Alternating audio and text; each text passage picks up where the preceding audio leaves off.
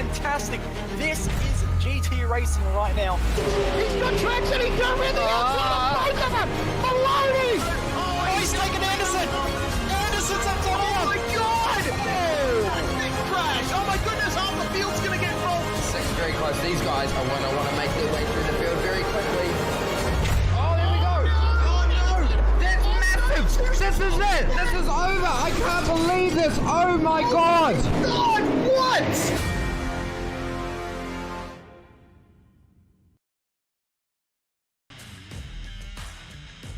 This is your chance to get behind the wheel. The opportunity to race just like the pros. From the grassroots levels, where we all got our start, to the most popular race cars on the planet. From the fairgrounds of Nashville to the high banks of Daytona, to tracks that will never be forgotten. Realistic driving, intense competition, all from the comfort of your own home. This is the ultimate motorsports simulation. This is iRacing.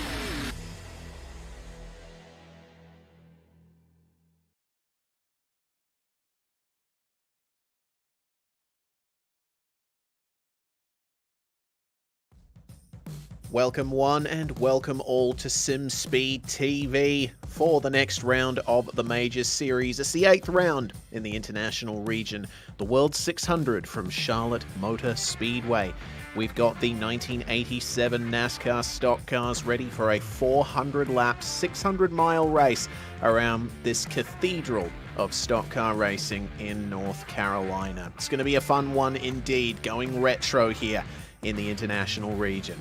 To bring it to you all live here on SimSpeed TV is myself, Reese Gardner, with Dan Yeaman alongside me in the commentary box. Jay Kennedy's going to be joining us later on, but he's also handling production behind the scenes.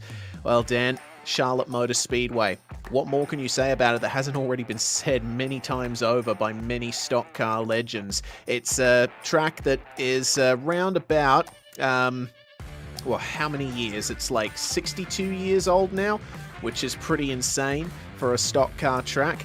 1.5 miles in length, and it's pretty much served as the template for what the modern NASCAR oval has become.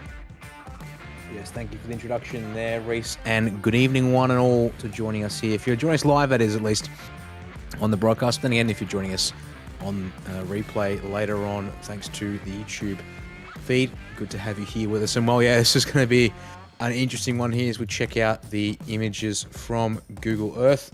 And you can see there, fantastic over there. It's a 1960 opening date there, Reese. So that indeed checks out to 62 years of operation here at the circuit. And now these days, plenty of alternate bits and pieces added into the infield as well. But never mind that, because yeah, the 1.5 mile oval course, you can see that 24-degree banking through the turns means it is quite a high-speed track, at least when the tyres are fresh. We'll have to worry about that bit as a sort of a strategy discussion in the preparation for this one here tonight, and I'm sure along the race we'll be talking all about strategy and tyres in particular as we keep going through here. And you can see there 50 mile per hour pit speed limit, so as they come off of turn 4, make sure you get that car down onto the banking and pull her up in time.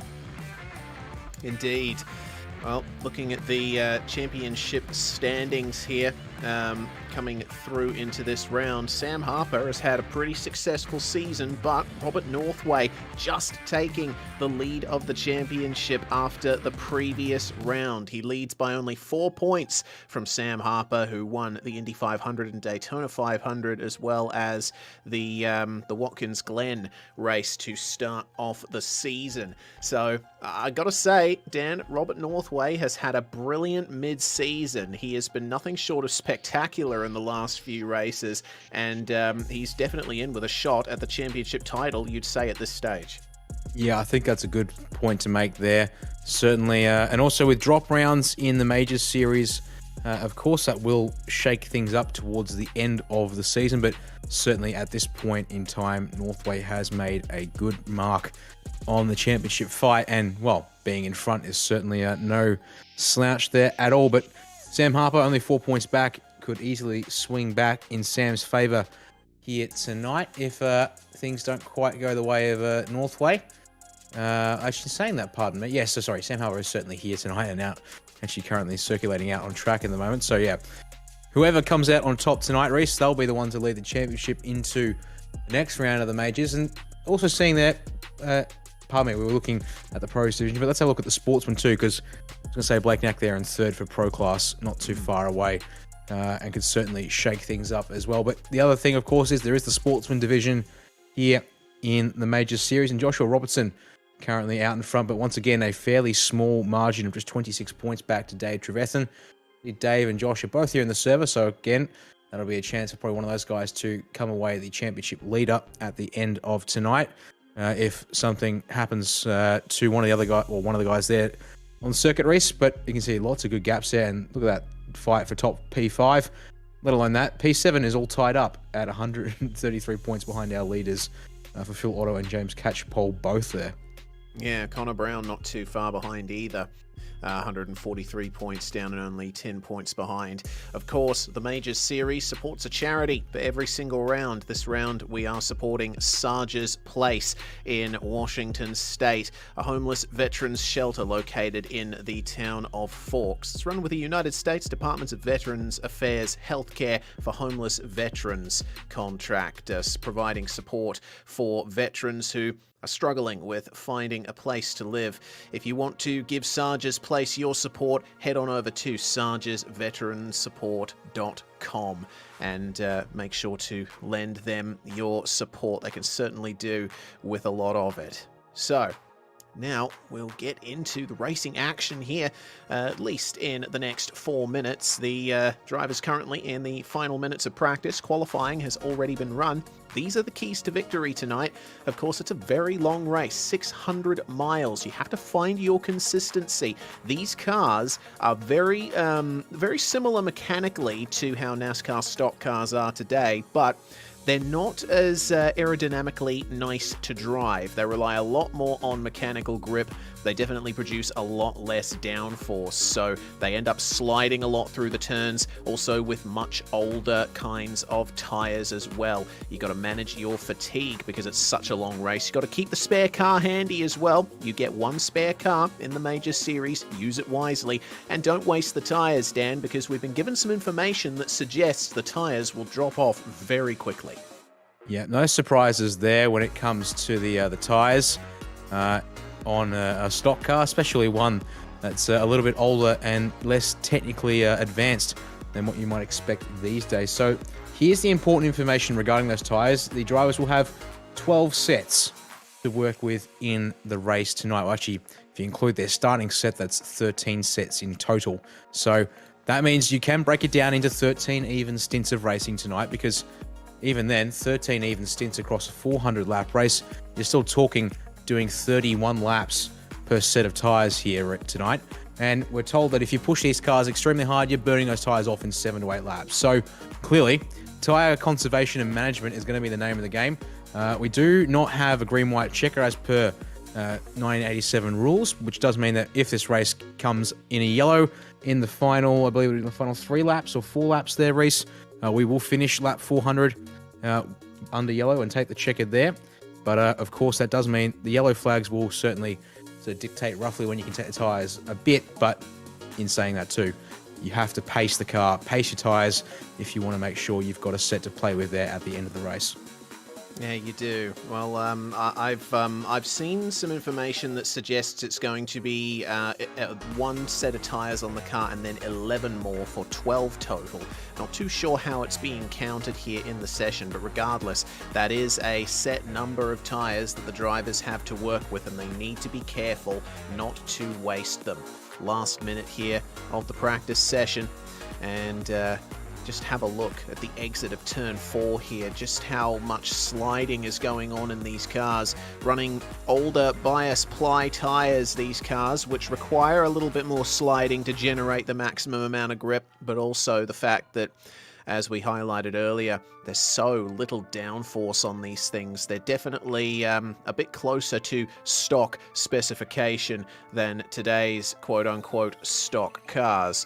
So it's going to be interesting to see how the drivers handle this. We got 3 car models out there tonight. Of course, the Chevrolet Monte Carlo, the Ford Thunderbird, and we have a single Buick LeSabre being driven by The name has just escaped me. Yes, looks like David Turnbull there is in a Chevrolet Monte Carlo.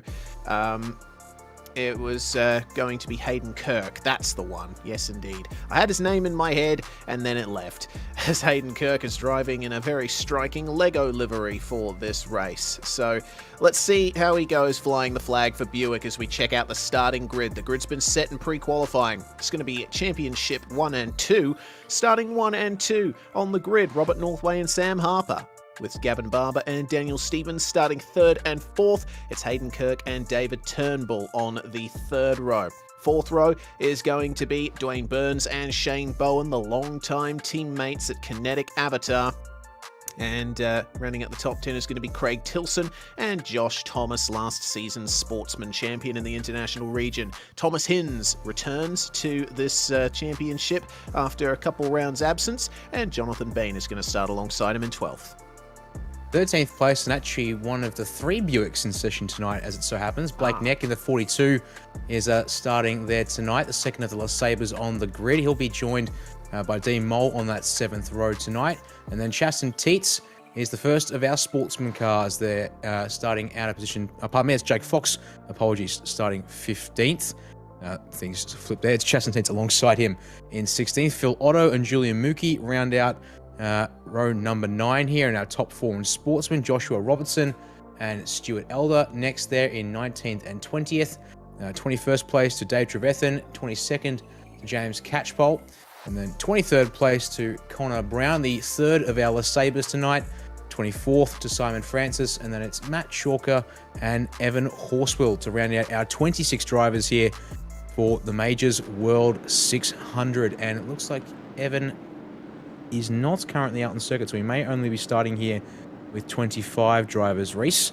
But still, that's a decently healthy looking field.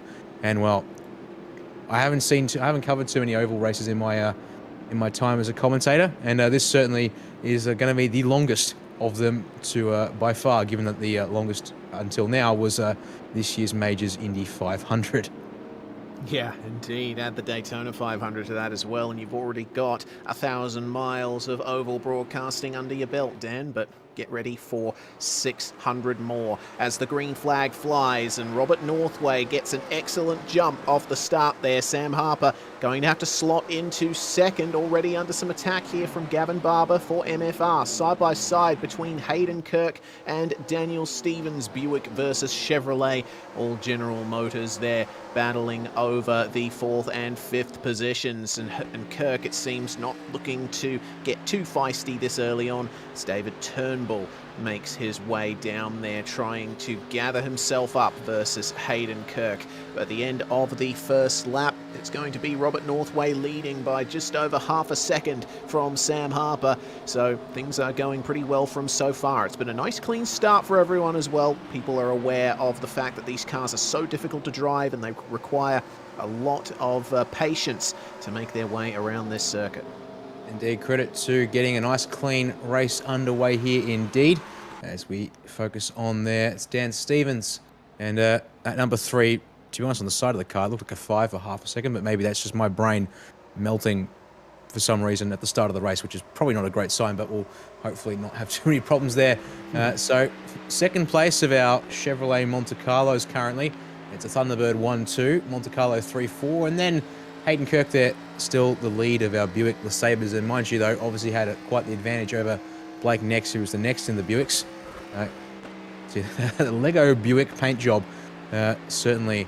I've seen the Lego paint job on some of the other cars in the iRacing service, and once again continuing to stand out here is Kirk's looking rather racy here. Reese on lap 3, almost gets to the rear bumper of Stevens, but not able to draw alongside and get up the inside for turn 1. He'll have to stay in line through the first half of this lap once again.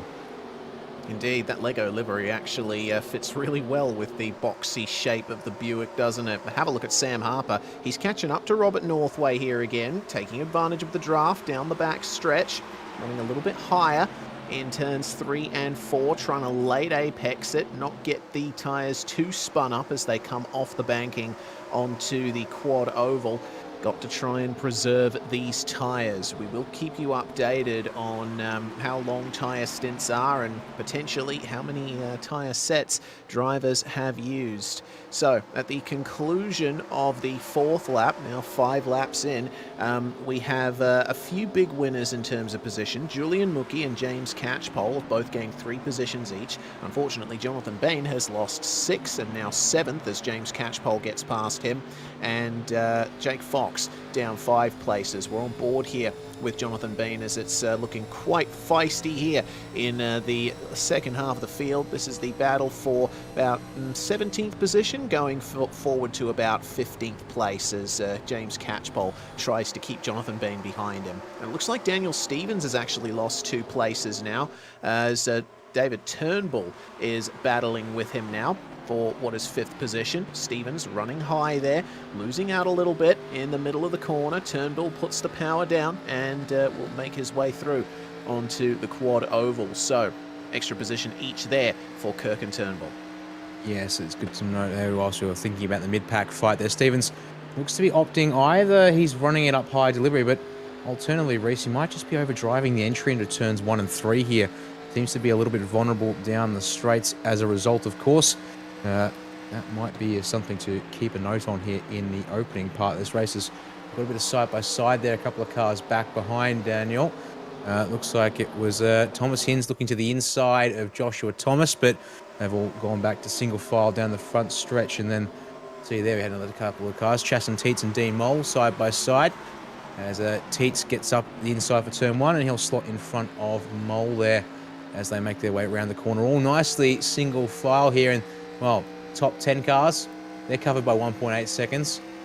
Top 15, 3.5. Top 20 here tonight, still covered by a pretty crisp 4 and 3/4 seconds here. So once again, oval racing, nice and steady here to get this one underway. Is there at the front of the field, Reese? That's Sam Harper up the inside. You're going to get the race lead off of Robert Northway into turn 1 here. Brilliant. Sam Harper making the move and making it stick. Northway, of course, is going to be playing the long game here. I'm going to correct myself from earlier by confirming that indeed it's 13 tyre sets total in this race. I'm sorry for my mistake there. But yeah, that's going to be a lucky 13 amount that the drivers will be working with. It looks like Northway got a really good exit there off the turn 4 banking, and it looks like Chasten Teets and Craig Tilson are fighting pretty hard behind them there, fighting for 11th and 12th as the top 4 sort themselves out. Looks like Tilson running a little bit high there, and he's trying his best to work his way past Chasten Teets. Looks like he does. The white and orange machine in the back of shot there was making his way past on the silver Ford Thunderbird. But now that Sam Harper is in the lead of the race, what does he do? Because he's not getting any help as of yet from the slipstream, and there's every kind of potential here that in his attempts to get past Robert Northway, he's crucially burned up on that first set of tyres. We'll have to wait and see on that one. So far looks okay, and managing the pace steadily here. Of course, the other thing is being out front, you get that what little clean air that matters. This car sorted out as that's a little bit dicey already here. 2x2 through turn 3. Craig Tilson's going to take advantage of it. Also, Joshua Thomas has just dropped back in all of that one there, and Blake Neck up the inside in the 42. Second of our Buicks is trying to make some moves forward here. He's going to be alongside Thomas and got a nose ahead through turn 1. On board with Thomas Hinz now. There in the 53 Jing Shifters, and a fantastic little pedal cam shot we're going to get tonight from Hinz's perspective. So you can see here up to turn 3, and actually having to use the brake there, Reese. So showing a bit there with regards to how this car drives, not able to just lift out of the throttle around turn 3 at this point in the tyre stint, and just the general performance of the track. Of course, it is also early evening here at the virtual Charlotte, 33 degrees Celsius track temperature. So it is certainly not in peak pace conditions. We'll see that later on, of course, as the sun sets in virtual Charlotte and the lights come on here at this circuit for the later phase of this race. You can see there, though, Hinzy still trying to work over a couple of cars here. He is up 3 spots into 8th place already in that 53, my apologies. Did I say 52 at some point, or am I getting myself He does have a 52 emblazoned on his bonnet, because 52, I think, is Hinsley's regular race number, but Sam Harper has taken the number 52 for this season of the Major Series, so Hinsley has had to go +1. That'll do it for us.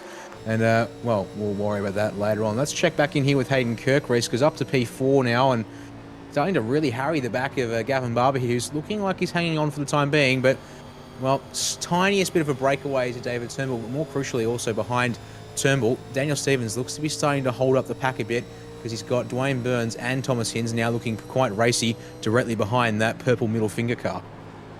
Indeed, as we check out the amount of steering that has to be put in here through the turns, that in combination with the very early lift and slight amount of braking through the mid-corner that we've seen from Thomas Hinz. Meanwhile, here's Jonathan Bain with a new addition to the family in the background, and definitely some help happening in the background as well. Is he getting some water there, or is that water for his spouse, I wonder? Either way, Bain, of course, concentrating very hard on what's on the screen in front of him, but he's nice and close to the bub, just in case anything goes wrong. Yes, well, good to see, able to start them young, perhaps, as it were, when it comes to spectating at the very least. But, well, yeah, it might be a while until Jonathan can whip the rig out for the new one there as we jump on board. One of the things I have to say I do like about these 1987 NASCARs is we get to see the old school helmets, the alternate design applied there for these guys. We have a camera here on Josh Thomas, currently running there in 10th place, has made gains this race so far. But, pardon me, sorry, started 10th and is now slipping back a little bit to 14th, but looking to still run fairly steady here, so I don't think he'll be too concerned about that for the moment. The two guys ahead, Phil Otto, and, well, was Chaston Teets, but Teets has just gone up the inside of Shane Bowen there in sportsman class, so not directly racing those two this year is Thomas, but, well, does actually bring Shane Bowen back towards him a fraction here. One of his fellow Kinetic Avatar machines out in circuit, of course. The Kinetic Avatar group certainly out in force once again tonight, but that's James Catchpole trying to get up the inside of Thomas, but at the same time also fending off D Mole behind him, that we now jump on board with the number 31 for Kinetic Avatar.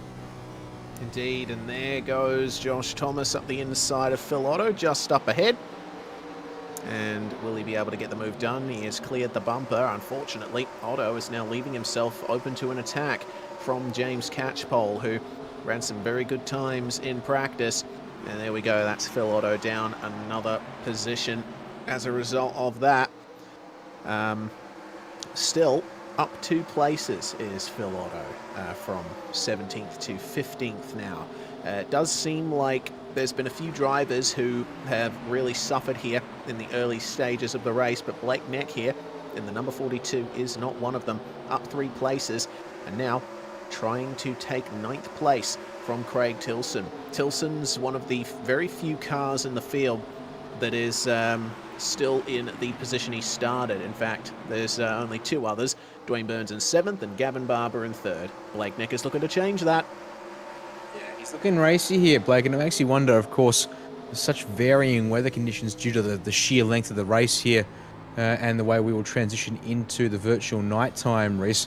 Makes you wonder if maybe his car is just a little bit more suited to these earlier conditions, and in turn, though, whether that will mean his pace drops off a bit as some drivers are able to extract a bit more out of their cars with better conditions later on in the race. Up ahead, Daniel Stevens is under pressure from Turnbull, but Turnbull's actually been able to get around the outside of 1 and 2 there, and he gets the nose ahead on the way down the back stretch. Stevens is still there, presumably going to try and pressure a fraction. No, he won't. Turnbull able to get down in front and shut that one off there. So another place lost for Daniel Stevens, and doing all of that, it's actually given a relatively modest gap, 7/10 between Turnbull that we ride on board with and Hayden Kirk, the next car up the road in P4. But look at that there, Stevens is coming back once again, outside down the tri-oval into 1 and 2 here, and he's got his nose ahead. So maybe the high line here really starting to demonstrate the value of it, of course. If you can get the car up high, maintain momentum through the turn, and then get more power on, that might just be the place to stay if you can manage it at this part of the race, and let alone later on in the race, even with more grip as we get later into the virtual night. Yeah, it's looking like a nice wide line of rubber forming as we check out that gap to the top 4 just up ahead. In third place currently, Gavin Barber still pressuring Robert Northway and Sam Harper here. Hayden Kirk is just holding on in the Lego liveried Buick, and of course Gavin Barber down there in the bottom right running a motion rig, so he can feel every single bump going through as there's moves happening behind the number 702 of David Turnbull, trying to keep Dwayne Burns behind him, but unfortunately not able to. And it looks like Thomas Hinz is looking to take advantage as well. Looks like Hinzy's picked up some damage somewhere along the way. His right front fender is looking a little substandard. Yeah, maybe. I think I saw someone maybe catching the outside fence ever so slightly off of turn 4, I think it was. So that would check out. But well, we just said the high line is strong, but how was that freight train off the exit down the inside of turn 4 there, Reese? Completely making the point look a bit different. Look at that, Turnbull all of a sudden, he's just dropped from pressuring Stevens in P5. He's down to P10 in the space of 2 laps. He's going to make that P11 if he's not careful with Chas and Teets. Up the inside, surely going to have a crack at hanging down below into 1 and 2 here. Indeed. I think Turnbull might have worked all of the pace out of his tyres for now. Everyone else seems to be looking after their rubber very nicely, but Turnbull now dropping off the pace. And of course, once you're offline and you've got people trying to make moves on the inside, it's very hard to keep those positions when you're off rhythm. So Blake Neck now in the middle of the track in turns 3 and 4. Gets a good exit, slightly straighter, but looks to me like Chaston Teets is looking to make the move now. It was a bit of a better exit out of turn 4 there.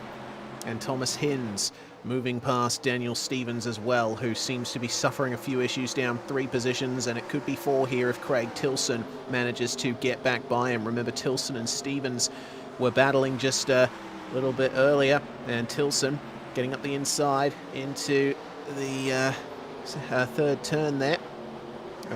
And that will be the move done. Stevens still stuck on the outside now, and it does seem like Chaston Teets is going to try and make a move here as well. As we check back a little further briefly, there's some position changes going on back in the field. Simon Francis and Joshua Robertson trading places for 17th, but we'll keep our focus on this fight here, because definitely looks like Chaston Teets is on a march here. He is the driver with the most positions gained, along with James Catchpole. They're both up 8 now, as Craig Tilson now faces a long line of cars looking to get past him. Yeah, I think critically here, of course, we're approaching the point where drivers could consider making the first stop in the race if they wish to even out the tyre stints here. Critically is the fact that these cars could go a lot longer on fuel if they so choose. The number, when it comes to the fuel tank, we're talking about, pardon me if I can find it, looking at around, oh goodness, sorry. 70 laps, I believe. 70 to 72, that's correct. Thank you. Yes, I've just found that information. So that's how long you could go here tonight. But realistically, you're looking at maybe getting 60 laps if you're incredibly careful with the rubber here. And I reckon we might see those kind of numbers later on in the race rather than in this early phase. It might be best for some of these guys to gamble on a lap 40 odd pit stop, see if they can use a bit of the rubber, well, put some fresh rubber on. If they can still pace themselves but with fresh tyres, that might be valuable. It's good to see though, this opening stint we've made it 29 laps race. No need for a full course caution to get involved. Everyone is keeping things nice and steady. Unfortunately, you can see there at the end of the timing screen, Evan Hornswell did make it into the server race, but unfortunately 1 lap short, thanks to the a connection issue, I believe, of some kind, meaning that he will now require a wave around to get back into contention with everyone here tonight so far. Well, at the very least, if he can run around at the back and get track time in, he should still be on for a points finish, and he can certainly take advantage if other drivers suffer issues throughout the race. Battle for the lead is still very much on. It looks like Northway and Harper have now gapped Gavin Barber, and Northway is really starting to get himself right up onto the back of the number 52. This is turning into a bit of a fantastic race, I have to say. And Harper, well, he's deciding to go a little bit higher into the corners. Northway is going for it. And this could be the big move here as Gavin Barber loses position to Hayden Kirk. The Lego Buick is now up into third, and have a look at how much Dwayne Burns and Thomas Hinz have caught them up. This is turning into quite a fight here for the last spot on the podium. Yeah, this is looking very racy indeed.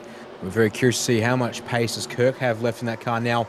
He gets some clean air on the nose, and well, actually, that's quite telling there. He's already broken about 2 car lengths on Gavin Barber, who then goes low through 3 and 4. Actually puts Dwayne Burns up high, and Thomas Hinz says, I'll drop in low to follow Gavin there. Gets a change of position for P5 there between those 2 guys. And well, look at that there.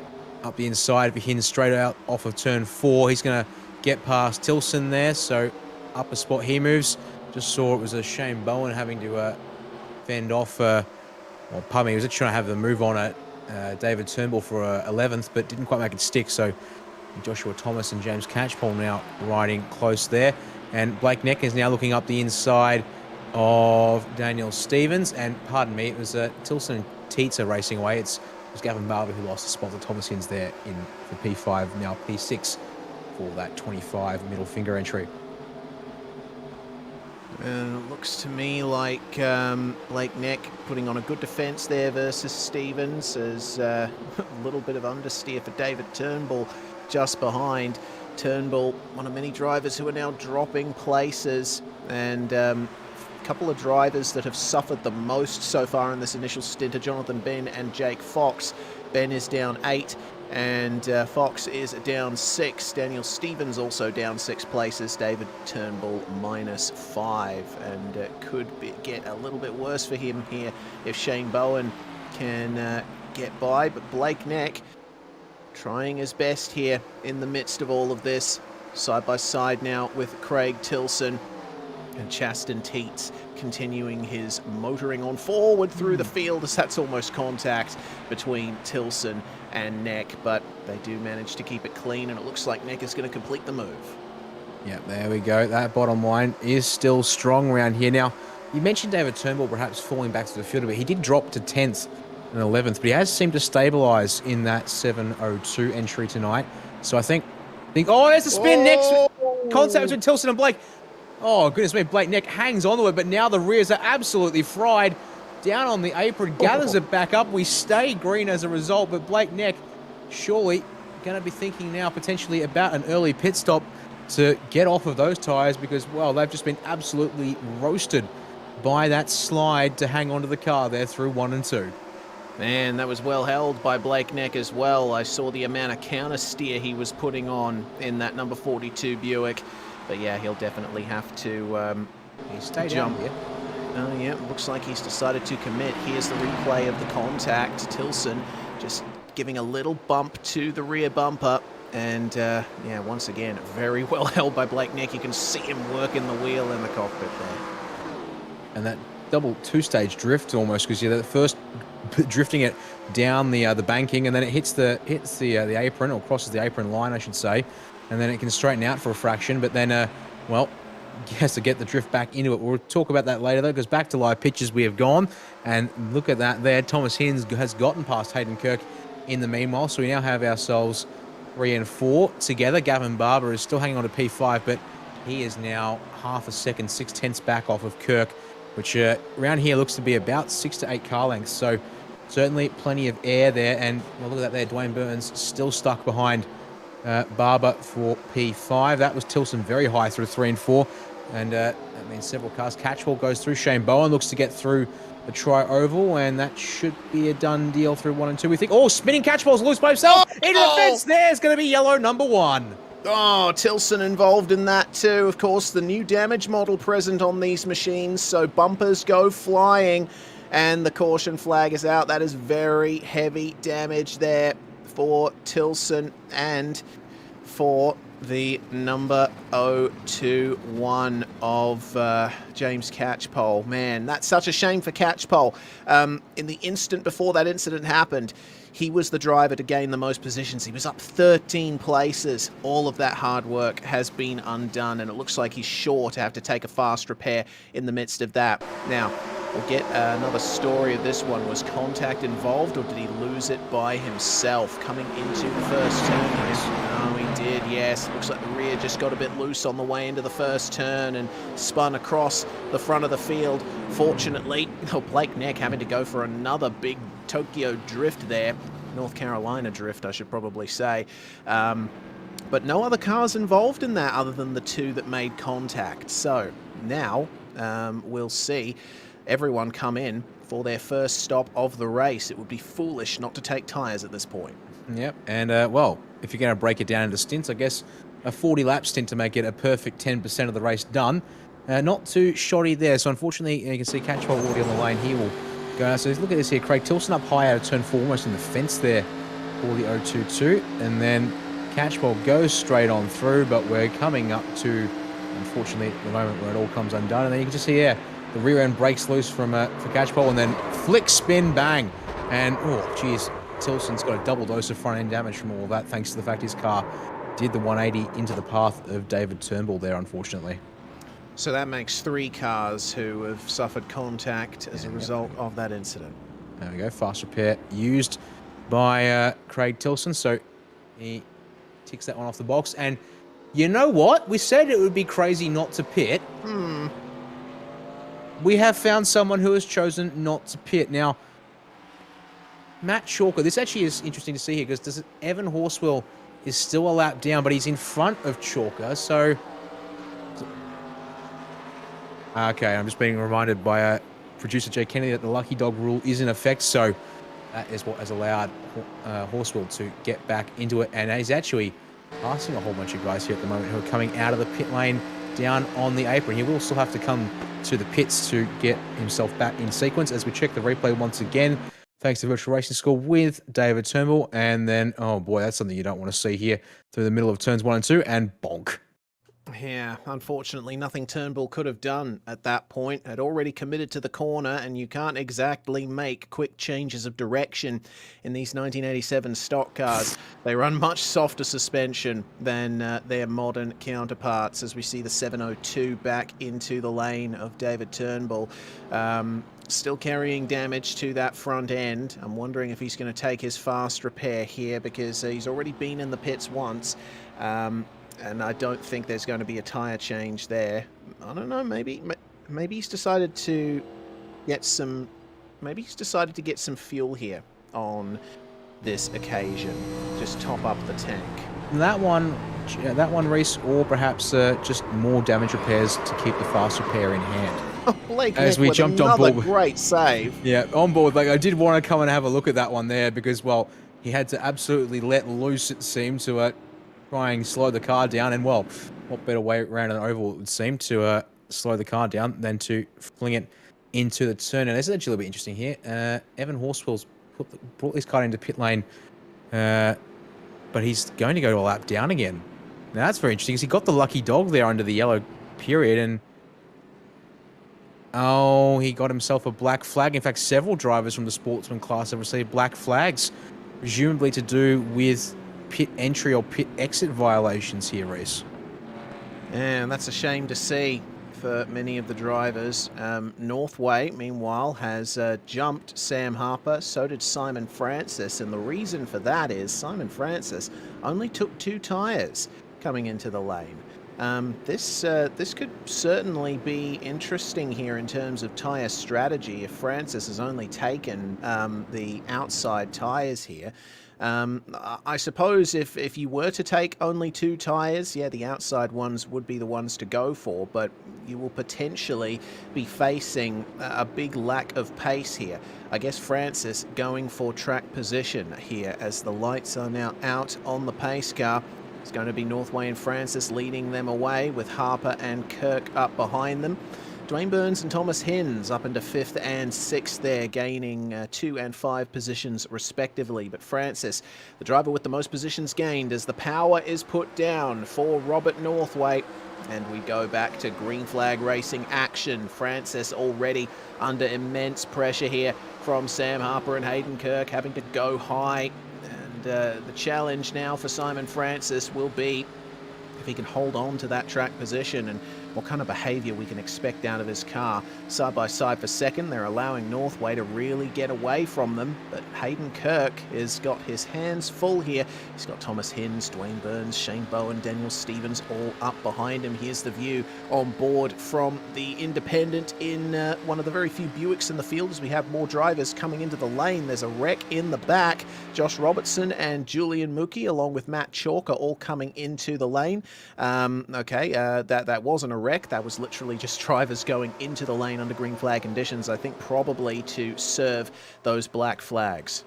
That's correct. They are all drivers who needed to come down the lane to clear a black flag. So they will go a lap down here. Robertson's actually got a lengthy one here. Looks like he may have accidentally gone and got himself another penalty on the pit entry here, it would seem. Horswell looks to have called it quits here, unfortunately, after that one there, as we stay with our lead lap drivers here on board now with, looks to me like that'll be one of our Kinetic Avatar cars. Nope, Joshua Thomas, that's the one, because that's the red bumper of Phil Otto directly ahead of him at the moment. So, actually looking up towards the front of the field as well as we continue to watch this onboard drive here, Reese.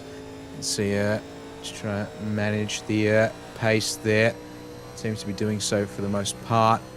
But also crucially, Sam Harper back up into P2, of course, pretty quickly there after the race restart.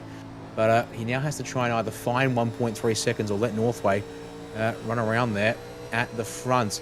And that will be important indeed, I think. Simon Francis, 2 tyres are hanging on for now. It seems he's sticking with Harper for P2, but well, yeah, surely those tyres will drop off more aggressively given the wear on the inside of Francis's car. I think that's going to be important. It was an interesting call. Certainly has to be to do with track position, because when you've got this many sets of tyres and you're past the point where you need to evenly space out this stint. If you do another 40 laps here, we're then we're 20% into the race, and you've got 20 laps, about almost 20 laps spare in the bank when it comes to a set of tyres being up. You can push a set pretty hard if your initial goal was to go for even stints all race long. So there's your race leader, Northway, across the line there, and then 2, 3, 4, 5. Harper, Francis, Kirk, and Hinds. Pardon me, sorry, no, it's Harper, Francis, and Kirk.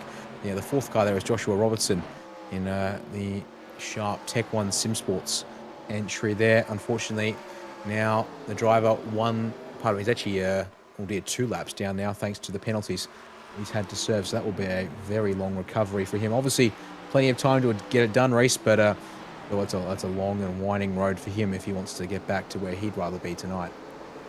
Indeed, there's some good racing going on in the midfield here. That's Blake Neck getting the move done on Jonathan Bain. Neck trying to work his way back up after his 2 incredible slides. Bain, though, with a slightly better exit out of turn 4. And going a bit high there is the number 39 of Julian Mookie to let Blake Neck go. Of course, Mookie is the leading of the drivers a lap down or more. Yes, that will be important to note. So Mookie is in that lucky dog position right now as we come up towards, starting lap 50 for our race leaders. Pardon me, 51, apologies. As we jump on board with Hayden Kirk there, running in 4th place. Down through 1 and 2, and actually you've got to be careful because Robertson's on his outside right about now and looking to try and perhaps manually unlap himself here and get back to 1 lap down. So there we go, Robertson plotting in front and looks to have some decent pace around the outside, at least on the way in to the corner there, Reese, but maybe not quite the run off of turn 4 he would like, but still looking to push, I think, and it makes sense if he could potentially get back up to 1 lap down. When if a yellow comes out, then it puts him in a slightly better spot. But he will need to push the car, get 1 lap down, and then hope the yellow comes out and drivers opt to come down the pit lane. That'll help assist in getting that lap back there. So Francis having to go high here to make room for Robertson, and it's not the worst position here for Simon Francis to be in. Having only taken 2 tyres, he'll obviously have to really manage how much he uses the tyres in the turns, and taking a bit of a higher line can work out for him there. So there was the move done there for Robertson, trying to get himself back 1 lap down. But yeah, just losing a lot of momentum there on the exit. And checking out this battling that's going on here, it's the number 7 of Shane Bowen fending off Daniel Stevens and Phil Otto. Thomas is still trailing them. There does seem to be a few moves potentially being made here. Stevens facing a lot of pressure from behind, but Chaston Teets, meanwhile, you see him making the move on JM Thomas in the background just there. Chaston Teets once again showing that once the stint really gets into its rhythm, he's one of the drivers to fear. Yeah, that's a good point to make there indeed, as we jump on board with Chaston Teets here in that 88 entry, and doing a good job here. Currently running 3rd in the Sportsman division. Phil Otto directly ahead of him is the car in P2, and well, as we said, Simon Francis is technically running in P3, but also out of sequence a bit. We'll have to see if that gamble pays off. It looks like so far he's still holding strong at the front of the field, so I'd have to say that might have made the right call. And oh boy, Josh Robertson is trying to get through on Sam Harper, and he really looks to be making these guys up the front of the field feel a little bit uncomfortable, because they're all sort of gaps ebbing and flowing. And in fact, the race lead gap has increased to 2.7 seconds.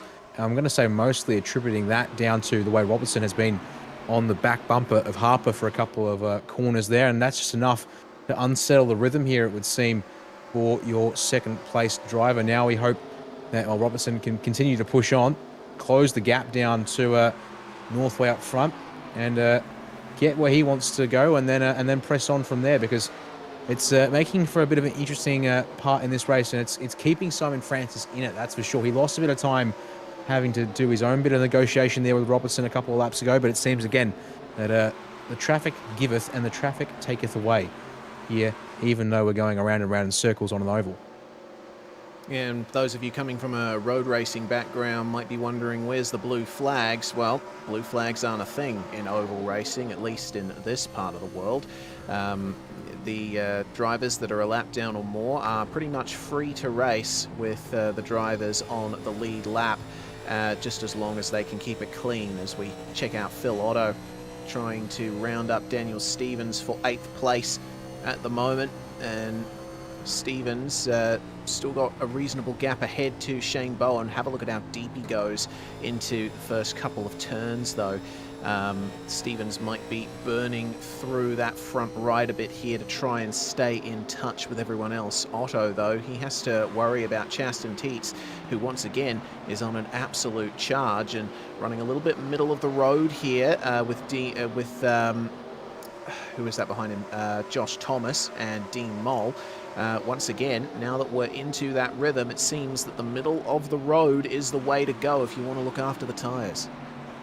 Yeah, that makes sense, obviously. The more you can run it up high, the less steering you're putting into the car, the more you're relying on the banking, and the more momentum you're preserving, which means that you're having to be less aggressive with the throttle. Is on board there with Thomas. Teets looking to try and get around the outside of Phil Otto here through 3 and 4, but I don't think there's going to be a move there. Phil Otto's got some good drive down the bottom of turn 4 there, so down comes Chaston Teets to try and slot in there, but again, he's just got maybe the tiniest bit of an overlap alert from his spotter there that he opts not to fully slide in, and then he slides back out for turn 1 proper, but can't make anything work on the outside, so he will tuck back down, try and straighten his run off of turn 2 here, and continue to keep that spot protected from Josh Thomas as well, despite the fact that they aren't racing in the same class at the moment. And oh boy, David Turnbull and Josh Robertson both are currently out on track in between first and second. This could get interesting here. Turnbull's a little slow. Ooh, that's put Harper 2 wheels in the dirt through the tri-oval. That's not what the race leaders want right now, and you can see why Turnbull was continuing to race around here, but unfortunately his car still not fully repaired after being the second victim of the shunt that caused our first yellow. He's way down on straight line speed. Yeah, and you can see that the front bumper's actually dragging on the ground there. You can see the sparks. I'm surprised that he has not made the call to go back into the pits and get that damage repaired. Either way, I think he's probably banking on potentially another caution coming out soon, and then he'll be able to get that car fully repaired without losing too much time. Sometimes, you know, if the car's damaged just a little bit, it's worth staying out just to see how the car handles. But as you mentioned, Danny is down on straight line speed and he is losing bulk time to everyone, so wouldn't be surprised if we see him in the lane. Yeah, problem is now he's running it up high through the turns to give everyone that inside line, if they so choose, for the most part here. And just like, you just watch here, Shane Byrne will go by without much fuss, and then Dan Stevens from what looks like literally nowhere. Looks like we're talking about as if someone's decided to detune the motor on that car quite a substantial amount. So if he's going to get that car in the pit lane, he's going to have to do it sooner rather than later. Because, yeah, with the way this field continues to swamp, he is still, I believe, indeed he is, pardon me, the leading driver, one lap down. But not by much, because James Catchpole was in that group of cars. Actually, pardon me, just behind this group of cars that are coming through here on David, and at this rate he'll lose out on that lucky dog, which, well, when that happens, that'll make it quite a painful night, because he won't get that freebie should another full course caution come out, which they've done a really good job here tonight. 64 laps in and only one caution to speak of, but it feels like it's a high probability all the same, given the challenge of keeping a focus, as we said, around this circuit in these cars for 400 laps. Yeah, very long and difficult race. As things stand, we've had a lot of drivers come in to take their fast repairs. Looks like it looks like only 2 cars have come in to take their fast repair, the 021 and the 022. One of them being James Catchpole and the other being the 022 of Craig Tilson. Those drivers heavily involved in the wreck that brought out that first caution. So we focus back on the number 9 of Simon Francis, who's doing an excellent job of keeping within the draft of Sam Harper. These guys both driving the Ford Thunderbird, which, obviously there is a good balance of performance between the car models here, just like modern stock cars. They're very equal in terms of straight line speed, but the Thunderbird I think caused a bit of controversy back in the 80s, because it has a little bit more of an aerodynamic body shell compared to the Monte Carlo and the LeSabre. Sam Harper here still trying desperately to keep Simon Francis behind, but I think Francis is doing well here to just sit pretty, and it looks like that's a problem there for Joshua Robertson, losing quite a bit of pace. Remember, we saw him making his way past these guys just a few laps before. I think in the process of doing that, he might have completely burnt up his rubber. Have a look here real quick. Yeah, that just looks to be completely off the pace through the turns now, Reese. So you're not wrong, because watch this here down the front stretch, a little slow down the stretch as a result, and then hangs it up high. It's Thomas Hinz on his inside here, and he's got no speed through the turns anymore. Now, maybe a bit of that there is a bit of just respect for the fact that these guys are trying to run their race and are a lap up on him, thanks to the way things are going at the moment. But yeah, he is definitely, I think, hurting for lap speed. Look at that there, his last lap time of a, last lap of 34.3. And so there's that tyre degradation for you, nearly 2 seconds off his personal best in the session so far. And well, he isn't and look, I think this is also a clear sign, because look at this down here through 1 and 2, not opting to step aside. So that's not a case of a driver that seems to be backing out to let these guys through. It certainly looks to be the case that he has run out of tyre life in that car. Craig Tilson and Blake Neck are going back and forth there over 13th and 14th currently in this race. And let's see here. Blake Neck got past Tilson initially a couple of laps ago, but now here on lap 69 and 70, Tilson gets his nose back in front there, Reese, as one of our cars comes down to the lane, the number 51. That's Connor Brown coming to the lane from the lead lap of this race, but he will go down lap since Northway is coming into turns 3 and 4 right now. Yep, so that's a 28 lap stint on those tyres there for Connor Brown, and don't forget it's 68 laps total for Connor Brown. Now that we're in the lap 70, lap 71 area, the fuel tanks will be running out if drivers have elected not to take fuel in that stop under the first caution. So I think we're going to be seeing a round of green flag pit stops coming if that stop from Connor Brown is anything to go by. Looks like 25.6 seconds stopped in the box for Connor Brown as he's now making his way out of the pit lane. Yes, but in fact, he's at good risk of now actually going 2 laps down from that pit stop as a result. So here comes Northway in the race lead up towards turns 1 and 2, and Connor Brown is actually just in behind one of those windscreen pillars. There we go, Connor. Say hello to the cameras and say goodbye as you unfortunately disappear out of shot, making sure to not pick up a penalty on the pit exit there, I believe, for 51. Nice and steady there, and needs to get up to speed, does Connor. So that's going to potentially cause a bit of heartache for the guys here running around the outside. It does cause Daniel Stevens to run up high, and J.M. Thomas was looking to get past him there, but no can do as a result of that. So they're going to bunch up Stevens, Thomas, and Dean Mole with them as well somewhat, but it also gets Chaston Teets on the bumper of Mole as we check out what it looks like from the over-shoulder shot here with Daniel Stevens in that number 3 entry. Now, I would think based on the pit stop times, drivers probably did fill up under the that caution flag. If I'm not mistaken, they can get fuel and tyres done simultaneously in this car. I'm going to presume that's a thing that's carried through in time to the modern cars. But yes, the only reason I think Connor Brown would come in, it does check out that maybe he tried to opt for something a bit different there in the pit lane under that first caution, and it doesn't seem to have played out here because, that's very close for Stevens to the exit of turn 2. And, these guys continuing to push as we're getting up towards that point where these tyres will have done about the same laps as we got in the first stint. And you can see pace differential. Dan Stevens, once again, seems to be struggling with the long run compared to the drivers around him. And once again here in this second stint race. Yeah, so unfortunately for Stevens, that's going to be position loss to J.M. Thomas, at least for the time being, unless Stevens can come back and hope that that Thomas burns through his tyres. Thomas Hinz, meanwhile, has just moved up into 4th place, making the move on Hayden Kirk. But we'll keep our eyes focused on this fight because it's really looking feisty here as Stevens falls behind Chaston Teets and now has Phil Otto to contend with in the Kinetic Avatar Ford Thunderbird. Not going to be a move done into the first turn here. Stevens sticking nice and low on the entry, just running a little wide between turns 2 and 3.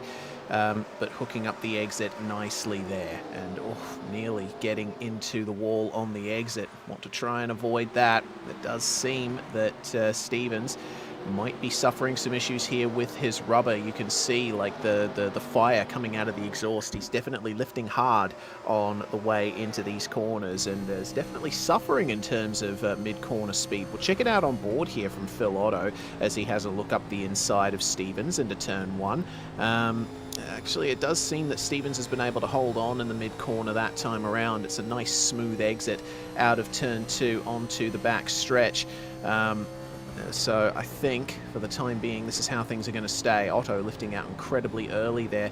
I think he's trying to hook up a move down the front stretch. Look at the pace that he's gaining here on Stevens down the quad oval, but he has to back out of it again because Stevens, entitled to take the racing line as he does, not quite able to get it done that time around.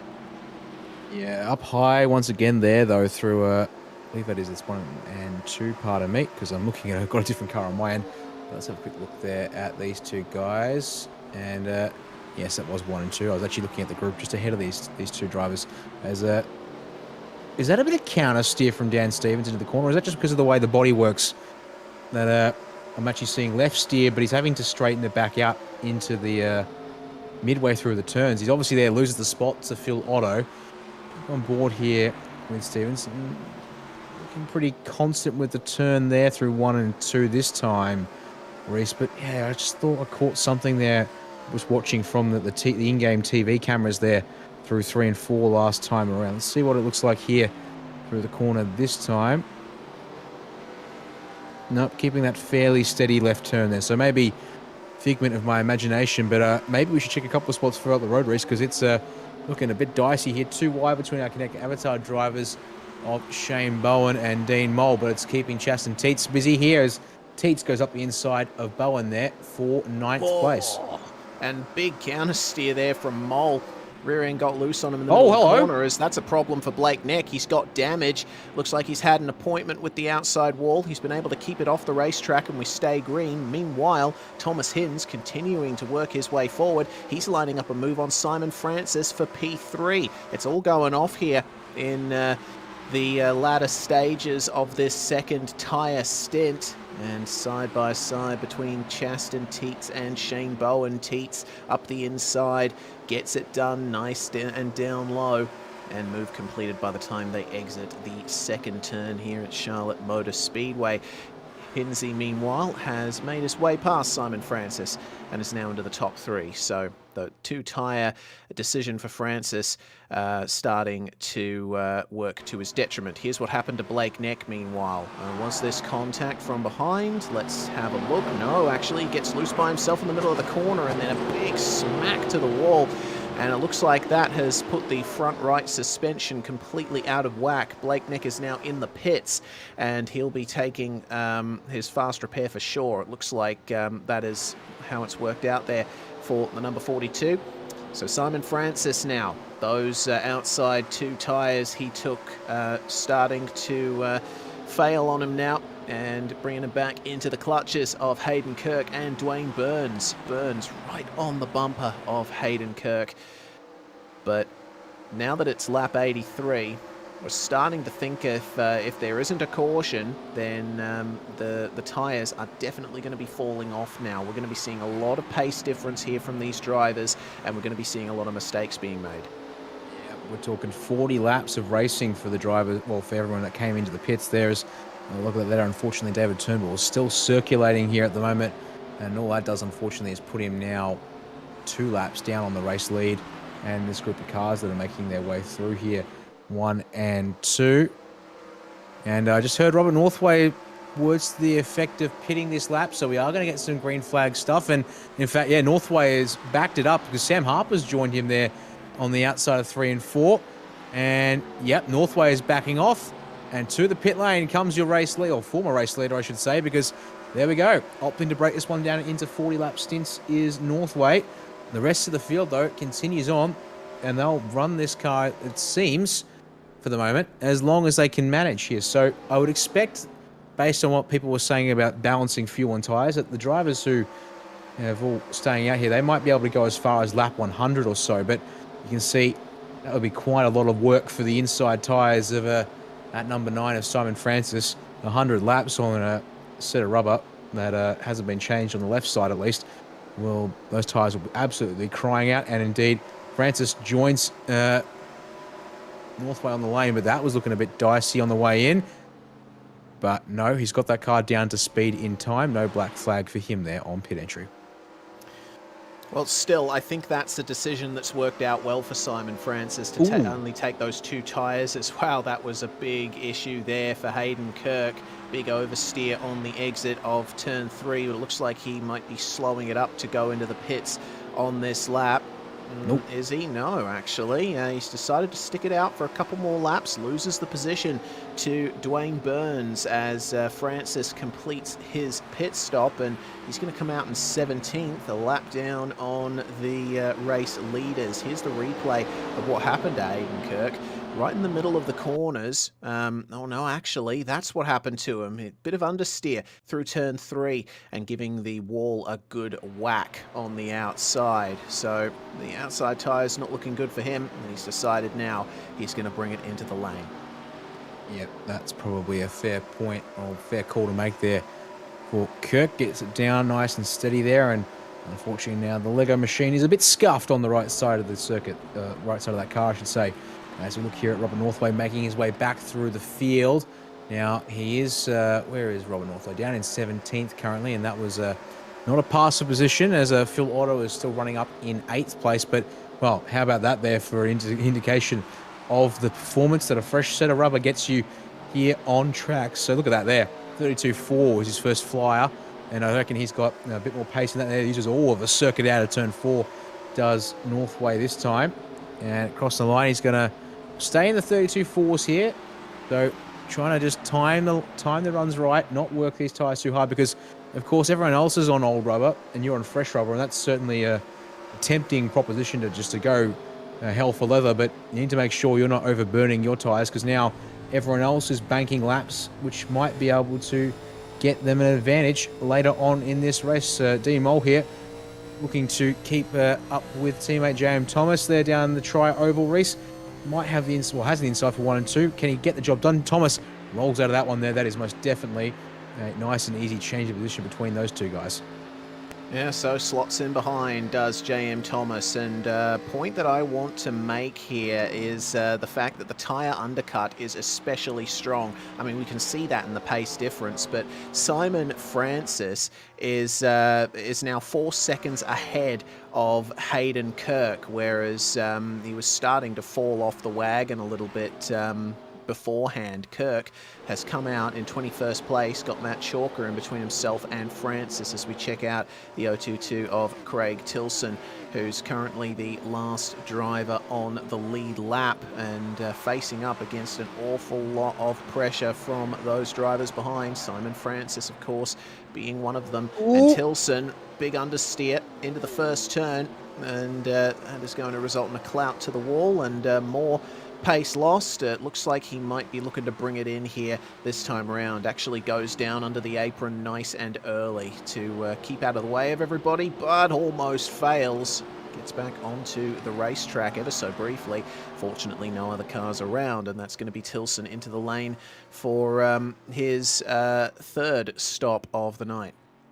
Yes, of course, no requirement to come down the banking. We've seen it from our race leader. Just come down or stay low through turn 4, I should say, and then feed it into the pit lane. Oh, and speaking of the race leader, that was Northway. Just actually think I saw him clip the fence at turn 4, so a little brush there for the 46 as Chasten Teets comes to the lane there. That was looking pretty pacey on entry, but all good there. The 021 of James Catchpole. The 39, though, of Julian Mookie. That's the second black flag, I believe, for Mookie there in the 39. And, well, it looks like, unfortunately, he has not gotten that pit entry down the way he needs to here. Yeah, and you know what? I think a replay for Mookie might be appropriate because he actually lost it through turns 3 and 4 on the way through. Nearly got collected by Simon Francis. Francis had to get on the anchors to avoid Mookie as he slid through those corners, and I think Mookie there, burning through the last of his rears, decided, yeah, you know what, pit lane's probably a good idea, but he wasn't quite able to keep control of the car to enter pit lane safely. So check out Mookie here coming into turns 3 and 4, and you'll see right about here the rear end gets loose and Simon Francis behind goes, oh, hold on a minute, I'm going to slow down a bit. That was almost another caution.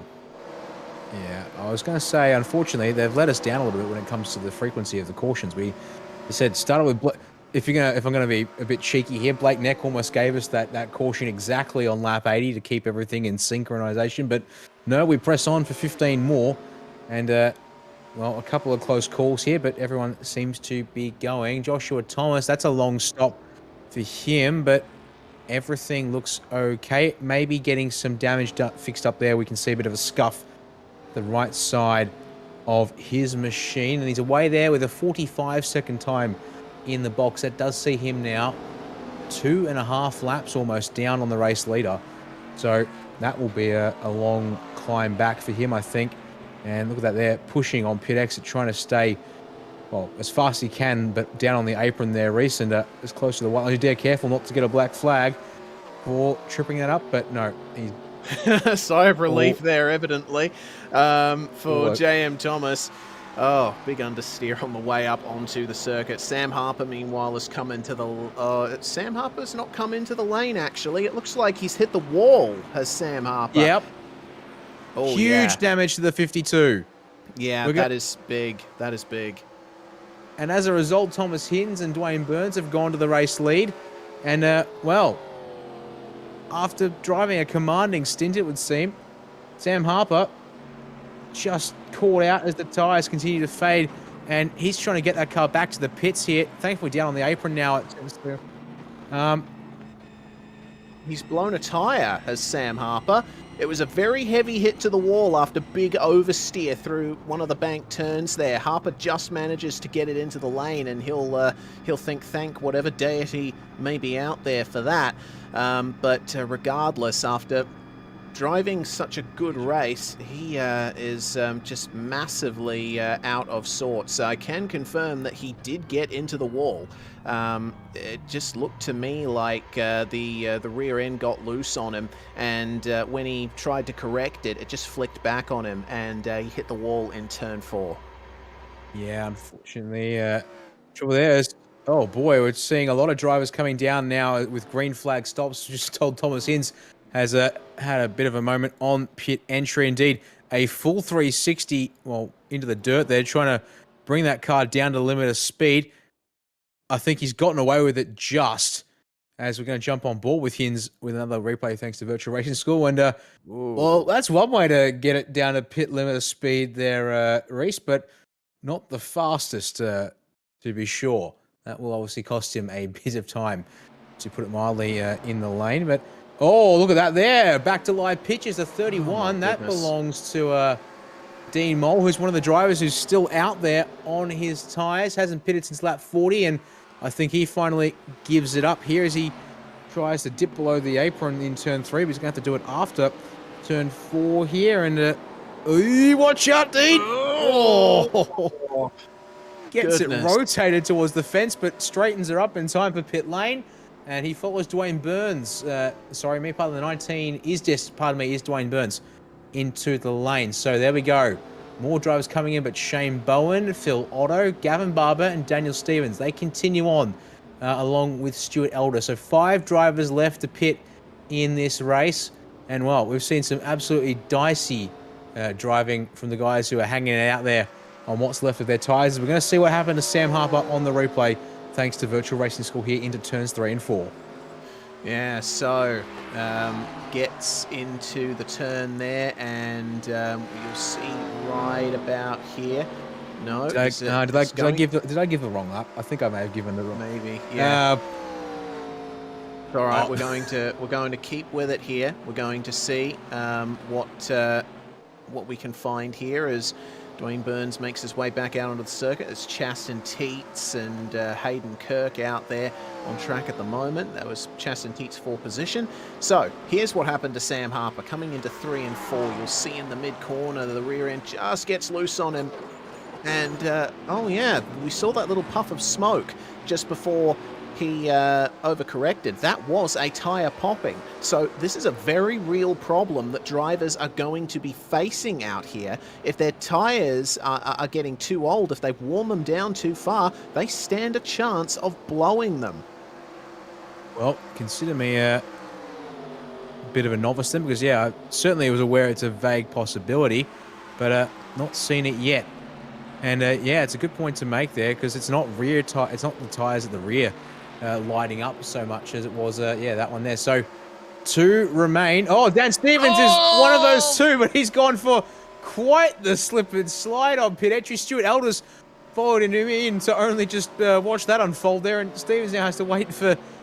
Oh, and Stevens gets the black flag for the unsafe entry, and, well, the cycle is now complete. Robert Northway is already 20 laps into his stint, but he resumes the race lead, and he has a very healthy gap of somewhere in the tune of what apparently is going to be 14 seconds. And I'll tell Simon you why Francis that in is. second. I'll tell you why that is. Robert Northway's stop was 14.3 seconds. Simon Francis, 22 seconds. I think Northway's pulled the old switcheroo here. He's decided to take 2 tyres on that stop. Yeah, that all checks out from a numbers perspective there. So there you go. Race leader opts to give himself a bit more of an advantage when it comes to on-track position. And, well, if we stay green like we have so far now, a 65-lap run, 60 laps since we last restarted this race. this looks to be a case of, well, just a bit of drama on the way into the pits for a couple of guys. So Stevens and Stuart Elders actually picked up a black flag as well in the 115 entry. So did he overspeed? He was currently on the apron just then. Pardon. So Speeding on pit exit. Speeding on pit exit, we're told. So there we go. He stays below the apron and will return straight back to pit lane. That is not too great for him. And that will see him go down. Oh my goodness, looking at this here. He's down in 20th place currently, but he's going to go down 2 laps to our race leader. So again, as this green flag stint continues, there are now only just the top 13, 14 drivers. I'm seeing 11 on my end, only 11 cars on the lead lap. Yes, that's a good point to make. Yep, there you go. How about that? So, yeah, long green flag runs. Well, we're certainly seeing now who's got the consistency underneath their legs. So, yeah, 11 cars hang on to the lead lap. So, Jonathan Bean currently runs the man in the lucky dog position. And that will be curious to watch play out, but at this stage it would seem. No sign of that coming just yet, despite all the slips and slides on the way into the pit lane we've seen so far. Yes, well, just a little earlier while we were trying to sort out what was going on, we saw Chaston Teets make his way past Hayden Kirk and get into the top 3 positions running. Teets pitted 5 laps later than Kirk did, and that's a fairly solid undercut on the tyres for him. So Teets now driving away from Hayden Kirk, has 1.5 seconds on him and is rapidly catching up to Simon Francis as well.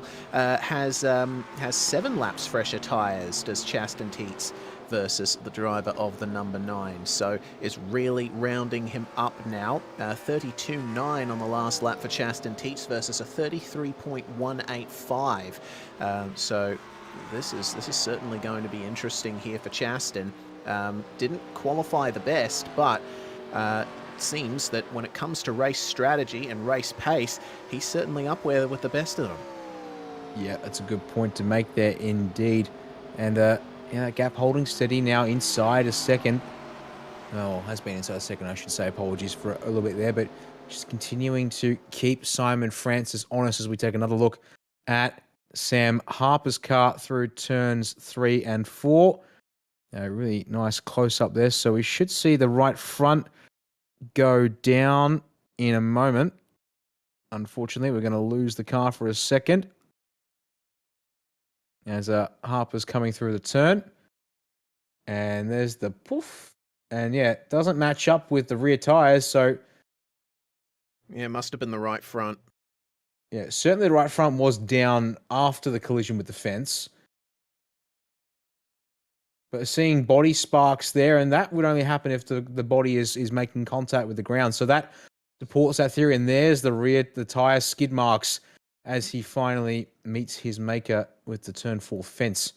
So, all checks out there when it comes to describing why Sam Harper lost that car underneath him there.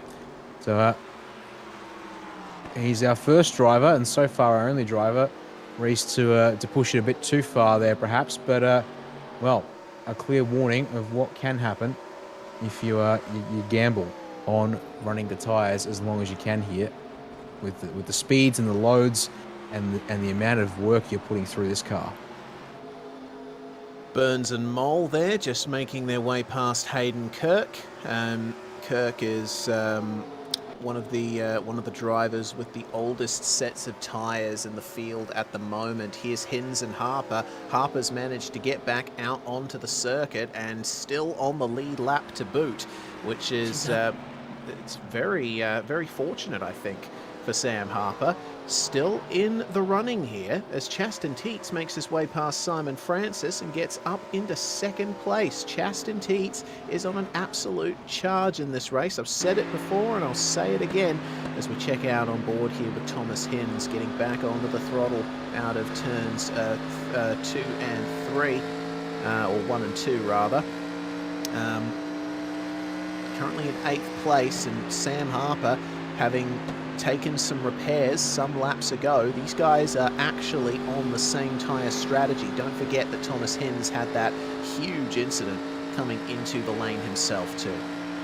Yeah, I mean, I just can't believe that Sam Harper is still on the lead lap despite having to give up an entire lap of limping the car around with the damage and the blown right front tire. So, well, apparently miracles do occur sometimes, and looks like smiling on Sam Harper at this stage, it would seem. Although having burned up that fast repair, he has to make sure he manages the car a little bit more carefully here on out. So we'll have to keep an eye on that one as the race progresses. There's, oh, hang on, Matt Chalker's down on the apron out of turn 2.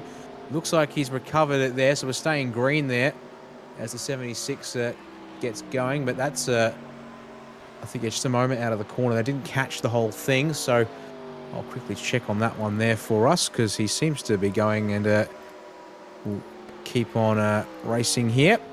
And yeah, just gotten loose on the exit of turn 2. Although he had Joshua Thomas and Stuart Elder behind him, and Thomas up in 14th at the moment, as we're going to take a quick look at it on the replay, thanks to which race score. And yeah, big fat slide through 1 and 2 like we've already seen from Blake Neck and others this evening. Yeah, and that spin, I was watching it from one of the chase cams for Matt Chalker. It's always so frustrating when you lose it on an oval, because you can feel the car going. It's got an ever so slight bit of slip angle, but there's nothing you can do to recover it no matter what you do. Once the car is sliding, there isn't much you can do to recover it. So now Chalker still running almost a lap down here. Going to be fighting with Daniel Stevens for position if he makes another mistake. Also got Blake Neck with him, who's down in 15th at the moment. None of these guys are on the lead lap, and it does seem that Neck is just keeping his Buick nice and stable for the time being. I think he's used up his luck for the time being as the number 42. Yes, that is true. You can see there, having had his accent, the first driver to pit in this second cycle for this evening. End of lap 80, start of 81 there for the 42 machine. So he doesn't have all that much longer on his tyres when it comes to pace, you would think, but seems to be a little bit more comfortable than that was Chalker we were looking at. But we'll have a look at that later, because here's this massive group of drivers. We've got that's for third. Yeah, Dwayne Burns, Dean Mole, Simon Francis all duking it out there, and they're all making their way through turns 1 and 2. Little moment just as I was watching all of this for Connor Brown on the exit of turn 4, but unfortunately for Connor, he's way back in 19th and keeps on carrying on. So 3-car fight plus 1, as James Catchpole there in the 021 is back in 16th place. You can see here D Mole lap 101 for his pit stop, or lap 100 according to my end. The same with his teammate Dwayne Burns ahead. Simon Francis, yeah, that 15 laps is really starting to, I think, show itself once again. He had good balance and, for the most part, decent life in the tyres on that second stint run here, but I think is being shown up at this phase when it comes to performance from his rubber. Someone who isn't being shown up for pace by taking 2 tyres. Robert Northway's got his gap out to nearly 15.5 seconds in the race lead. You can just see he's actually got some traffic here he's trying to deal with. And despite being one of the drivers who's now done nearly 40 laps on the current set of freshest tyres here, he looks to still be actually making some small gains on the guys behind him. Yeah, Northway's driving incredibly well here. Prescient decision to take 2 tyres there under green flag. Nets you an awful lot of time. Probably not as much in the way of track position if you did it under caution, but he's certainly been helped by those incidents for Sam Harper, Thomas Hinz and the like. We're going to check out Connor Brown here, and oh boy, that is a big slide for him. Fortunate not to bring the caution flag out as a result of that, and Brown is now finally in the pits. He spent 50 laps on that set of tyres, so they are definitely past their best now, as we check back in with Dean Mole here, trying his best to find his way past James Catchpole and try to bring the fight to his kinetic avatar teammate Dwayne Burns. Looks like Simon Francis up behind them. He's been able to keep with them reasonably for the last couple of laps, but I can see that his pace is just starting to drop off. He ran a 10th slower than Mole on the last lap. Catchpole running a little bit higher here, looking after his own rubber. Catchpole's down in 16th place, a lap down, and everyone up to 9th place has been lapped so far. Just goes to show how much of a distance there is made between drivers in an oval race with very little amount of cautions. Mole getting the run out of turns 3 and 4 here, and he will pass James Catchpole. Then he can start bringing the fight to Dwayne Burns. And remember, Mole and Burns pitted on the same lap, so their tyres are more or less equal. Yes, they should be. Give or take the driving style and anything that's happened so far in this stint also means we should see them stay out there. Probably actually, if the second stint is anything to go by, these guys here are probably comfortable to about lap 160 or thereabouts. So they're not even probably halfway through the planned stint unless they've got something else in mind here. And that will obviously be quite important because it means guys like Robert Northway, it's incredible. Northway is still lapping. It's only about a 10th to a 10th and a half faster than Chasten Tietzen in second place, but that's just all he needs. Another 10th here, another 10th there, and even a couple of hundredths. He's not losing time at the bare minimum, which means that the 2-tyre option there, that's a bit of tyre smoke somewhere at turn 3 and 4, but can't see why I saw that there on the broadcast feed, but never mind that. Coming back to Northway real quick, certainly, despite the fact he's taking 2 tyres, Reese is still lapping and matching the guys behind him, if not beating them at the moment on pace. So he is absolutely validating the choice here to run a 2-tyre stop in green flag conditions. That he is. He was fastest car on track on the previous lap. Dean Mole now is the fastest car on track in 4th place, 33.098. The time that he ran, we ride on board here with Phil Otto in 11th place, trying to chase down Gavin Barber, who started in 3rd. We see another car on the lane. It looks like that's Simon Francis bringing it in now, and that was a 41-lap stint on those tyres, working out reasonably as we expected for Mr. Francis. He's going to fall down the order now to 13th, then to 14th if Josh Thomas can catch him up there. The battle for 7th, meanwhile, between Hinz and Harper still going on now for 7th and 8th, and they do have a little bit of traffic to deal with here. Jake Fox down in 18th place in the Chevrolet Monte Carlo, but it is a battle of the Thunderbirds between Harper and Hinz, and this is a difficult position for Harper to be in. Yes, he managed to mostly get away with that big crash, the tyre blowout from him that we saw earlier, but he will not have any more fast repairs to go, and he's currently stuck a bit further back in the field. He's going to have to depend on a caution here if he wants to catch back up to the front of the field. Whoa, don't make contact, guys. Whoa, that was very close between Fox and Hinz. It sure was. Hinz using as much of the track as he could. Fox trying to come down a little bit on exit to get a more preferable line, but they sorted out on the run out of turn 4 there, and Harper gets through on the way into 1 and 2 there. So the drivers are there, and the yellow flags come out. Oh, it's Blake Neck. Oh, dear, look at that. Huge incident there. Blake Neck in the 42, unfortunately, is around for the second time tonight. They're in the middle of turn 4. And, well, he's unfortunately collected James Catchpole with him as well, it seems. And, yeah, that's gone from bad to worse for Blake Neck. He now, unfortunately, will stay out here and pit when the lane opens. But a chance to look at that one there on replay, Reese, thanks to Virtual Racing School. Into 3 and 4 once again. Yes, so the car gets loose, Neck gets into the wall, and then you'll see James Catchpole come in. Bam! That is a massive hit. That would have been back-breaking at the very least for a real-life driver. And considering the safety standards on 1980s race cars, that probably would have been a very ugly incident were it to happen in the real world. So, pace car out. Blake Neck managing to stay out on track.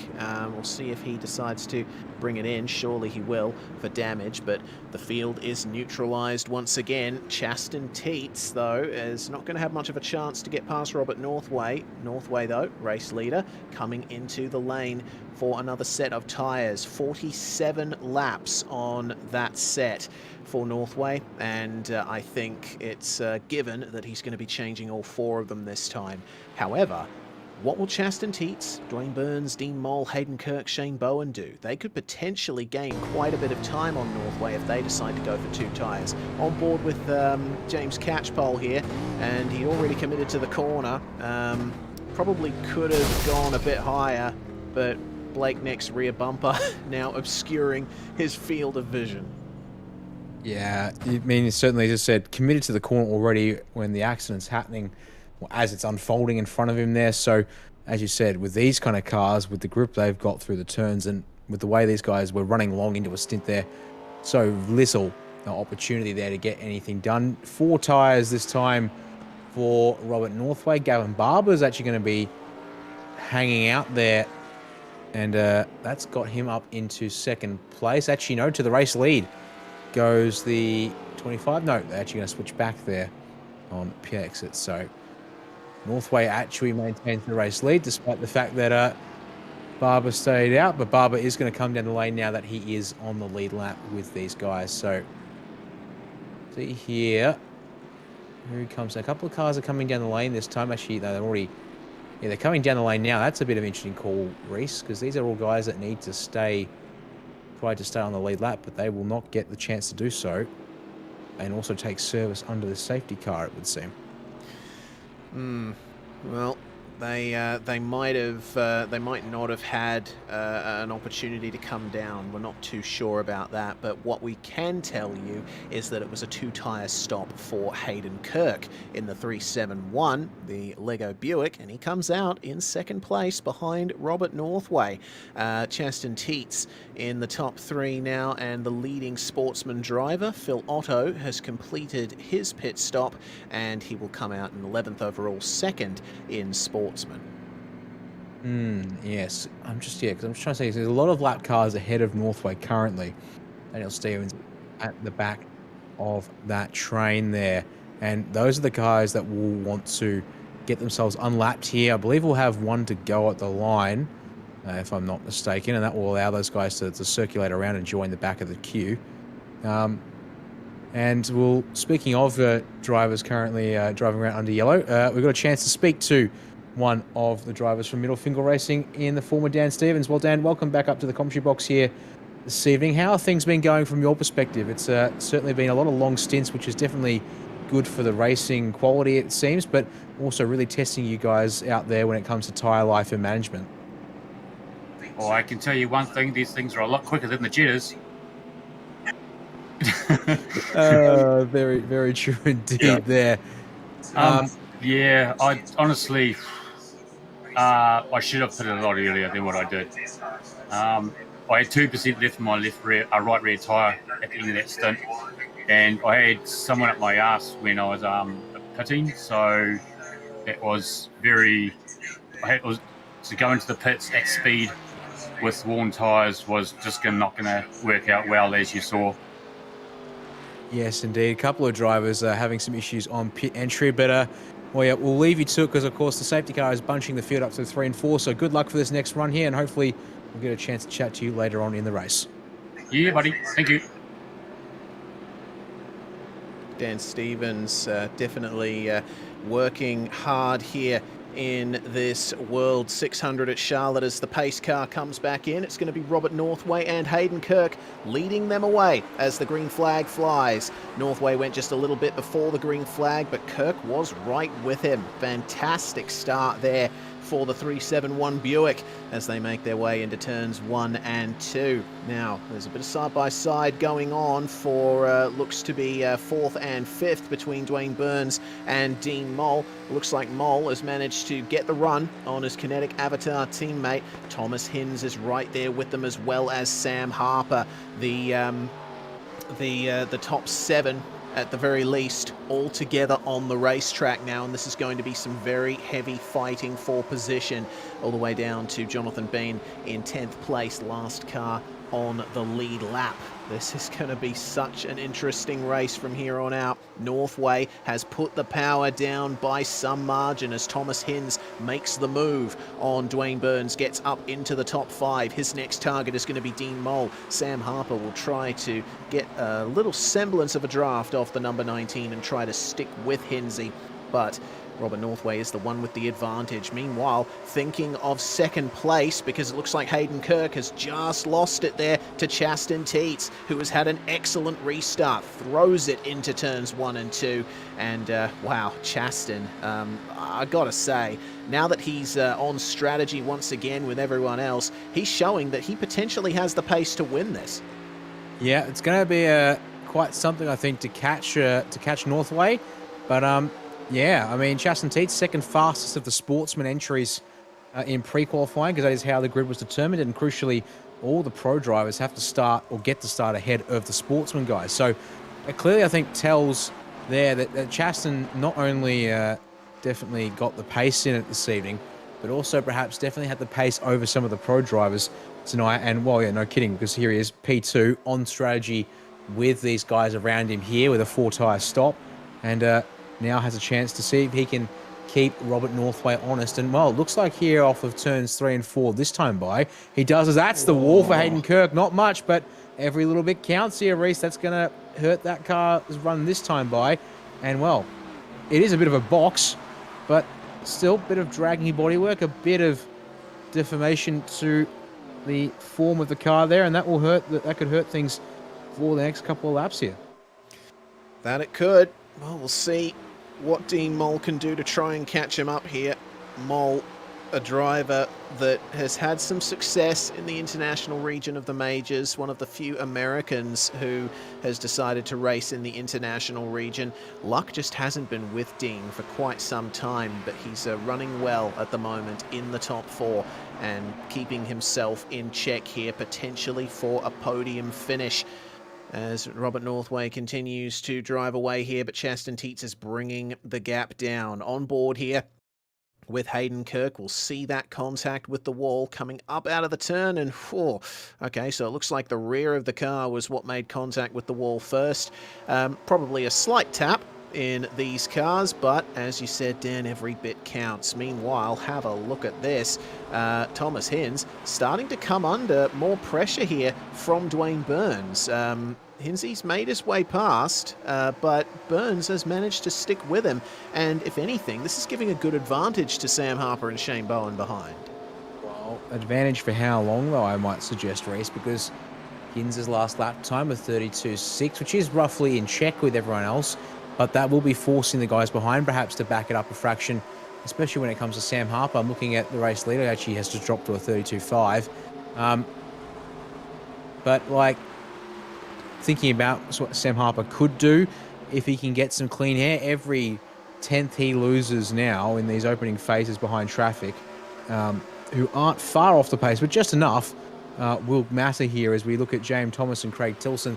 They're fighting over position number 12, and unfortunately are 1 lap down on the leading pack of 10. And they are right there with that group, though. So you can see Phil Otto 25 seconds off of, well, basically a lap off of P10. But then we've got ourselves the next 4 cars pretty much lined up here as we look out the rear of the 013 entry through 1 and 2 here, Reese. Different lines, but look at Thomas there behind. He really wants that spot off of Tilson into turn 3, but Tilson drives it in deep on the way in, opens the door through the mid-corner, but can the 022 drive off the turn? It looks like he can, and we'll hang on to that spot. Oh, there we go. Another driver into the fence at turn 4. This time it's Thomas.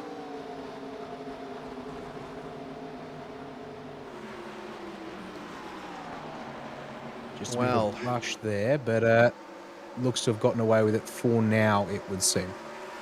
Yeah, just a little.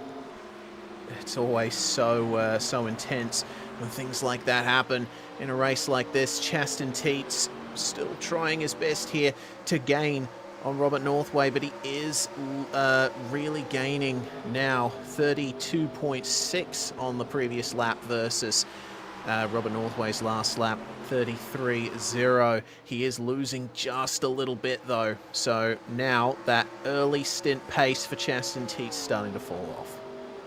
Well, you can see there, it's actually one particular lap there, 143 is where he's picked up a big chunk of time on Northway, but then every other lap around it so far, it's not much, but 300s, 200s, as that's a lap car who also clouts the fence. That was the 256 of Josh Robertson, who's back out there and circulating, but unfortunately 9 laps down on the race leader after what's been quite the painful number of trips down the lane for him for various excursions.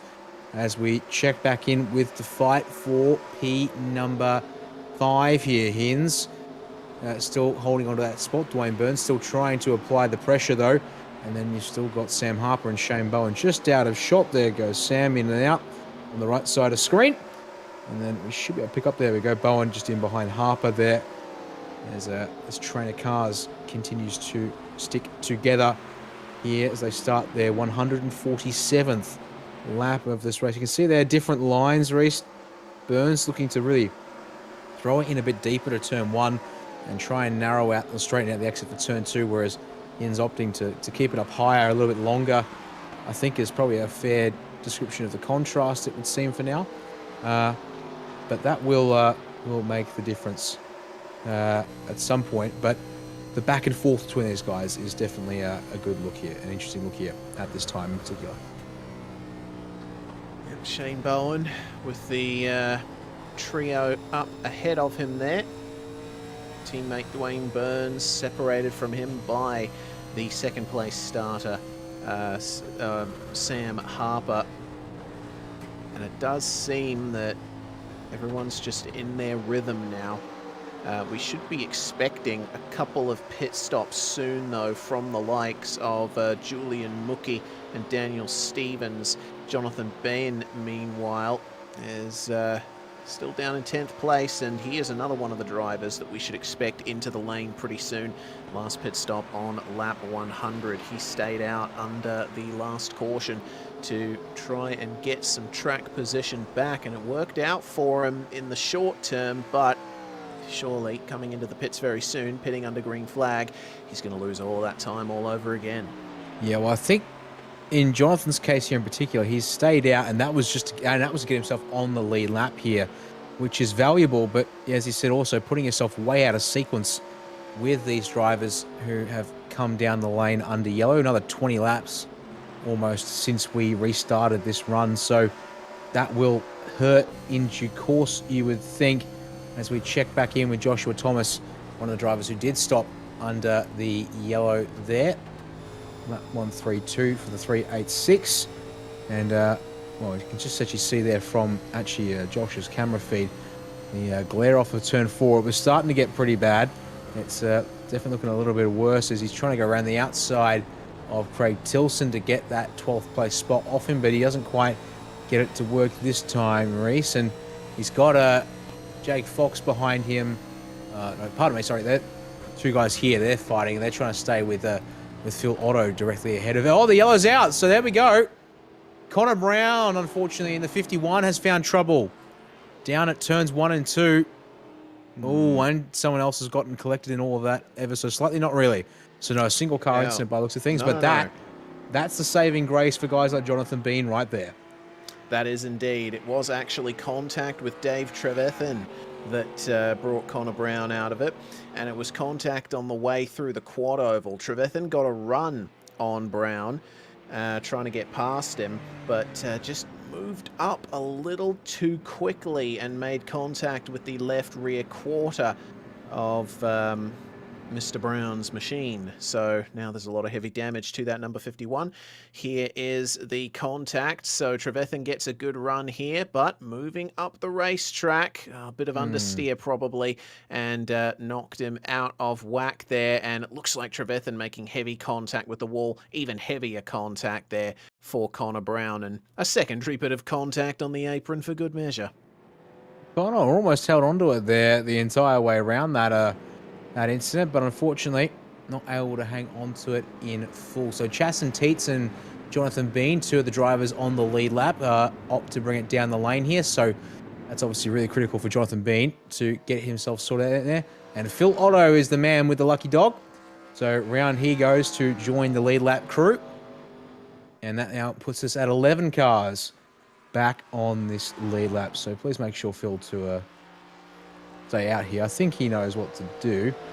Just I feel a couple of drivers opting to do some interesting stuff in that last pit stop. And indeed, he will go through and stay on. He might even get Jonathan Bean here. Indeed, Bean has been passed on pit exit, but of course does mean Jonathan Bean and Chasen Teets, two drivers with fresh tyres. Chasen Teets goes for 2 tyres here under this yellow as well, Reese. So another strategy call being played out there.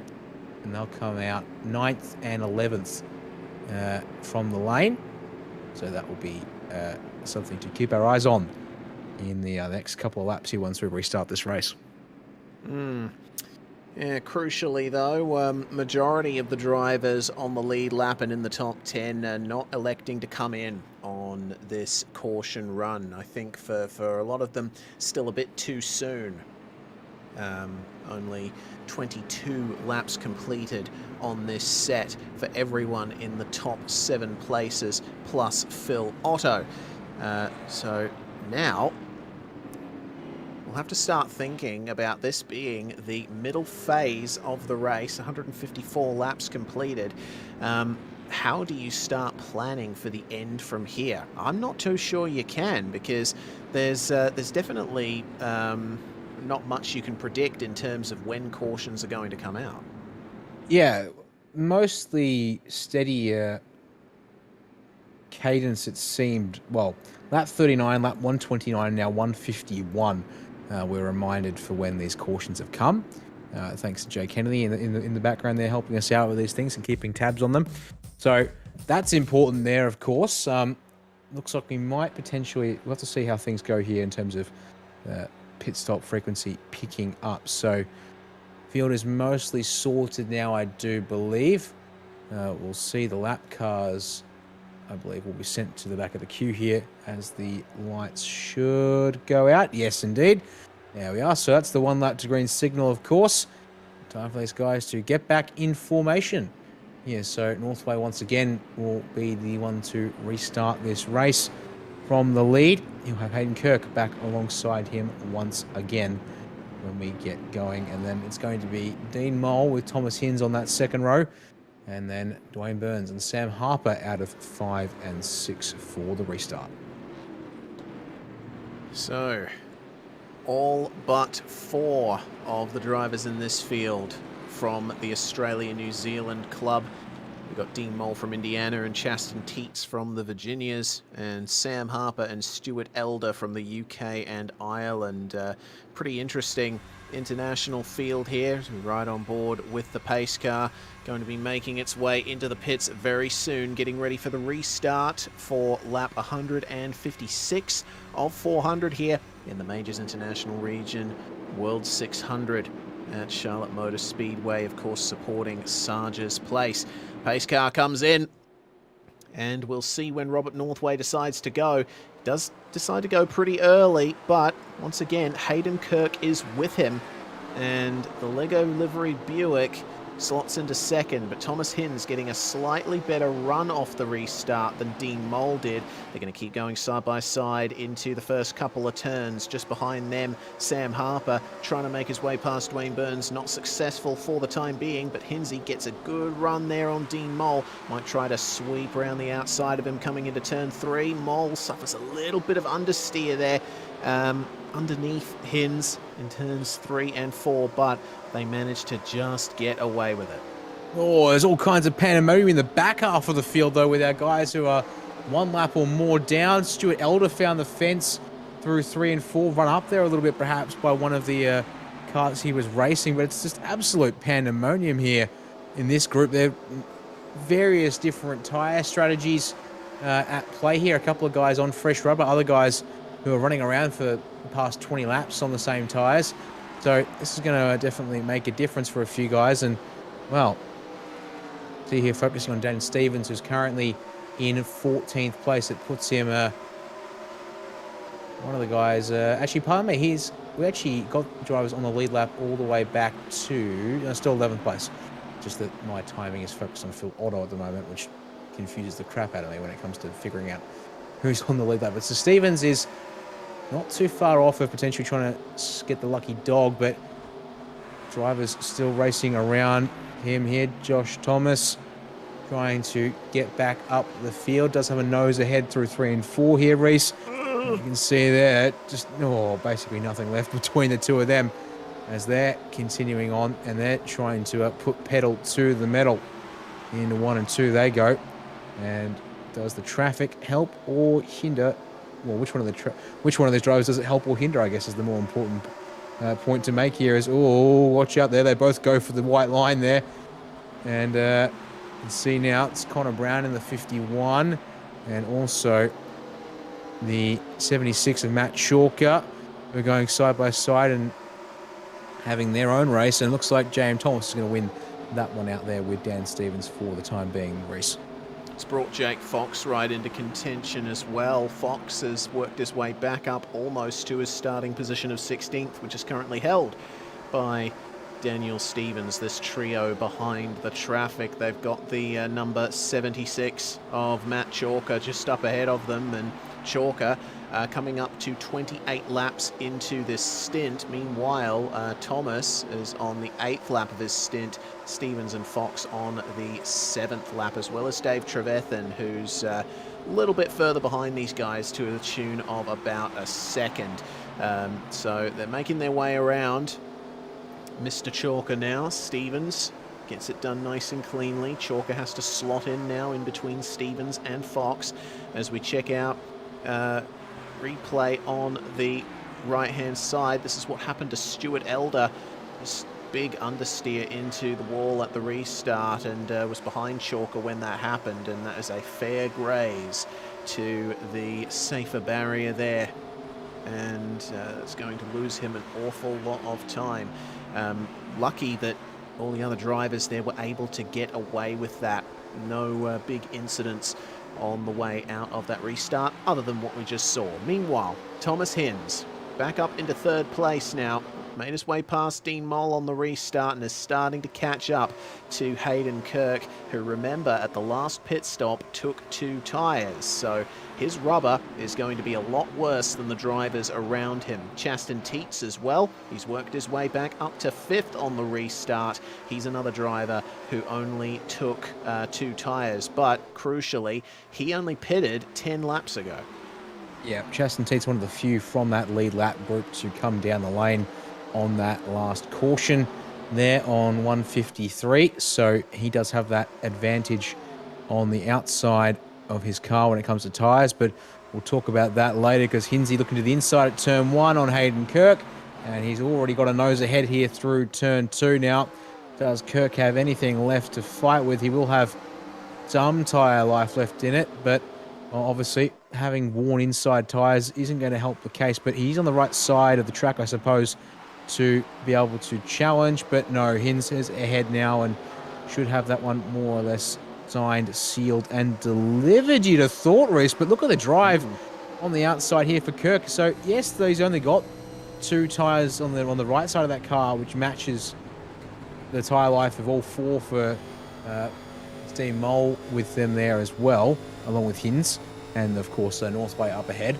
But if he runs that outside line, it looks like that is just perfectly A-OK with his car and himself, as he opts to tuck down into turn 3 and 4. You can see when he tucks down like that, that seems to really cause the traffic here to back up behind him there, as we're on board with Chaston Teets, but not able to set up a run there on the exit of 4. Well then, a little bit of understeer. We're getting news from Jay Kennedy as Teets now rounds up Dean Moll with an excellent exit out of turn 2. Teets took 4 tyres back on lap 132, so the inside tyres are only 34 laps old. They're well within the window for a typical tyre stint, and you can see the amount of grip he has. Dean Moll just having to yield there. on the outside through turns 3 and 4. So Teets will continue to try and work his way up here, potentially looking at second if he can keep this pace up. Thomas Hinz, though, responding well to that pace from Teets. Fastest car on track is the number 53. 32.897 is the lap time there. Thomas Hinz now trying his best to get away from Hayden Kirk. He'll be hoping that Kirk holds up Teets, because any kind of space that Hinz has to work with, he'll certainly take. Still holding on to a gap of about 1.06 seconds back to Robert Northway. Yes, that's a good point to make there. Indeed, as we just watch from the rear of Hinz's car out of turn 2.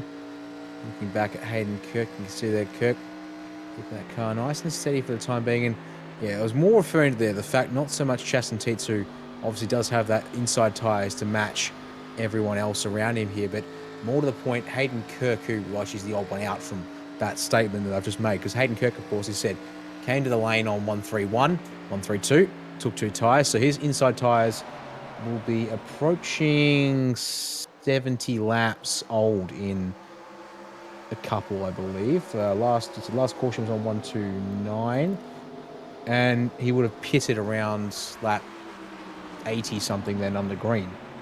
I think.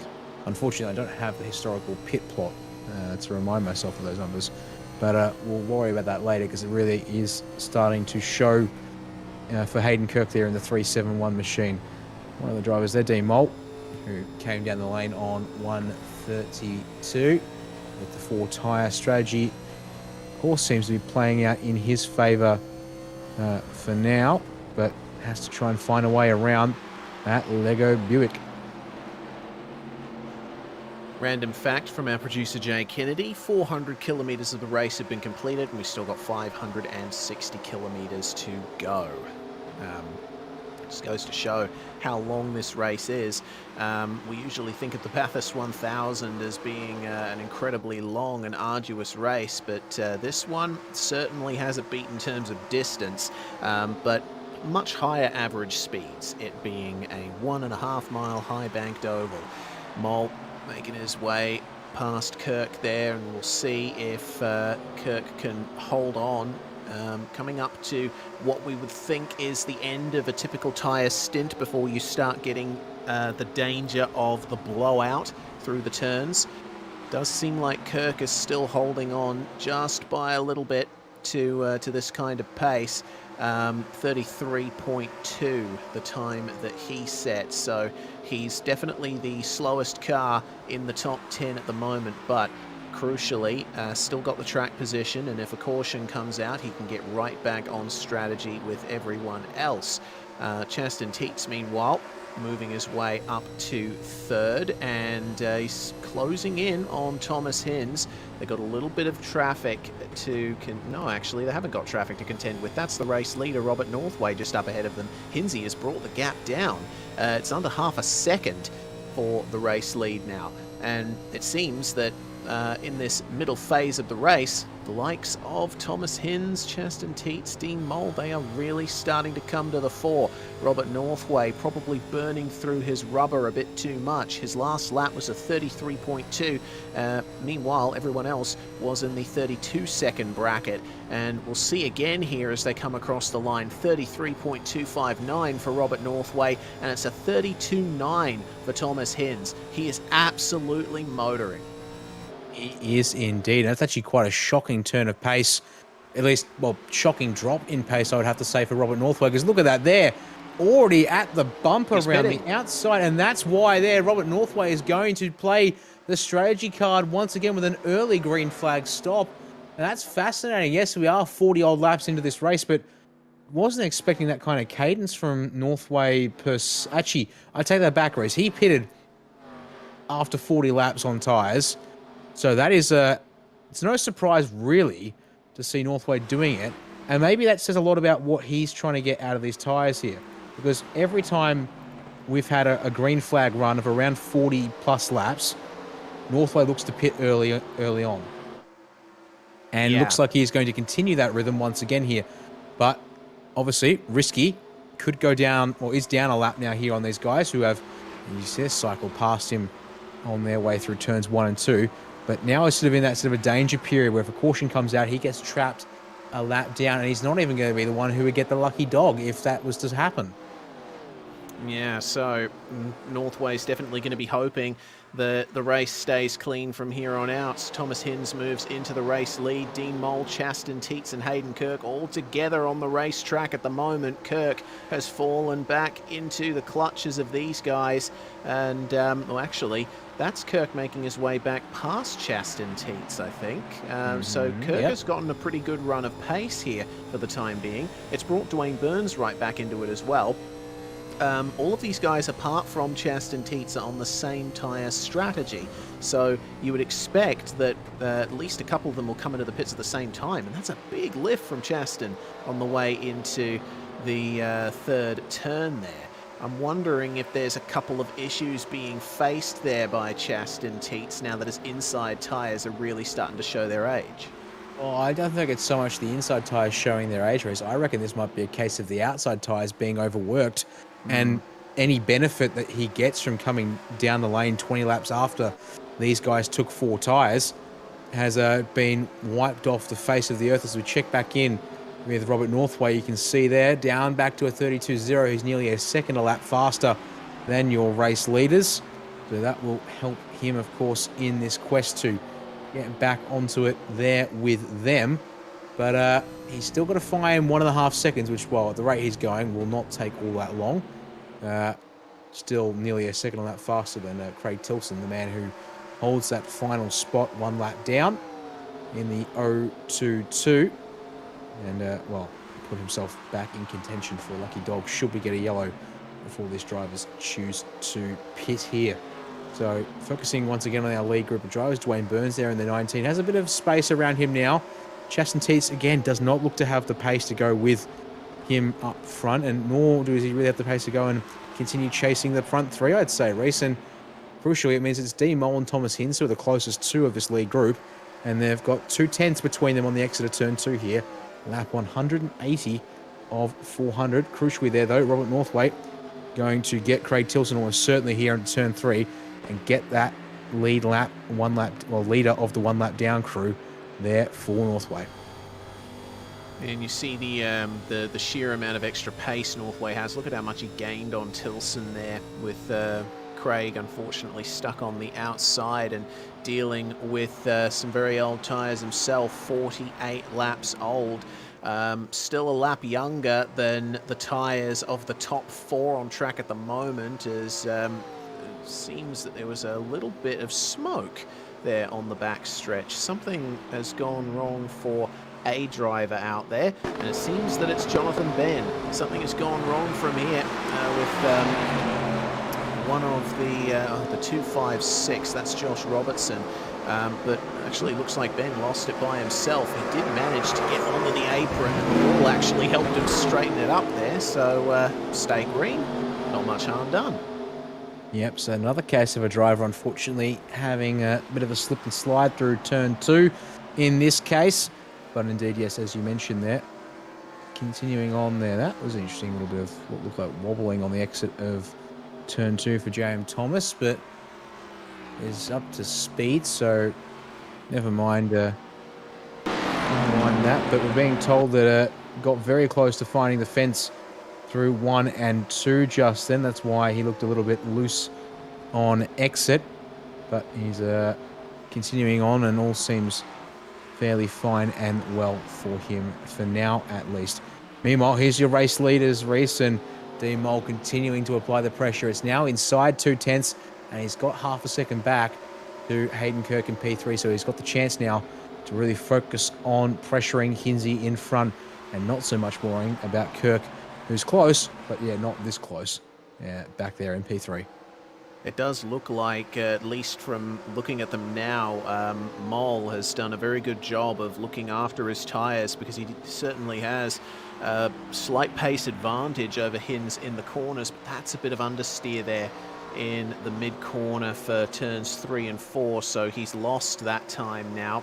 Might be hoping that he can stick in the draft of Hinsey. These guys now starting their 54th lap on this set of tyres. Now we're definitely getting into the territory where the drivers will be thinking about a blowout potentially as the caution comes out. Something's gone wrong for Jonathan Bean again, but it looks like JM Thomas has brought it into the lane, and he is the car that brought out that caution. I think that might potentially be a tyre blowout for him. No, he was 32 lap old tyres. That's not really in the range for a blowout, but he definitely got loose on the high line coming into turns 3 and 4, and it was actually looked like a bit of a strange wobble. We did see earlier when we were looking at Josh Thomas that he had some issues with wobbling. The car was looking a bit loose on him, a little bit squirrely. You'll see it again here. A little bit of a slide there, corrects it, and then, oh man, the weight transfer just doesn't work out for him, and there was a bit of, Jonathan Ben was involved in that. There was a bit of floor scraping there for Josh Thomas. I'm wondering if there was indeed a tyre blowout. Yeah, well, I don't think so. Thomas last pitted on lap 151, 152 with the group that came in on that previous hours. We're going to check it out from Jonathan Bean's perspective. Thomas wobbling up high. Bean's trying to get that car down low, and he gets it below the apron, but unfortunately not low enough, and, well, slaps the fence himself. And him being up on the circuit backwards and sideways, that's what triggers the yellow. I wonder, did JM Thomas also get that car down onto the lane in time before they closed things off? It looks like I think he did get away with it, as all of our leading drivers have come down. So top 10 done there. And now we'll be up on the jacks. Do we have any takers for a 2-tyre stop? Looks like the answer is Dean Mole has taken 4. Hayden Kirk has taken 4. And in fact, interestingly, Hayden Kirk has jumped up into P2 here in the cycle. Thomas Hinz has not hit the marks right. He has dropped all the way back into P4. Yeah, his lane time is 3 seconds slower than Chaston Teets, and a little bit less than that for Dean Moll and Hayden Kirk, but still, yeah, it doesn't look like Hinz quite nailed his entry into the box, so that's cost him some valuable time. He does come out in 4th place, though, so it's Moll, Kirk, and Teets, your top 3. Now, Robert Northway had already been on those tyres for 13 laps with that green flag pit stop. Unfortunately, he's not been able to gain all that much on the guys in front. Northway is down in 9th at the moment as things stand. Yes. Now, I mean, I'm also very curious, Reece, because I was having a look at my numbers on mine. Hinz also had a very slow time stationary in his box. He didn't overshoot it, though, which was kind of interesting. So something also happening there, I think, which set him back a fair ways. So just having a look here to see who has been able to get himself in a position to get a lap back. The answer is Daniel Stevens will join the group of drivers on the lead lap of this race when we get the 1 lap to green signal there in the number 3 machine. Stevens having last pitted on 152, 153. He will have some tyre life in him here, but, well, of course, he will have to keep his foot in it. No chance to come down the lane this time, but at least gets himself into a position to join the lead lap cars. So that makes it 12 drivers back in it again as we approach the halfway mark of the race. Robert Northway has gone for 2 tyres once again in the meantime here, thanks to that lucky dog pit stop opportunity there in the number 46. We still have a majority of drivers, but it's a rapidly diminishing majority that have yet to use their fast repairs. Stevens, Bowen, Francis, and Burns have not used their fast repairs. Number 25, Barber, and number 31, Mole, also not using their spare cars. As Northway slows right down, apparently the caution has been delayed because we've had to sort out a couple of positions here. And we're hearing news that car 256 which is Josh Robertson, is on 49-lap old tyres, and Northway had to let everyone through there because he was the lucky dog. But Robertson, the lead driver, 1 lap down now. You know what? Unfortunately, no, sorry, that was a slight error there. Not the lead driver a lap down. Robertson is down in 24th place. If he doesn't pit very soon, I think he's going to be in a lot of danger of causing a massive incident if the tyres blow. That is a possibility indeed. So we go one more lap here before we form up to restart this race. And once again, yeah, so 12 drivers on the lead lap. Northway now in behind Daniel Stevens for this one. So we can get this one ready to go. Unfortunately there, despite the 1 lap extension, no chance for Stevens to come down the lane since it would have closed with the original signal for 1 and green. So 6 drivers who didn't pit this time by include Daniel Stevens, Julian Mookie, David Turnbull, Joshua Robertson, and actually that's it of the drivers who are current. James Catchpole's actually still circulating, my apology. Technically, no apologies, he actually did pit under the yellow. It's just that he's so far down, unfortunately, that he's quite out of sequence. David Turnbull, did I mention his name earlier? So 4 or 5 drivers who are out of sync with the rest of the field. Well, we'll worry about that another time as we're getting ready to go to green. This time, though, Dean Mould there in the 31 for Kinetic Avatar Racing. It's his turn to get us back racing here for as we approach lap 191 of this race. And not long now to the halfway point. He's inching forward there, Reese, and that's a good jump. Looks to get that one on the way. Hayden Kirk this time looks to have been caught napping compared to previous restarts with Northway alongside. He will take down to the bottom row there, cuts off Chaston Teets, but then swings back up to cover off Thomas Hinz through turn 1, but it's not enough to seal that one off completely. Hinz is trying to get alongside for the exit of turn 2, and he is there as we make our way down the back straight here on this restart. Good run through turns 1 and 2 for Thomas Hinz, and he's going to try and fling it into 3 and 4 to get the move done here on Hayden Kirk and try to catch up to Dean Moll. But Kirk manages to hook the throttle up very nicely through turns 3 and 4. He's not letting Hinsey have this easy, but the number 53 just inches ahead, and Kirk having to lift off there. Chaston Teets unable to take advantage as we're getting news of a black flag for Blake Neck. I think that might be for a pit entry or exit violation. He's going to come into the lane. That's going to cost him an awful lot of time here going under green flag conditions as Teets makes his way past Kirk up into 3rd place. And Teets has a massive amount of pace here. We'll see if he can try and fight with Thomas Hinz, or probably the better option is to try and work together to get up to Dean Moll, because he's leading by 0.4 of a second. I can see that Hinsey is just inching further forward, closing that gap to the race lead. It's now down to under 0.4 of a second, but Teets looks to try and involve himself in this. A bit of a look up the inside of Hinz coming into turns 3 and 4. You can see that they're pretty much all in the same frame now, the top 3, if only you zoom out just a little bit. On board with Chaston Teets, up 13 places. The same can be said for Dean Moll. They're now both the drivers who have gained the most places in this race. Some brilliant drives that have gone on so far. We're not even halfway here in the World 600.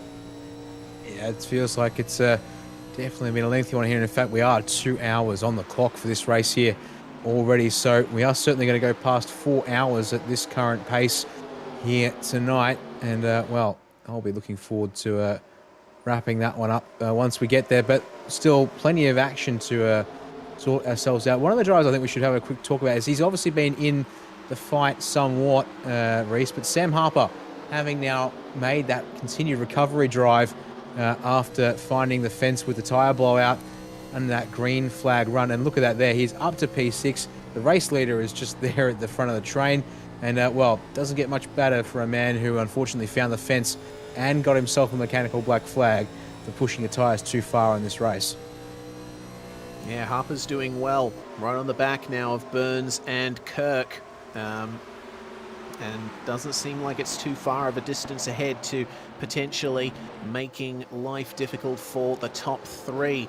We should also highlight that Daniel Stevens in car 3, he's a bit off the back of this pack, but he has down to the pit bottom there. Oh no! Oh dear, and a wheel bouncing there for Jake Fox. That car is absolutely ruined. We stay green though. It's not going to be a caution, but Jake Fox has completely lost the front left wheel there. It looks like a bit of understeer, turning into oversteer on the exit of turn 3, and then heavy contact with the inside wall. I think everyone was incredibly lucky to avoid getting too much damage from that, so the battling will continue. Thomas Hinz versus Chaston Teets for second place. They've not managed to gain much on Hayden Kirk, who's starting to come back on them. Have a look at Teets. That's a brilliant hookup of the exit for turn 4. Going to go side by side across the line, and wow, there was literally no gap between them for second place. Exactly the same delta to Robert Northway, but Teets manages to get that done and continue his pursuit of Robert Northway. As we take a look at what happened here to Jake Fox, oversteer on the way out of the corner, and then this huge hit, and you'll see the front left tyre go, thank you very much, I'm done now.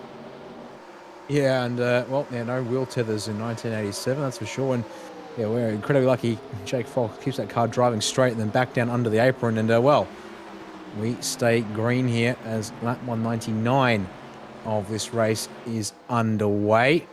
And to hit Jake just nice and gentle out of the pit. Still had that fast repair in hand. So good news for him, but indeed no more fast repair.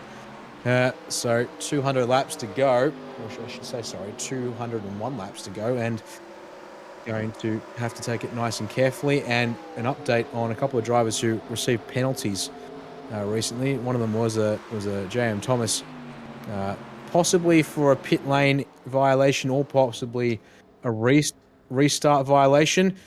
He's been disqualified from the race. And speaking of one of the drivers who's been pushing the limits on a tyre stint, Joshua Robertson brings it down to the pit lane with a mechanical black flag, but given the fact his car is looking pretty whole and healthy, all things considered, Reese, we are suspecting their blown tyre for the 256. So from bad to worse for him, he will tumble down the order a little bit more there. Actually, no, he won't, unfortunately, because Blake Neck is still in the pit lane serving some very serious repairs or penalties for him. So he will have to climb up the road, but he's just going to be even further behind now than the guys he was hoping to race here at least. So rough day in the office for the 256, and it's only halfway done at this stage. Yeah, well, Robertson managed to make those tyres last 60 laps before they finally gave up on him. Meanwhile, it's on for the race lead. Dean Moll still leading, but Chaston Teets has caught right up to him. Chaston has been absolutely phenomenal in the early runs here on fresh tyres, but conversely, that also means he's been taking more out of them and he starts to fall off later on in the stint. Every driver in the top 11 places took all 4 tyres, so they should be fine. They have some excellent grip on hand here in the early stages, but I have to wonder, at about this point, once you start getting to 16, 17 laps in the stint, oh man, this is not a replay you're looking at. It's been another problem for Jake Fox, and exactly the same kind of damage. The front left deciding it will stay with the car this time, but still not connected. And we're hearing an "oh no way" from our producer. Is this pretty much a carbon copy of the incident beforehand? It's another oversteer moment out of the corner for Jake Fox, and another hit to the inside wall, exact same corner of the car. That is a little, just enough of a similarity that you can tell it's a slightly different incident, but at the same time, enough of an uncanny resemblance there that you just, you wonder how much worse is it going to have to get for Jake Fox there before maybe some good can come of things. But unfortunately, that will see him down the lane and serving some lengthy repairs to try and fix that one up. He does have 5 laps in hand to Josh Robertson, the next car the last car circulating on. Sorry, mate, he's not the last car circulating. That honor still goes to James Catchpole, who, despite being now 44. Pardon me, while I'm sitting on my brain just melts trying to compute that he's how far down. James Catchpole, who's the last driver circulating on track, a long way behind the race leaders.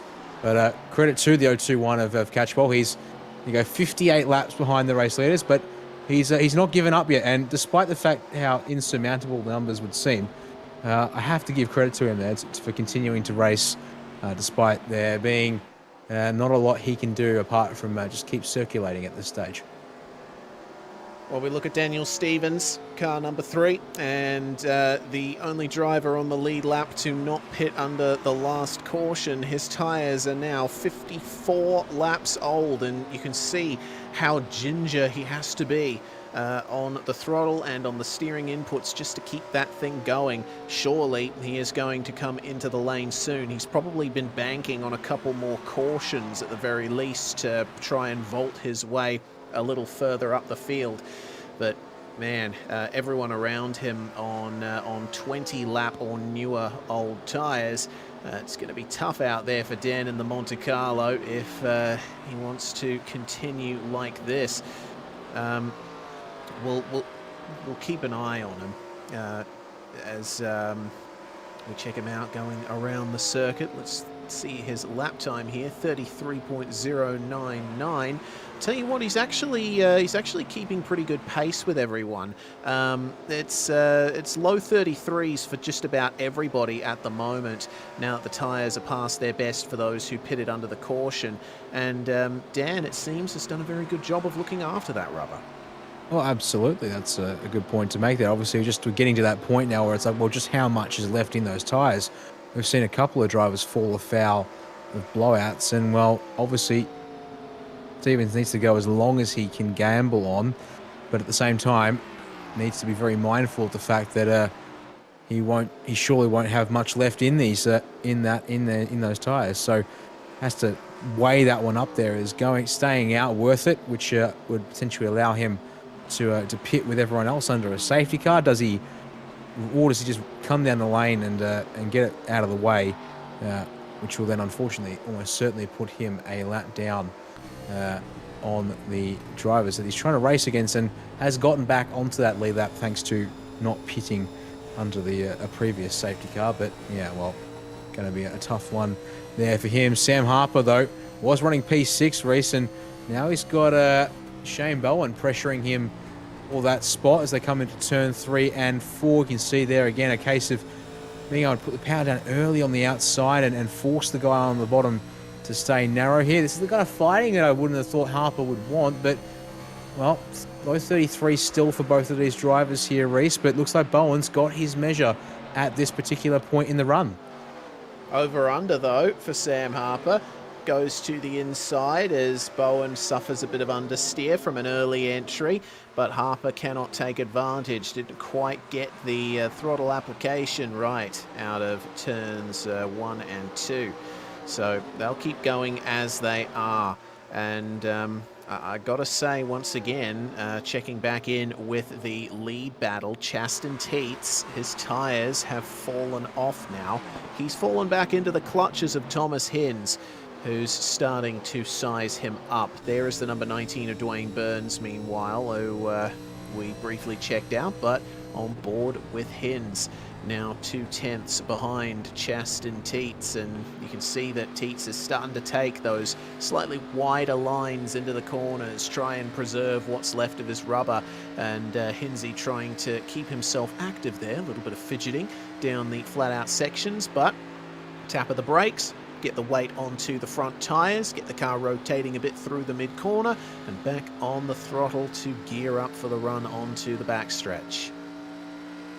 Yes, another showing that there once again. So yeah, certainly just needs to try and keep the body feeling a little bit active there, and not fall asleep at the wheel, as it were, quite literally in this case, and not so much sleep of the mind, but yeah, certainly sleepy body. There's just repetitive motions in and out here with the pedals. Certainly could catch him out if he's not too careful about that one. But he seems to have that planned out in preparation, I should say. And unfortunately, it sounds like my brain is starting to go a bit scrambled here. Words might be a little bit harder to come by later on into this race. Speaking of drivers who seem to be struggling, Reese, you mentioned Chaston Teets was one of them, but it looks like Sam Harper really is also struggling in this mid-phase of the race now. Like, was 6th off the restart, but has lost that to Shane Bowen. Now has 6/10 up the road to try and close up, but Phil Otto, the next of our sportsman drivers currently running here 8th outright, is knocking on the door of Harper and maybe thinking about trying to get by to join his Kinetic Avatar teammates up the road. Doing pretty well now is Phil Otto as we check back in with Daniel Stevens, and Robert Northway is going to vault on by up the inside here to grab 10th place. Got Gavin Barber just up ahead of them to the tune of about 3 seconds. So Daniel Stevens still out there on tyres that are over 63 laps old. The fact that he's been able to continue as he has is nothing short of spectacular, but surely he's going to have to bring that car in the next few laps. Otherwise, there's a real danger of him suffering a tyre blowout. Northway doesn't have to worry too much about that. He's got tyres that are a lap fresher than everyone else in the top 10. Yeah. 1 lap only it may be, but that might help if this race continues on. And, well, we'll be curious to see if Northway's got a long run pace to put those tyres to good use. And, you know, of course, that extra lap advantage is because of the fact that he went for the green flag stop and then got the lucky dog as a result of climbing back through on the fresh tyres in the previous green flag run. But we'll see what he can do.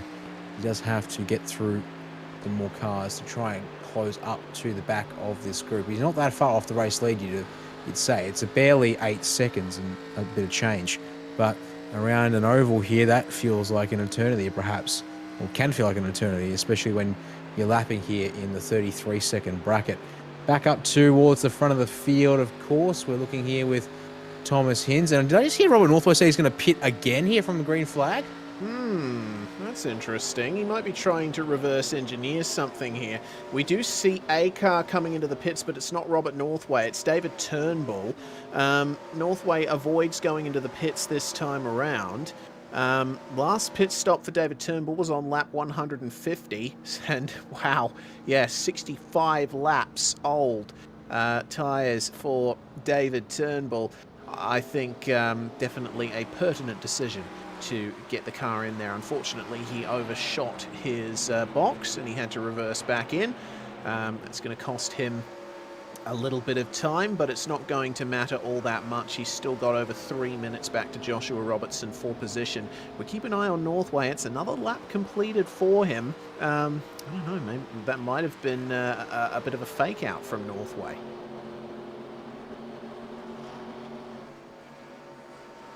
Yeah, I don't know. He was relaying a message for one of the other drivers in the server who apparently doesn't have the chat bound. I'm trying to see if I can pick it up who that might have been. He might have been calling it for Turnbull because we saw him pitting.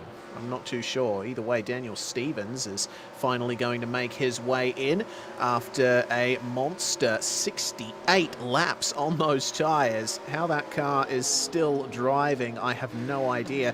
But we'll check back here with the battle. Thomas Hinz has made his way past Chaston Teets now and is up into second place.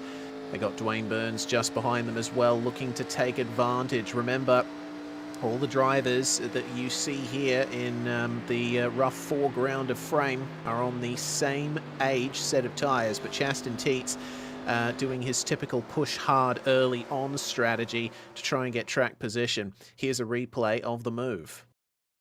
They're nice and open door down the inside of turns 1 and 2 for Thomas Hinz, and Teets certainly having to run the high line there to preserve momentum, it would seem, at this stage. So not too much of a fuss. Does try and defend a bit there into 3, but Thomas Hinz has the job done by the time they reach turn 4. So Another spot gained there, as that was a car down on the apron. It belongs to Jake Fox. Jake Fox has returned back to the circuit. And also told us Dan Stevens is just getting himself back up to speed as well after his pit stop. Once again, of course, taking a pit stop here, quite painful, and to the tune of 2 laps almost. So you have to be careful now. He is 1 lap down still, and he will have the tyres to break away there as Robert Northway does come down the lane. Another driver to opt for a green flag stop here, and again, Northway opting to break this race up into 40-odd lap stints. 36 laps as the stint that he completed this time around, but it's an interesting decision there for Northway. I think he's definitely committing to undercutting his rivals at every single opportunity. He just wants to be able to get that extra pace once he comes out of the pits, allow these drivers up ahead of him to continue on their older rubber and lose time. So Northway exits the pits, and it was only 13.3 seconds at the stop. It's another 2-tyre stop for Robert Northway. He's going to come back out in P12, but it's going to be a lap down on everyone else. But now, I think the likes of these guys we're looking at on screen, Burns, Hins, Teets, they're certainly going to be thinking about pitting soon as Simon Francis brings it into the lane himself. It looks like all 4 tyres on the car for the number 9, who we saw racing very well early on.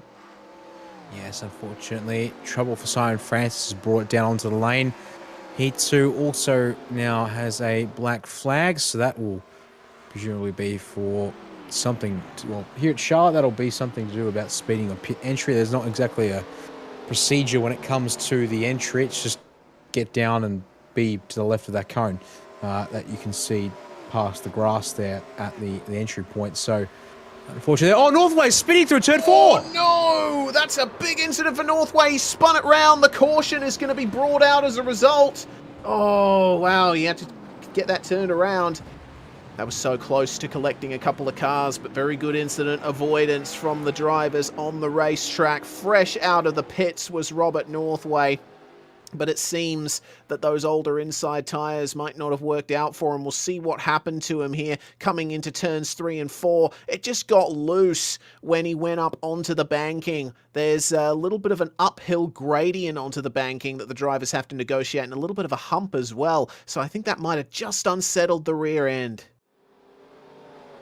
Well, talk about something we weren't expecting from one of the drivers who's been the force to be reckoned with in this race. Now, we are at 40 laps since the majority of the field pitted, so I would expect once again here with this yellow, see these drivers come down the lane once the pace safety car has picked up the leaders, and so you see they're there in turns 1 and 2. Okay, pardon me, pace cars at 4, and indeed, there we go. Their intent to head on down the lane. Dean Mole, Thomas Hins, Chaston Teets, I presume, will flip, and indeed 1, 2, 3, 4, 5, 6, 7, 8, 9, 10 cars into the lane, as they are the 10 cars that have stayed out of this race now. We shouldn't see Deed. Yep. Craig Tilson joins the drivers on the lead lap with the lucky dog here, so he puts his foot down and heads around. Should be able to sneak a pit stop in to this one as well. And critically for Robert Northway, he's now trapped a lap, well, he's just under a lap down on everyone else as out of the pits they come, and it looks like we're going to have ourselves a new race leader here, Jonathan Bean. Wow. 2 tyres under safety car. Reese is going to jump to the lead of this race. What an opportunistic decision. This worked out very well there for Jonathan Bean. Remember, he was one of the cars that we saw spinning earlier, getting involved in a bit of a smash. Doesn't seem to have much in the way of damage on that car. So he's going to move through into the effective race lead, I would think. Looks like Craig Tilson is classed on my timing in the race lead, but I think because he was the lucky dog, he's going to have to let them back by, and indeed, Jonathan Bean moves through into P1 as we get more drivers on the lane here. Drivers a lap down or more. Trevethan in, Matt Chalker, Stuart Elder, Connor Brown. It looks like Tilson has decided to bring it in as well. Getting the lucky dog as he did, well, I guess it's the right decision here to come in under caution. Not only the fact that his tyres are 43 laps old, but now that he's on the lead lap, he can afford to take a stop. Yep, that's the important bit there, is with the way that this all pans out here in terms of pace laps and so forth. You can see there Jake Fox leading a group of cars who are going to get a lap back here. Unfortunately, in Jake's case, he is a long way off the race lead to the tune of, it looks like, about 23 laps, unfortunately for him. But he'll get one of them back at least here. He's got Joshua Robertson behind, who's not as far back, but Robertson's still 10 laps down on the race leader. James Catchpole still still hanging in on there. He's third in train, but, well, yeah, currently on lap 172 compared to our race leaders. David Turnbull will get a lap back here, and then Daniel Stevens will also rejoin the lead lap group of drivers. And thanks to the fact that he pitted only 9 laps ago with a full set of tyres, he shouldn't be too disadvantaged as the lights go out on the pace car race. These cars with that lap down get their lap back. Robert Northway a little bit too wants to get his lap back. He's a little bit frustrated there with the pace of some of the guys here, but, well, he will go to 1 lap down here, so that will be a little better for him.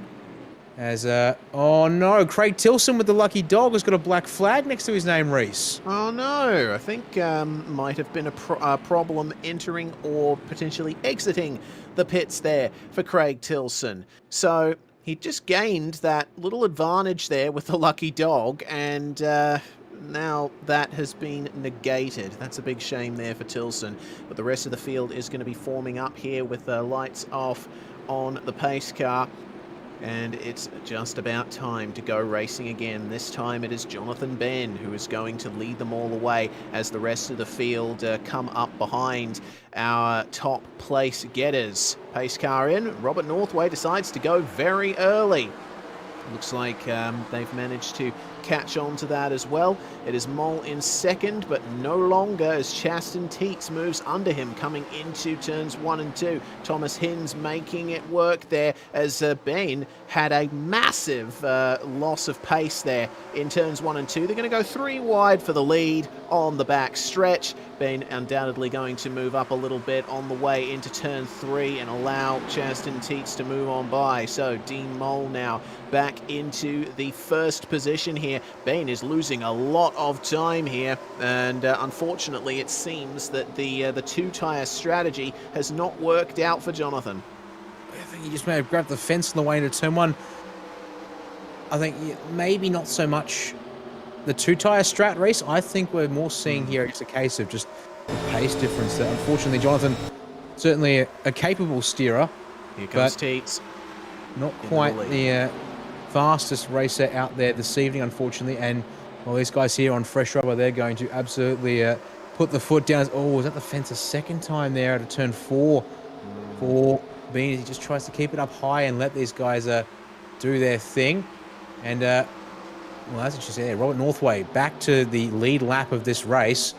I thought he might have ended up staying a lap down here, but looks to have actually only lost a single lap in the process of everything there, and is now in 12th place. So that's we now have ourselves actually 13 cars on the lead lap. Dave Trevethan, the first car, a lap down in position number 14 there. Craig Tilson's still got that black flag next to his name, Race. He's going to have to get that served sooner or later, because otherwise he might join the group of drivers. Well, I say group, singular driver here, Joshua M. Thomas, who got disqualified for not serving it. I had a quick look though, Reese, and I could not see anything with the entry, exit, or the merge that seemed out of place. So maybe it was passing the pace car, or not letting Jonathan Bean by. It might have been a bit of a glitch potentially with him getting to the front of the field under caution, and it looks like it's going to be confirmed a disqualification for Craig Tilson.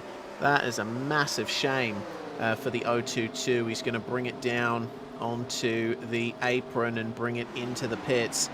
Ah, man, how would you be in his position? The race was going okay up to that point, but it's all gone wrong now. So back to Robert Northway then. He is going to try and fight his way forward. He's got a couple of seconds to Gavin Barber up ahead. And he is definitely fighting from the back, on the back foot now, with a 2-tyre stop and already burning through some of that rubber with his spin to bring out that last caution. But Chaston Teets has made his way into the lead, and once again he is pushing very hard on the fresh rubber. He's got almost 4/10 now over Dean Mole. Yeah, and it's not that, doesn't look like a huge gap, but well, yeah, that's about. Oh, the Northwest hits it again, turn 1 with Connor Brown. Oh no, the pole setter. Oh, that is huge. Catch pole, unfortunately, has just completely picked him up. Oh boy, and Jake Fox has picked up mechanical black flag from unfortunately being involved in that catch pole. However, it's his second mechanical black flag for this race. Oh dear, and well, time to go have a look at that one there on the virtual racing score replay. So Northway up the inside of Connor Brown, and oh dear, that does look like a case of Northway has just drifted up into Brown, who's keeping it a little bit off the wall, but giving the space on the inside. And then, see here, one of the Kinect Avatar cars, Jake Fox, have been told after having unfortunately run into that there, front end of his car, very wounded once more. And I think I was going to say I think Northway was expecting the number 51 of Connor Brown to be a little further up the racetrack when he was going to pass him, and unfortunately was taking the racing line. And there goes Jake Fox, a big head-on, not head-on, but a T-bone there going into Connor Brown. And that has definitely made the front end of that Monte Carlo look quite sad. It's a very sad-looking front end for the Buick as well. Yeah, Connor Brown has actually escaped a mechanical black flag for that one there, and Jake Fox has just cleared his, but still taking repairs. Dave Trevethan there gets the lucky dog this time around, so he will join the lead lap group of drivers. But Robert Northway, of course, back in the pits. And, well, how long will he have to be in there? And I think, yeah, it's a good point to make there. Connor was not quite up at the wall, of course, but and that little bit of difference there, clearly it makes a huge amount. James Catspole, oh boy, unfortunate there, tries to sees it happening when he gets there, tries to drop down, but gravity has started pulling Northwest car down the banking by that time. Oh dear. Well, Robert Northway has had his night go completely south there. Looks like he has managed to hold on to the car. He's back out on the racetrack now. Just used his spare car, and you know what, Dan? That is exactly what we're talking about when we say you have to look after the car and you've got to keep your spare handy, because an incident like that, if Robert Northway had used his spare earlier on, he would have been complete toast now. Yeah, he would have. Now, he is on the lead. I'm just seeing here, Daniel Stevens is checked up on the outside of the field. Indeed, I believe we might be getting back to green next time by, not next time by, one more lap under yellow after this. So lap 243 will be the restart here. That's what I've tried to get through that point about. It was just actually the reason I was seeing is Northway getting on past the lapped cars still in the train who were unable to get a lap back, thanks to the fact that drivers have stayed out here, since we are only about 13 14 laps into their current run on these tyres. So that will, of course, have to be for another time then. So Julian Mookie is going to be the next one up if we get another yellow in the not too distant future. But it does mean we are up to 13 cars. Reese on the lead lap with these cautions coming back to back a bit more thickly and quickly here. And looks like Dave Trevethan's having to go slow. I think he's Trevethan having to let everyone through here, I think, whether they're lap cars or not. Now I wonder, because we saw Craig Tilson get into trouble with iRacing. Maybe there was something with the lucky dog procedure there that tripped him up. Because again, the pit entry, exit, and merge all checked out for him. I don't think there was a pace car in vicinity, if I remember correctly. So it could just unfortunately be some particular with that part of the rules, as they now form up in the 2x2. And well, Chaston Teets, it's now his turn to be the one to take the race restart. Demo will be on his outside, and that's Thomas Hinz and Sam Harper for row number 2.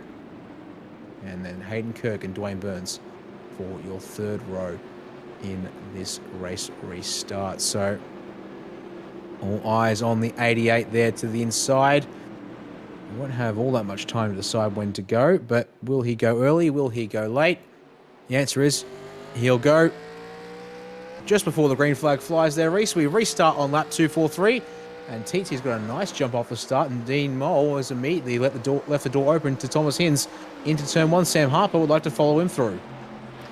So this is a good position for Harper to be in. Robert Northway's almost out of the picture for the time being. You do see him in his bright green machine in the back of shot when we see these cars coming into the turns, but Harper now back up into 4th place, has used his fast repair quite early on, and Robert Northway being the only driver to come into the pits under this caution to get his fast repair, certainly looking for some more positions here.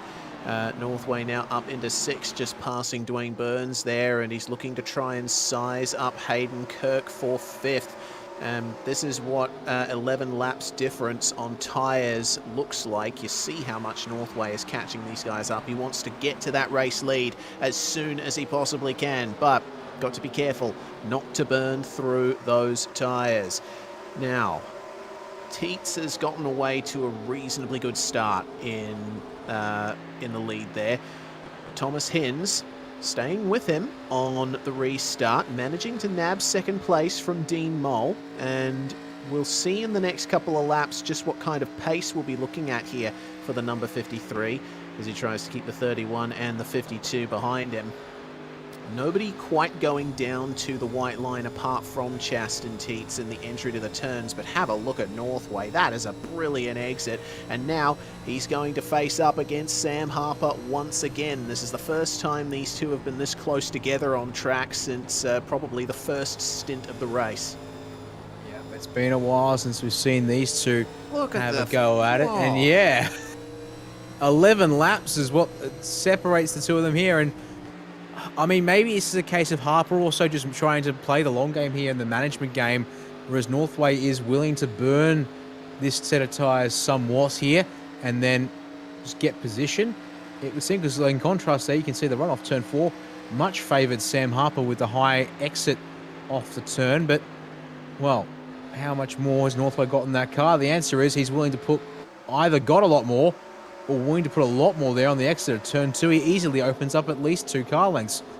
Or was it back to 1 car length there on Harper down the back stretch? So it's a bit curious as to whether it's purely down to grip advantage, whether it's down to playing the long or the short game with the tyres, Reese. Maybe a combination of both. But certainly Northway is ready to get back to the front of this field where he believes, and based on his pace so far this race, certainly deserves to be, Reese. Yeah, up into 4th place now. Harper trying to get away from Hayden Kirk now, having made that move.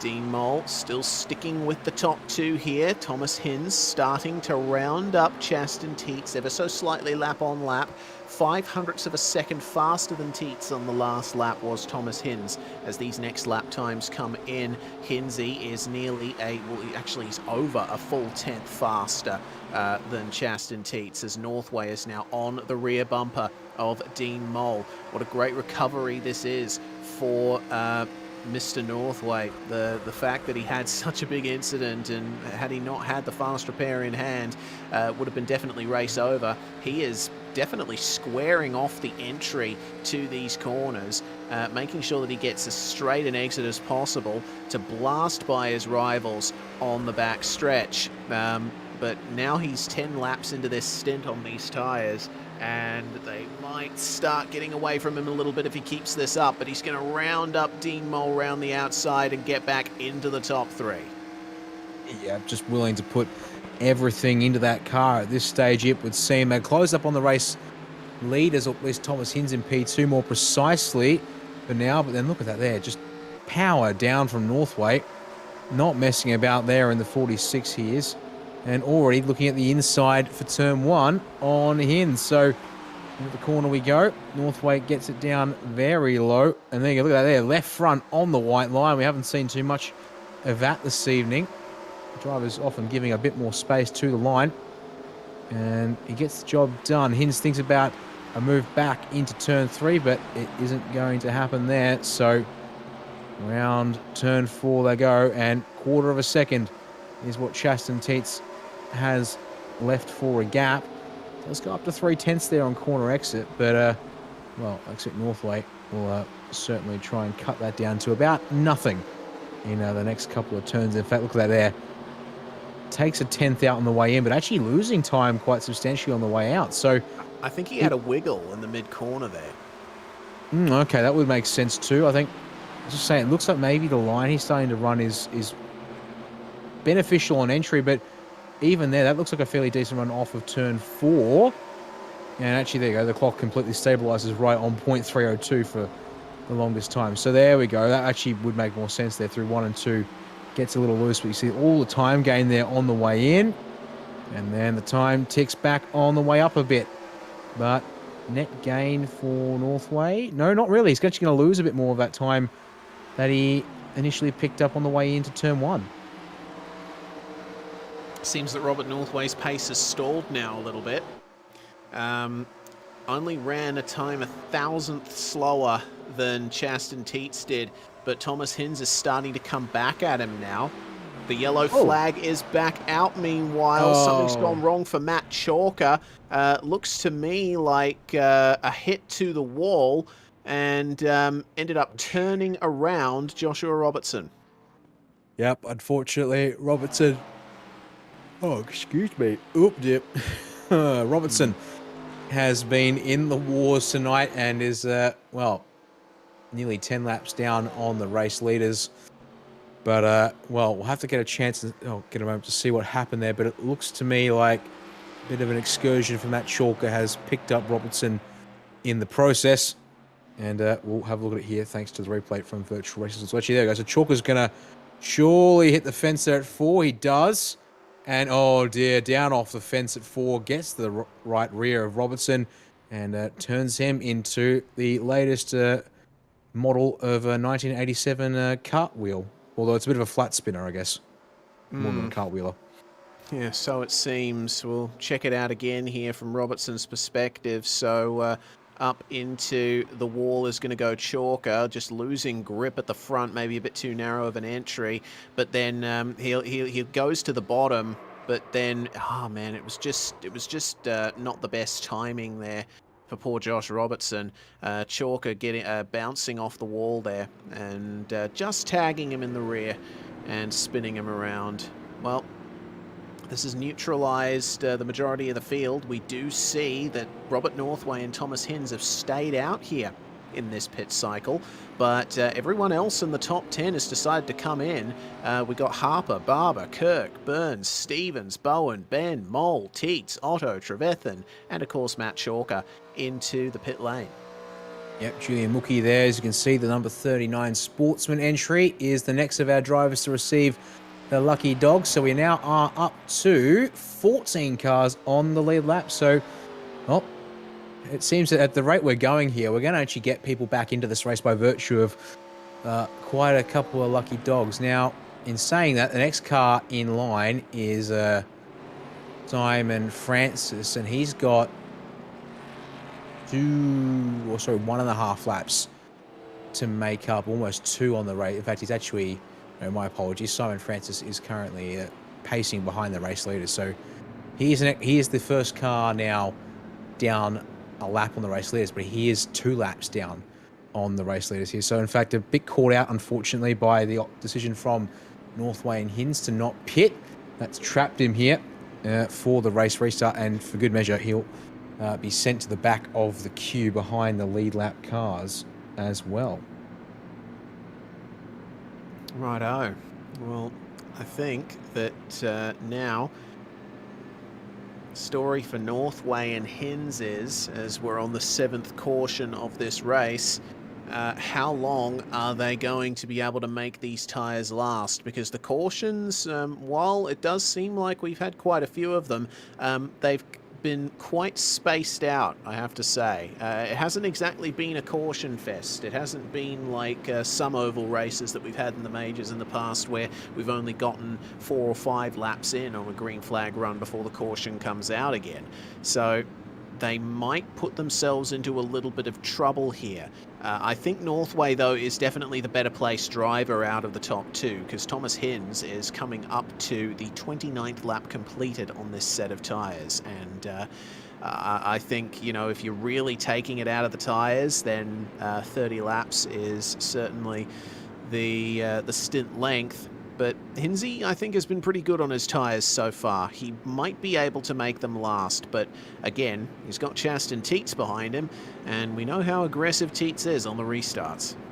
Yeah, one of the most aggressive, I'd have to say, in the field tonight. But we'll see how things play out here as we get into the 2x2 formation for restart number 7 in this race here tonight. It's going to be 258 laps complete when we get the green flag, and Robert Northway has got himself back to where he'd rather be, the race lead. Question is, have a go. Oh, excuse me. Oh. We'll try that again. It is getting quite late over in eastern Aussie land for sure, coming up to about 9 p.m. It is. It's more the fact that, I mean, like, yeah, we've been at this for nearly 3 hours now, and just the it's obviously we're here tonight. We're trying to give you everything we've got, which means complete focus from start to finish here, best we can. So I'll certainly try not yawn as much as, or try yawn as little as possible, but I make no guarantees at this stage, basically. All right, let's get this race ready to go as we stay on board with Northway. When does he jump? The answer is nice and early there from the 46, and he's caught everyone a bit napping there. Green flag flies, and we're underway once again. And actually, one of the more aggressive drivers here on the restart looks to be Hayden Kirk. Race up the inside now of D. Mole. He's going to go and try and get after P4. Mole, though, going to try and hang around the outside of turn 2 and get that slingshot down the back straight. Chaston Teets, though, might just be in his way here, although Kirk has a nose ahead on the run to turn 3. So, the one Buick in an ocean of Ford Thunderbirds in the top 10. Oh, so close to the wall. Did he actually hit it there? I wonder. No matter.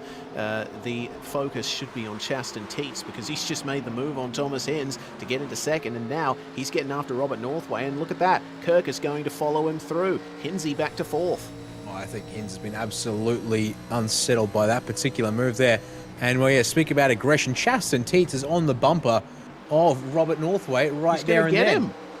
He's going to get him around the outside of 4. Does he keep it off the fence? Oh, he just does graze the fence, but he might actually still have the race lead at the line here, Reese.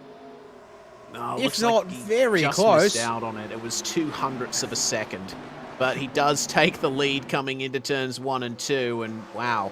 That's quite pacey there from Chaston Teets. Robert Northway, I think, backing off a little bit there. Probably got a little bit spooked. I mean, but at the same time, look at the gap that Teets has pulled. Nearly half a second right there. In fact, he increases the gap through turns 3 and 4. I think Northway, really, compared to everyone else around him here, might not have made the right call when it comes to tyres. He has used up more sets of tyres than everyone else. He's gone down the pit lane 7 times, but unfortunately, I'm not 100% certain. I believe one of those pit stops was just for damage repair, potentially.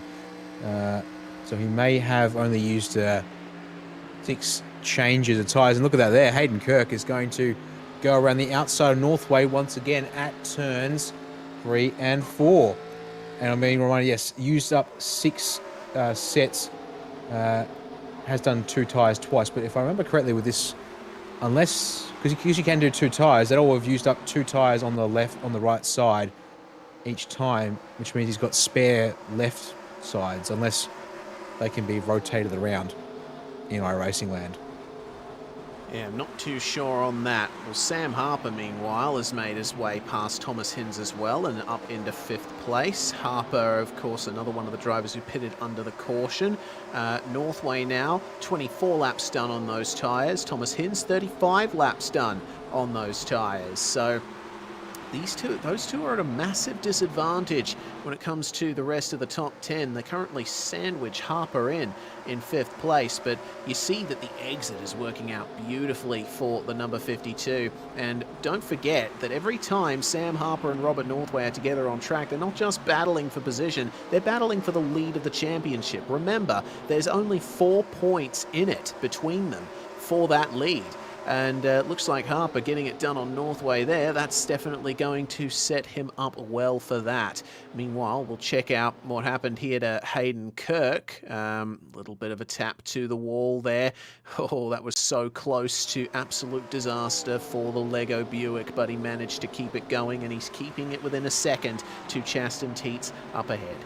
Yeah, and well, maybe, I think, yeah, T-Tammy absolutely floored it there on the restart. Got the gap up to about a second. The gap is still about a second as they come off of turn 4 there, but, well, it looks like Hayden Kirk may have a little bit more in the car through 1 and 2 in particular, but he's got D-Mole trying to pressure him. But look here at one of the drivers who's also applying the pressure quite nicely. It's Phil Otto in the 013. He's trying to turn the screws on Thomas Hinz, who in turn is trying to keep the pressure up on Robert Northway here down the back stretch. These guys are covered by barely half a second, all 3 cars. And then, well, I've got Gavin Barber just in behind Phil here. So these 4 guys sort of becoming a sort of secondary group within the top 10, as Hinz is looking for the outside at 1 and 2 here on Northway. Wow, on older tyres as well. Can Hinzy get it done? It'll all be about the exit here. Northway's going to move up, and looks like Hinz might have a slight advantage on the way down the backstretch, but Northway's going to keep it middle of the road, try his best to keep Hinzy behind him. But Thomas carries a little bit more speed into the mid-corner, and you see right there, there were a couple of lunges there by Hinz. Managed to make his way past Northway in the mid-corner. So now Northway is at even more of a disadvantage than he was before. He's now having to keep Phil Otto behind him, and it's a very long chain of cars behind. Barber, Burns, Bowen and Stevens all there with him. Yes, and oh, geez, it's quite surprising to see Robert Northway dropping through the field like this. We haven't seen that really. There's only been a couple of mistakes that have put him out of position, and he's recovered well every single time that's happened. And the choosing to pit earlier compared to most of the drivers around him, it makes me wonder, will he come to the lane towards lap 280 at this rate? Because he's got the sets of tyres remaining. He's used half of his available tyre sets, we believe, at least going off of the fact that he's pitted and taken 6 right side tyres at least, if not. And that's the important metric there at the very least, because yeah, left side tyres aren't as crucial, funnily enough, when you're turning left the entire time and have banking to help you out there, so you're loading the right side. But that's going to be curious there, as I believe he's used the most tyres of any of the drivers at the front of the field, but only by like 1 set at this stage. Checking in here with Dwayne Burns, who's just the next one, and look at that, Phil Otto through on Northway before we get to this one here with Dwayne Burns and Gavin Barber. So there you go. Just Northway's got nothing for all these guys who are on this fresher rubber. And, well, he's got... Okay, he looks like he might have a little something for Otto there, but Otto's tyre advantage just means he can pull away there on the exit of turns 2 and 4 in particular, as fighting is continuing up front between Kirk, Mole and Harper here for second place. Chaston Teat still holding a 1 second margin for the race lead or thereabouts. Yeah, and keeping the conversation on Northway for just a few more seconds, don't forget that he has even more of a disadvantage than we initially think, because remember, he's on the same set of tyres that he had that spin on, at least that if my memory serves me correctly. So he's taken even more out of that rubber than he used to have. Here's Northway making his way back past Phil Otto, who had a bit of a slide on the exit of turn 2. So Northway back up into the 6th place for the time being, but for how long? With tyres that have already had a spin to take some rubber out of them, what will go on as Hayden Kirk gets passed by Dean Mole there, and that's going to be second place back for the number 31. Kirk, it seems, has worked his tyres very hard and is starting to fall off a little bit, and Sam Harper continuing to march his way forward here, up into 4th, looking at a top 3 now. Yes, he's certainly got his eyes on that prize, and especially with Northway just dropping only 2 spots back for now, but that is certainly crucial in the big picture, of course. Now, look there, Hayden Kirk not looking as strong down the tri-oval into 1 and 2. Sam Harper, though, not able to make a move that time. We're going to jump on board with your race leader, Chaston Teats here, out of turn 2 there down the back stretch.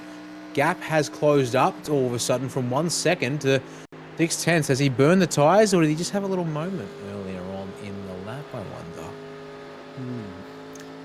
Interesting times here. Up at the front of the field. Laps across the line then. 33.0 for Chaston Teats, 32.8 for Dean Mole, and Hayden Kirk is going to lose 3rd place to Sam Harper here. Mole getting some good times on here, and Harper looking to follow him through. The top 3 are all Ford Thunderbirds, and the same can be said for 5th, 6th, 7th. We've got to go all the way back to Gavin Barber in 9th place to get our first Chevrolet Monte Carlo. Yeah, looks like indeed the Thunderbird train is strong tonight. Bit unfortunate to see that Chevy do be occupying the majority of the bottom positions currently on track, or otherwise just timing tower there. So, you know, maybe a bit of a bow tie resurgence towards the end would be might be interesting for those who are particularly passionate fans of one brand or another. But again, keeping our eyes on Phil Otto here. He's back applying pressure on Robert Northway. Obviously, a little bit of a slide out of turn 2 will have taken a bit out of his rears in particular, but good run off of turn 4 for Phil, thinking no. Oh, there's a car down. That's Gavin Barber fighting the fence at turn 1. Oh no. Oh, Dan Stevens collects him. Oh no, it's a collision between the teammates at Middle Finger Racing that has brought out the 8th caution of the race. Oh dear, and yeah, look at that 25 car has collected a lot of damage. Shane Bowen jumping on the radio to acknowledge a mistake there, and Dan Stevens. Yeah. Oh, careful there. Try and get that one back to the pit lane, and well, that's going to. He's got that down to a pace he can manage, but certainly not what he wants to deal with. Yeah, so Shane Bowen, that was, I believe, an apology on the radio because he made contact with the rear end of Gavin Barber. That's what sent him around. We're going to get it on the Virtual Racing School replay now. And it was a very good run for Shane Bowen down the front stretch through the quad oval. But you'll see, once they get to the first couple turns there, just a slight tap to the rear. Barber spears back onto the track, and Daniel Stevens had absolutely nowhere to go. Yeah, and tyre goes rolling. Most thankful that tyre doesn't seem to have too many properties in the world of physics, so that keeps things not too chaotic there as the top 10 come in, except Jonathan Bean. He's going to be the one to defy that's the statement of everyone into the lane. And Otherwise, our lead lap drivers get themselves... Dave Trevethan, too, as well, is also opting to stay out here. Now, I see one of the drivers has been released past the safety car. Was Connor Brown. Now, that's curious there, because Simon Francis is the car up the road from him. Now, I know that the lucky dog doesn't get given to a driver if they somehow get involved in an incident. Let me just see here. Yellow flag comes out. Oh, there's a tiniest bit of contact between Simon Francis and David Turnbull when they went yellow. I wonder if that was enough to potentially deny Simon one of his laps back thanks to the lucky dog there. Maybe. We'll see here from Daniel Stevens' perspective. There's the contact between Barber and Bowen up ahead, and once again, it's a case of already having committed to the corner. I think Stevens might have been ever so slightly distracted by the incident happening up ahead of him. And, you know, in hindsight, you could say that he could have gone a little bit lower, but at the end of the day, something like that happens so fast when you're at speed on an oval that it's all just a very tiny difference to make, really. Yep, and to think that all started with a very, very light brush up against the rear bumper exiting the quad oval there. And makes a big difference. So, a bunch up now. And I'm just seeing here, so once again, 14 cars will be on the lead lap. Julian Mookie's just brought his car down onto the lane, though. And he's going very slow. Oh, not found his pit box quite right there. And a mechanical black flag for Mookie, but the car looks good. So is that another case of a driver with a blown tyre? And in fact, he's actually towed back to his pit box in the middle of that all. That could put him a lap down, and yeah, he'll probably go a lap down here. So we'll be back to 13 cars on the lead lap at the restart here, I do think. Well, still a good amount of drivers here on the lead lap. It's half of the entire field, and well over, I think, around 2/3 of the cars that are still running here.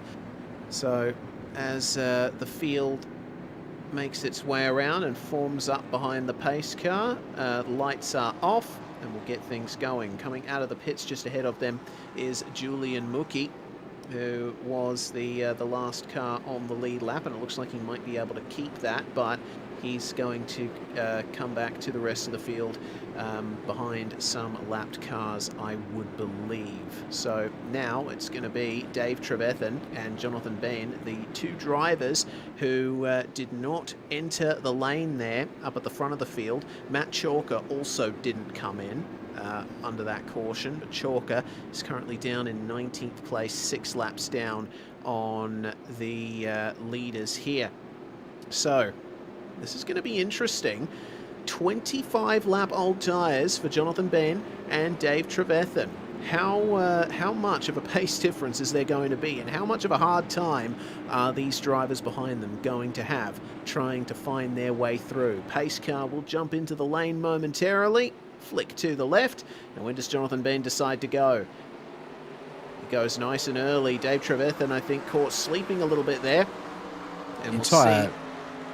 Front 2 rows a little bit napping there, Reese, because, pardon me for intruding there, Chas and Teets too also not got the fastest jump, and Dean Mole goes through, and Hayden Kirk's going to get down underneath Trevethan there through turns 1 and 2, and that's on board with Sam Harper. They're trying to get up the inside of Thomas Hins, but no dice just yet. They make their way down to turns 3 and 4, and Robert Northway is on the back of Harper. And oh dear, look at Trevethan up high. He is hanging on for dear life, it seems, with those tyres here on a restart with everyone around him on the fresh stuff. Yeah, Northway up behind him there. Wasn't able to get back down to the bottom because Sam Harper was there.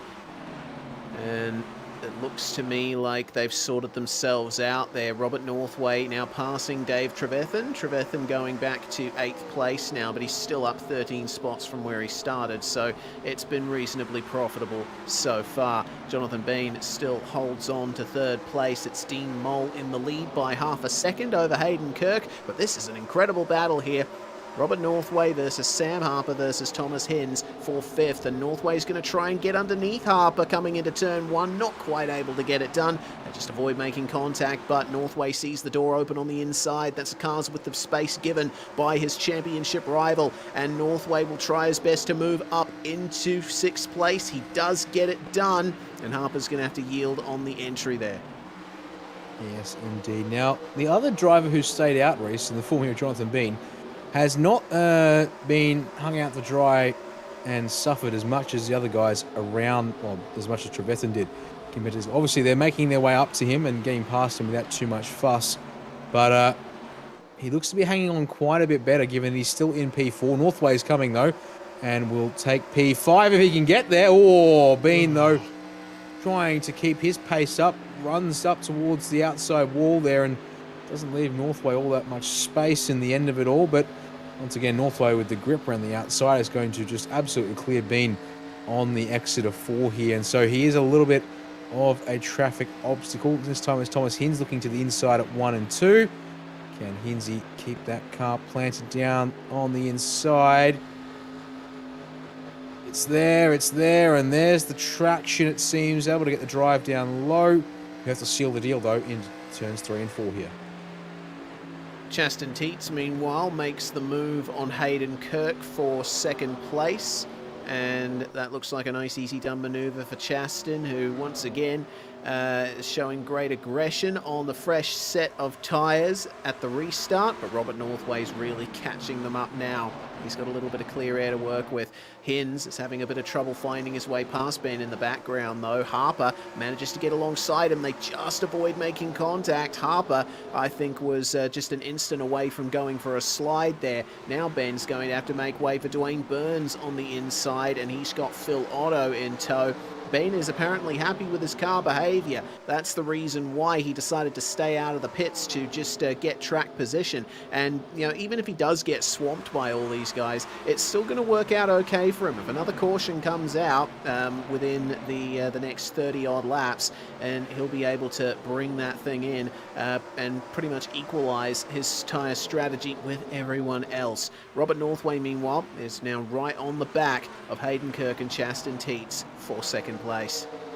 Yeah, it's getting busy in this front group, as most of these guys here pushing as hard as they can on the fresh rubber that they've got. You can see here, just following that Lego Buick here is Northway, and dips down underneath in turn 1 where he can, although Kirk there able to close the exit and drive off the corner there. Phil Otto's just gotten through on Jonathan Bean on the exit of turn 2.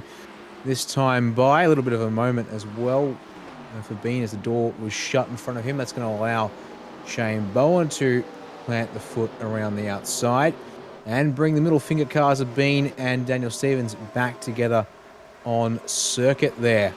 So it's hopefully no more misfortunes perhaps per se for the middle finger crew. And that's Northway there through on Hayden Kirk by the run to turns 1 and 2 there on lap 290.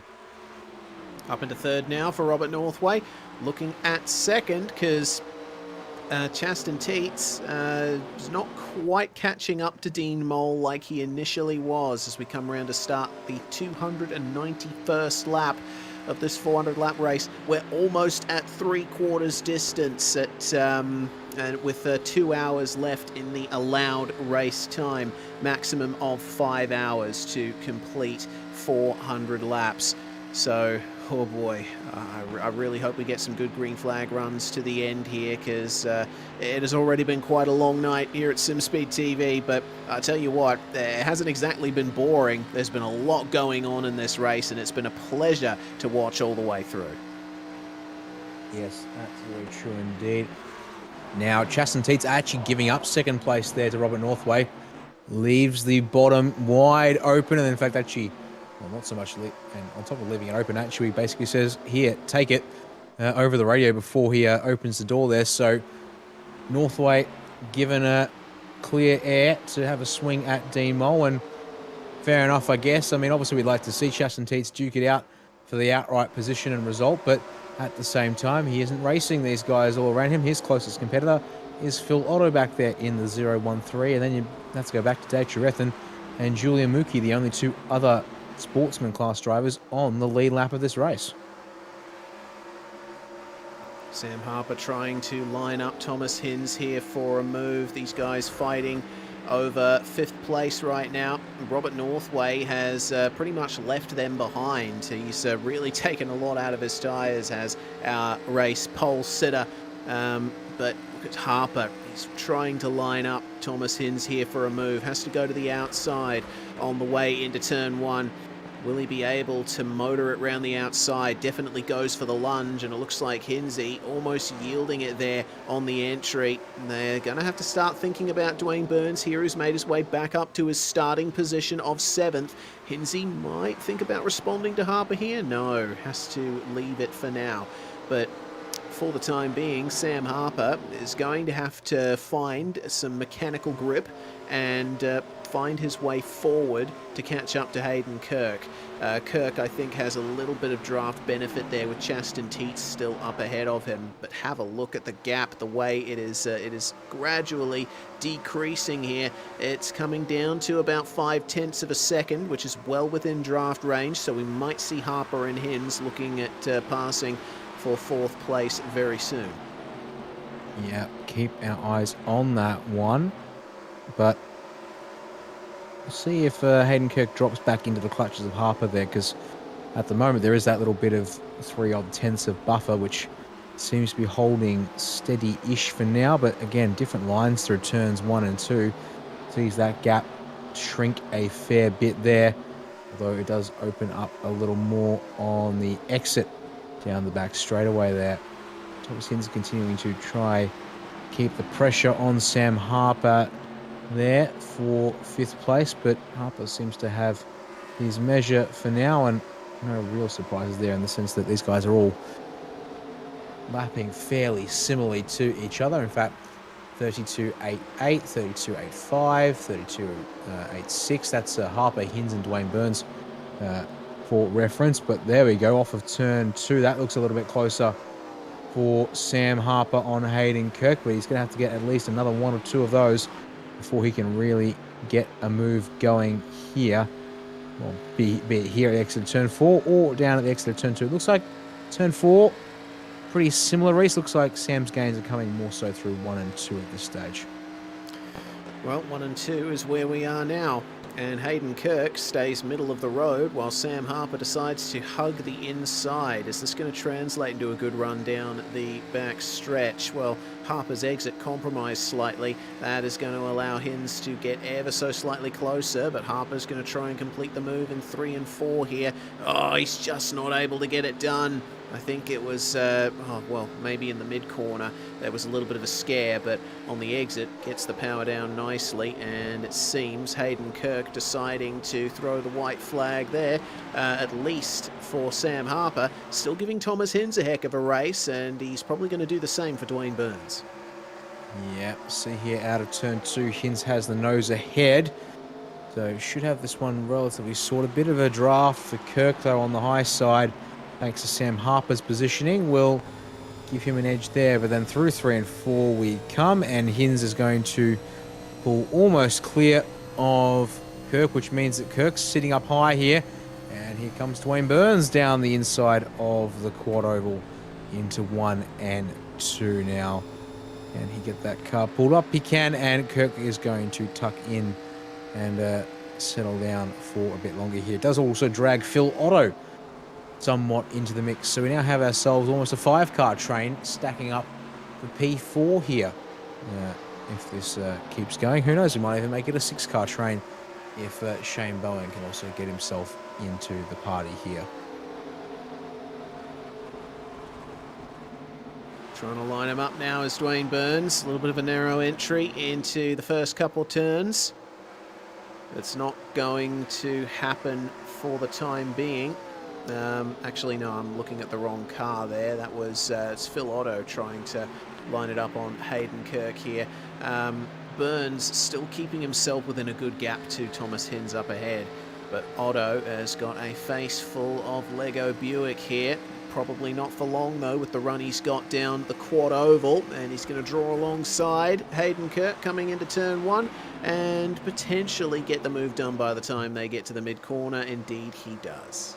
Yeah, nice and fairly straightforward pass there. Not too much resistance that seems put up by Hayden Kirk to try and keep that outside line to himself. So maybe Kirk playing the longer game here, managing the car, thinking about trying to keep something in it for the longer green flag run, I should say, as the laps continue to tick up. We're inside 100 laps to go here at the World 600 for the International Region of the Major Series. And well, now we've sort of got this 20, had 20 laps here now, and the green starts to just tick on by consistently without having to think about it all too much.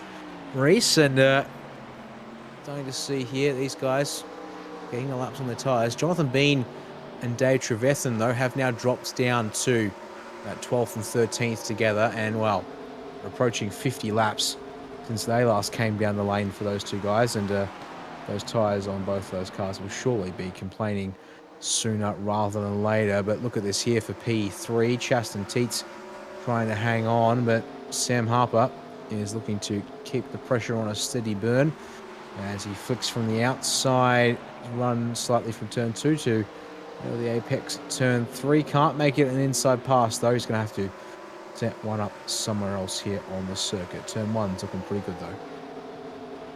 Yep, similar to what happened with Hayden Kirk, and looks like not much of a fight being put up there by Chaston Teets. Going to slot in behind the number 52, but Harper gets a little oversteer on the exit, causes everyone to check up behind him there. Teets, unfortunately, might lose another position, potentially 2 here. Hinsey and Dwayne Burns around the outside, as the understeer is definitely on there for the number 88, and actually caused Burns to check up behind him once again. So Dwayne's starting to lose contact with Hins and Harper, as I'm keeping an eye on that gap between Dean Moll and Robert Northway. It seems to me that Northway, with that very aggressive driving at the restart, has dropped off a bit in terms of pace. When I last looked at them a few laps ago, they were under a second between them, but now the gap's at 1.2 for the race lead.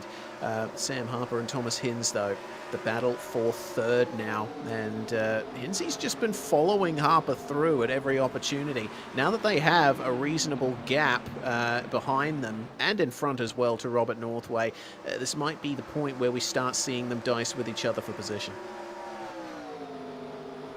Yes, maybe, but actually, no, definitely is going to be the answer there. I was going to say maybe Hins is going to be a bit more patient and play the long game, but no, he's going to show the nose into 3, but can't make anything stick there. So set up, go for the run down through the quad to turns 1 and 2.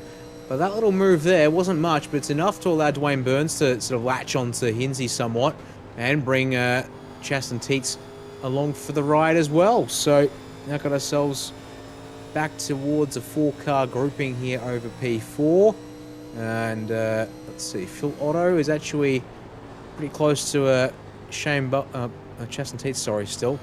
And Shane Bowen's not that far off either. Hayden Kirk still hanging on to P9. There's a slow run through turns 3 and 4 for Dan Stevens, but all good there. Just watching my timing, he dropped back a fair bit there all of a sudden. Nothing really happening though, as it so was. So keep calm and carry on as we continue to watch this fight over P4. Oh, 3, sorry. Yes, Harper starting to gain on Robert Northway up ahead. We did see Hins put on that ever so slight attack just before, but it seems for now he's looking to just stay behind Harper, who's definitely, despite making those moves, has been looking after his tyres in the initial phase of this green flag run. And Robert Northway is losing even more pace now. The gap is 1.3 seconds for the race lead, and Harper has managed to put the gap between himself and Northway at under 9/10. Just chipping away lap by lap. Last time around there was a good 10th.5 in it, but this time by only a couple of hundredths, so end of 310 here. for our leaders. What's it going to be? A 33.01 for Northway, but again, Sam Harper, fraction faster, 32.950. So that is crucial to keep in mind. Here's a quick look, by the way, on who's got the spare car in hand inside the final 100, or inside the final 90 now, Reese. And you can see it is a relatively small list of drivers. Dean Mole, your race leader. Chaston Teets in P6. Thomas Hinz in P4. And Dwayne Burns in P5. And then, Dean Mole. And then Hinz, Burns, Teets, Otto, Bowen, and Kirk.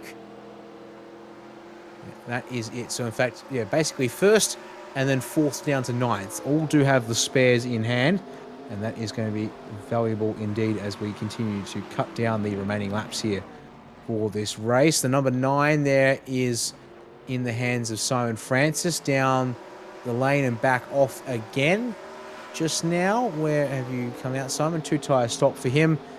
He'll probably slot in around the race leader, Dean Mole, as he comes around turn 2. No, pardon me, Simon Francis is already up the road approaching turn number 3, so he can get on racing, and he actually has Connor Brown up the road to race against, except for the fact that he has a black flag, unfortunately, there, so back down to the lane to serve that penalty for the number 9 car.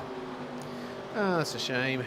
Simon Francis was doing so well early on in the race, but ever since about the lap 250 point, or even maybe a little earlier, he's not managed to show himself in the top half of the field. But he should still be on for a finish at the very least, which should help him out. Hinze versus Harper, and they are catching up to Northway something fierce. The gap's down to 0.6 between them now, and Dwayne Burns is still holding on here. Burns was held up a little bit behind Chaston Teets just a little earlier, but goodness gracious me. He's definitely been looking after his tyres. He's been playing the draft extremely well. There is Chaston Teets, been passed by Phil Otto, and is almost getting rounded up by Shane Bowen. Once again, it seems that Chaston has gone for a car that is very aggressive in the early stages of a new tyre stint. But once you get past about 10 laps, it really starts to fall off. So, Harper versus Hinz still to be decided, but actually look, Thomas Hinz getting by Sam Harper there, and it looks like Dwayne Burns is trying to follow him through. Not quite successful on the exit of turn 3, but Hinze up into third. Let's see if he can have any more success trying to round up Robert Northway. Yes. Looks to me there, look at that inside line to work quite nicely. There was Hinz. Harper not looking to aggress too much at this stage, so fairly painless change of places there between the two of them. Meanwhile, checking in with Shane Bowen here on the back of his teammate Phil Otto, and a chance perhaps here for Shane to get past Phil and then try and see about inroads on that leading 5, since Shane is part of the Pro Division here in the Major Series and is racing the top 5 for championship points here tonight. Comes across the quad oval. See here, last lap time of 33.02, matching Phil Otto to the 100th apparently. Well, actually, no. Phil Otto a full 4 milliseconds faster last time around, but a little bit off the pace compared to the guys ahead. Now, D Mole's a little slow up front of the field, 33.2 last time around. And Thomas Hinz, fastest man on the circuit last lap around at a 32.9. He's able to stay in the 32.9s as the leaders in the 33.0s. So, watch out for Hinz here. It's not much when it comes to not that big of a gains, Reese, but just chipping away here as this stint continues on. Just chipping away indeed. At least if you're talking about cars on the lead lap, Hinze definitely the fastest at the moment, along with Harper. But Simon Francis on that fresh rubber has been setting 32.5s the last couple of laps as the lead cars come across the line. Chaston Teets loses another spot to Hayden Kirk and is down to 9th now. Dave Trevethan has decided to bring it into the lane. Jonathan Bean is still out on those tyres. 64 laps old now as he tries to work his way past Gavin Barber. Guess who's coming to the pits? Oh, it's Northway. And he's, well, that's to be expected, really. Northway with the undercut. Jay told us that we should expect pits around lap 320, and that is indeed the case. Northway, the first of our drivers to come in here. So that's going to split the last 3 stints here at roughly 40 laps each, which should be very much within the ballpark for tyre stint lengths, unless of course there's a caution. That's when things will change.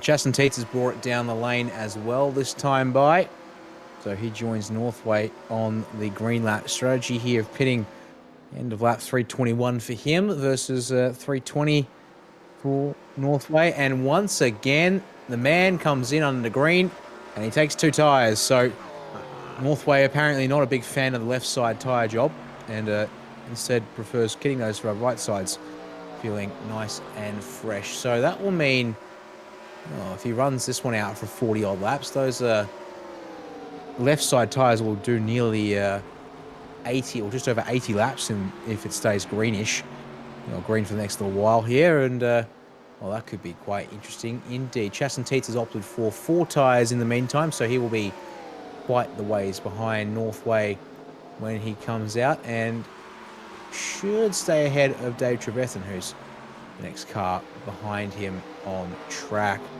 So when do these guys take the bait? The answer is the top 5, 6, 7, and we'll see here top 8, top 9, top 10. They all stay out on track here. So this is all about what kind of laps can Robert Northway do with fresh right side tyres. Well, the answer is pretty quick ones. 32.3 on the last lap. Fastest car on track by some margin. So let's see what he can do trying to make his way past Phil Otto here. Not for position, of course. Otto is currently in 6th place on track. But we're waiting with bated breath to see who else decides to bring it into the lane on this lap. Dean Moll, our leader, is just coming into turn 3 now, so there's half a chance that we might see him jump into the lane. Not too sure though. He seems to be staying nice and high, so no one from the top 4 as of yet is making their way in. Northway is a lap down on these guys, but you can see that he is just in the background if we end up going to a wide shot. Meanwhile, Gavin Barber and Daniel Stevens are with Jonathan Bean. Bean still hasn't come into the pits. Those tyres are 70 laps old now. Surely that car is going to have to be brought into the lane soon. Yeah, it's risk of becoming a ticking time bomb, perhaps, is that machine, but he looks to have decent pace, still relative to Barber and Stevens around him here.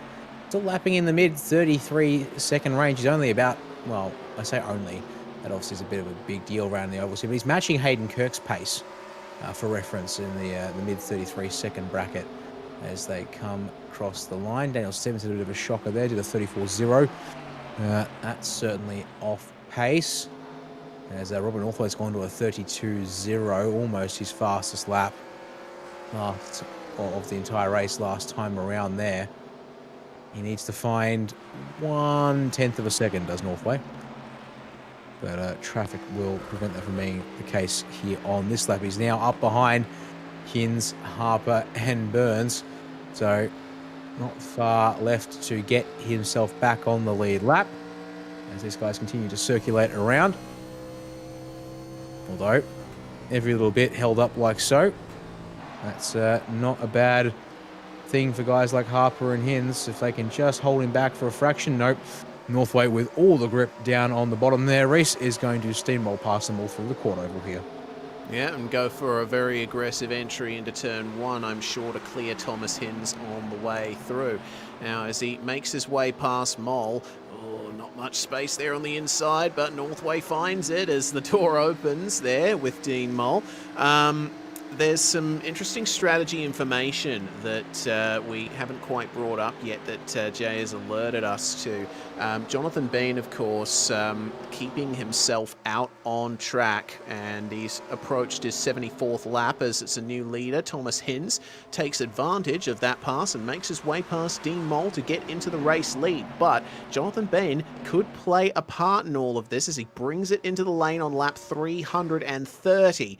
A fuel tank, remember, lasts about 70 laps if you look after the rubber. So this could potentially be Ben's last pit stop. Just about everyone else is going to have to do one more stop after they complete this one.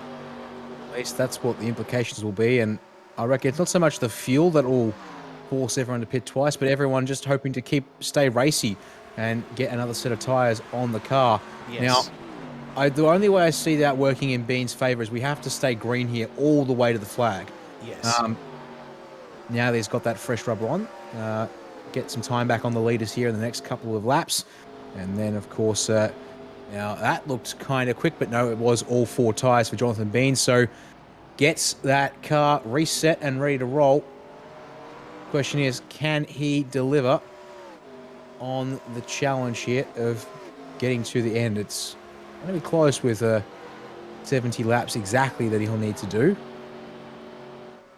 So yeah, Chasten Teets about 10 laps short of making it home himself. He'll need cautions, or more likely for Chasten with the way he's driving the car, he'll need to absolutely pit at least once, if not maybe twice, for tyres to keep his speed up here tonight. As more cars on the lane include Daniel Stevens bringing it down onto the lane, so this could also theoretically be his last time down the lane. Also noting his thing here as this stint goes on, Dean Mole was dropped from the race lead race all the way back down to P5. Seems to have hit a bit of a cliff when it comes to his tyre performance. Yeah, seems that way. Have a look at that lap time, 33.7. And after leading the race for such a long time, once he lost it, yeah, the pace is just gone there for Mole. I think maybe he was driving very hard in the middle of this stint to try and keep the pace up. Well, we should expect him in pretty soon, and he'll be able to get some fresh rubber on that thing. And no takers on the pits this time around. There's another change for the lead there. Dwayne Burns, who I mentioned earlier was doing a good job of looking after his rubber, has passed Thomas Hinz and gotten into first place. So Burns is emerging as a very late contender here for the race win after starting out of 7th spot. We get the replay here of the move being made, and it was into turn 1. Lots of room being given on the outside there by Thomas Hinz, and Burns just lunges forth and takes the position on the inside as Sam Harper and Dean Mole are now both in the lane. Everyone else who hasn't pitted at this point, they're going to try and stretch this stint as long as possible to try and make it only one stop to go. If there's currently 65 laps remaining in the race, that's around about what you'd expect if a driver looks after the tyres and manages to make it really last. But these guys are going to try and stretch it as long as possible. They could potentially try and make it even a stop with 50 laps to go, as there's a blown tyre for Hayden Kirk. That's the reason why they probably won't want to stretch it too long, Dan. Yeah, down onto the lane. Look at that. Left front looks a little bit down there. So he's found the limit in that stint there, so he'll have to manage his tyres quite carefully if he wants to have a chance of that getting it home. So they're on board with Kirk for the replay here. And look at the steering. He cranks into that car to try and pull it up. And then comes out of turn 2 there, gets it down below the apron to ensure he's not pushing it too hard. You can see there he is certainly easing that thing down to turn 3 and a little bit unstable. Gonna lose a good chunk of time there, unfortunately. Limping that one in a bit slower than he'd like to the lane. So Got to be careful with these guys here as they continue to run around. But look at the gap Dwayne Burns has pulled on Thomas Hinz here as they continue to stretch this fight, what could be their penultimate stint. Yeah, it's out over to 1.2 seconds now. That is some magnificent pace that Dwayne Burns is showing. Hinz now coming out of turn 3, and that was Hayden Kirk making his way back onto the circuit just behind him. Wow, I mean, what does that say about the pace that Burns has been just leaving on the table to try and look after his tyres if he's able to deploy that kind of pace now?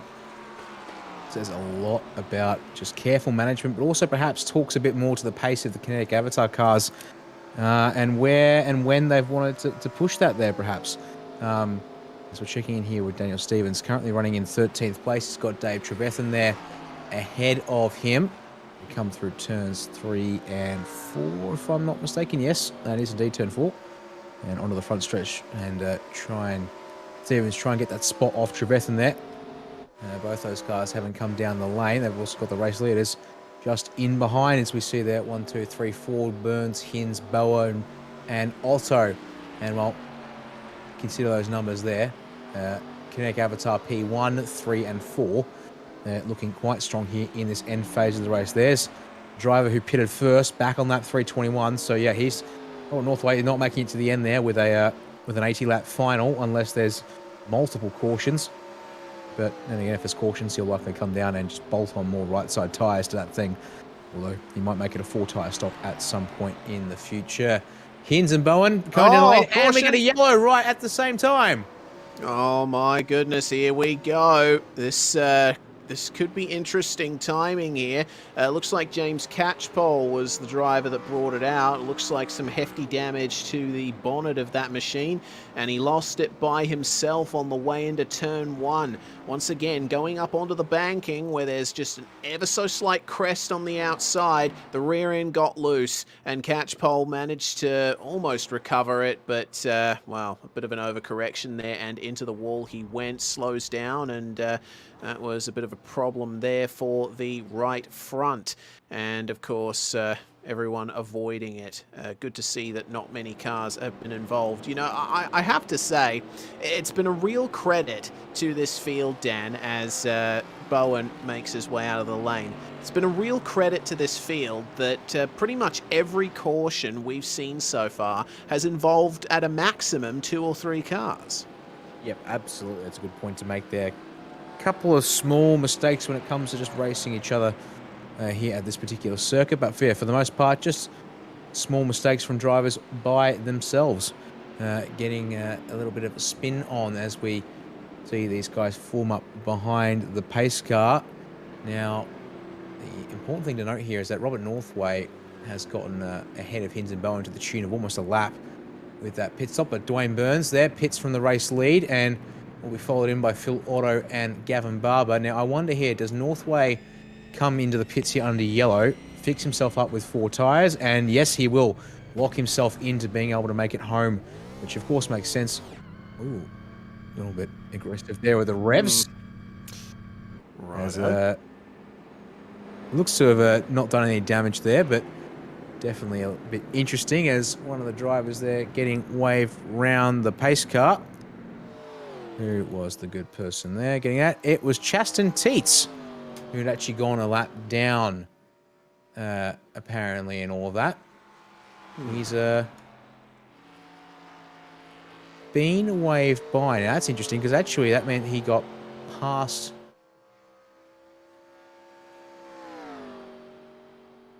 And yes, okay, good point there. Yes, he got past... But also look like he got past Hinz, Bowen, and Julian Mookie, along with guys like Sam Harper and Dean Mole, who are all in line there. But anyways, they'll all get waved around when the race leader comes out. It's still Dwayne Burns. And he's just coming up to turn 3 now. So, well, we're going to have, what, 56 on the board, Reese? No, we're going to have 55 on the board here, because we've got to get these lap cars out of the way, and the leaders have got to bunch back up with the field. So I think there's going to be a 55-lap race to the end here.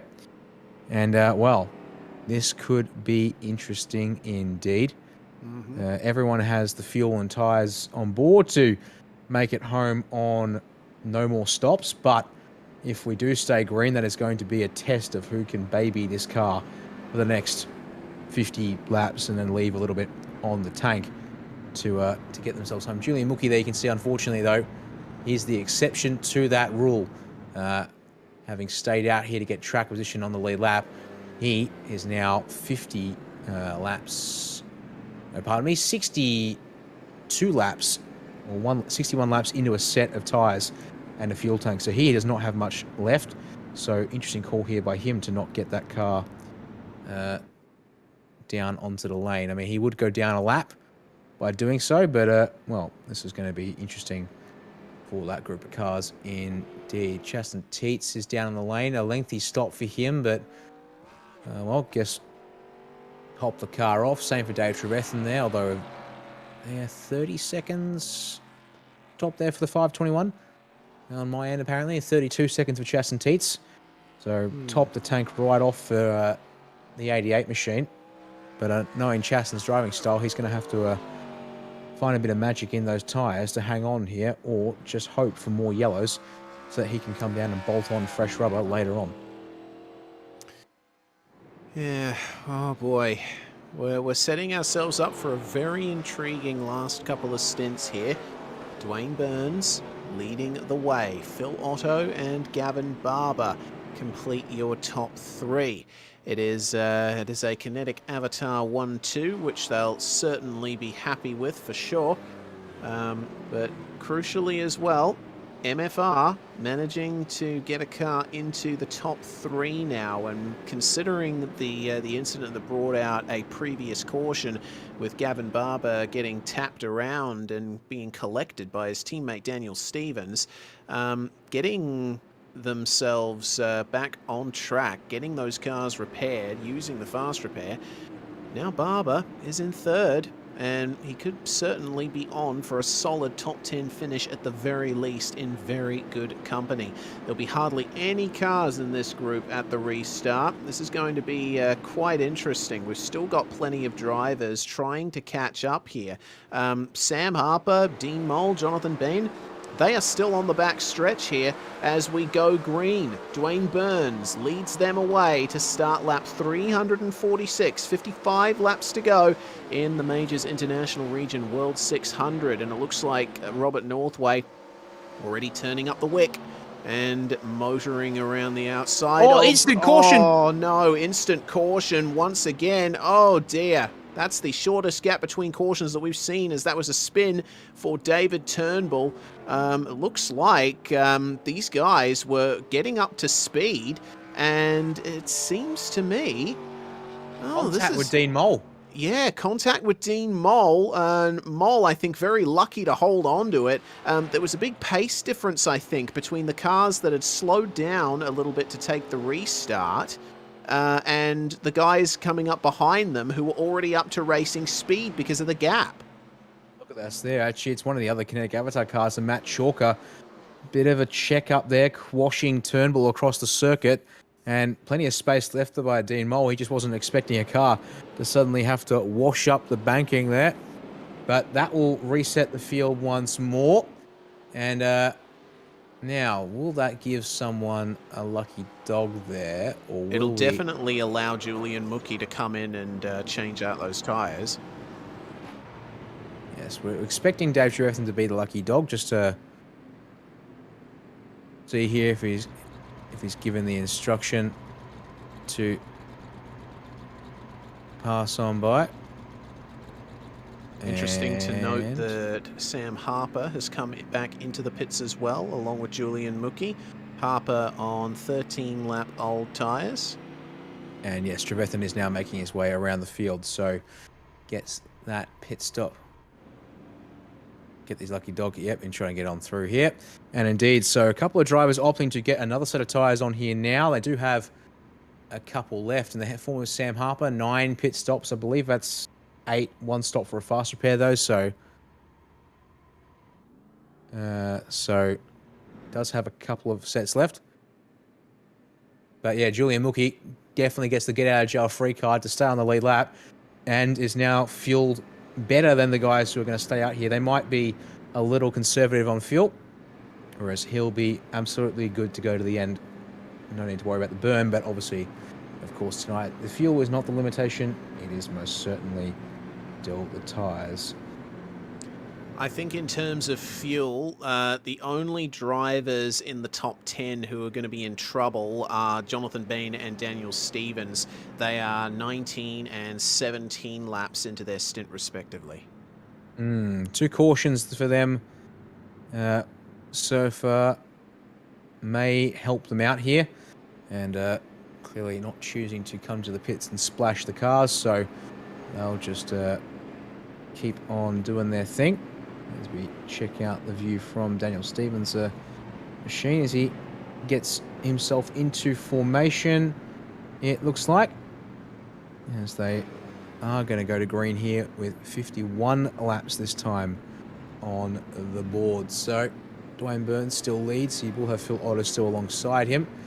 So front of the field mostly obviously unchanged, but pardon me, they're starting to form up, but no, the lights are still on the pace car there, so we will go green with 50 laps remaining here in this race tonight, Reece.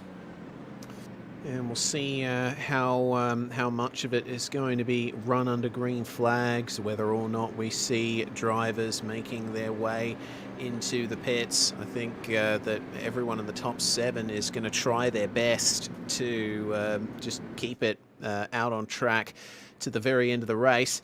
David Turnbull, who brought out the caution, has made his way back out onto the track, and he's currently making his way through turns 3 and 4 as he catches up. Going very slowly is Dave Trevethan. We're hearing that there has been an incident under caution involving one of the Kinetic Avatar cars, that is Dean Mole. What has gone on here?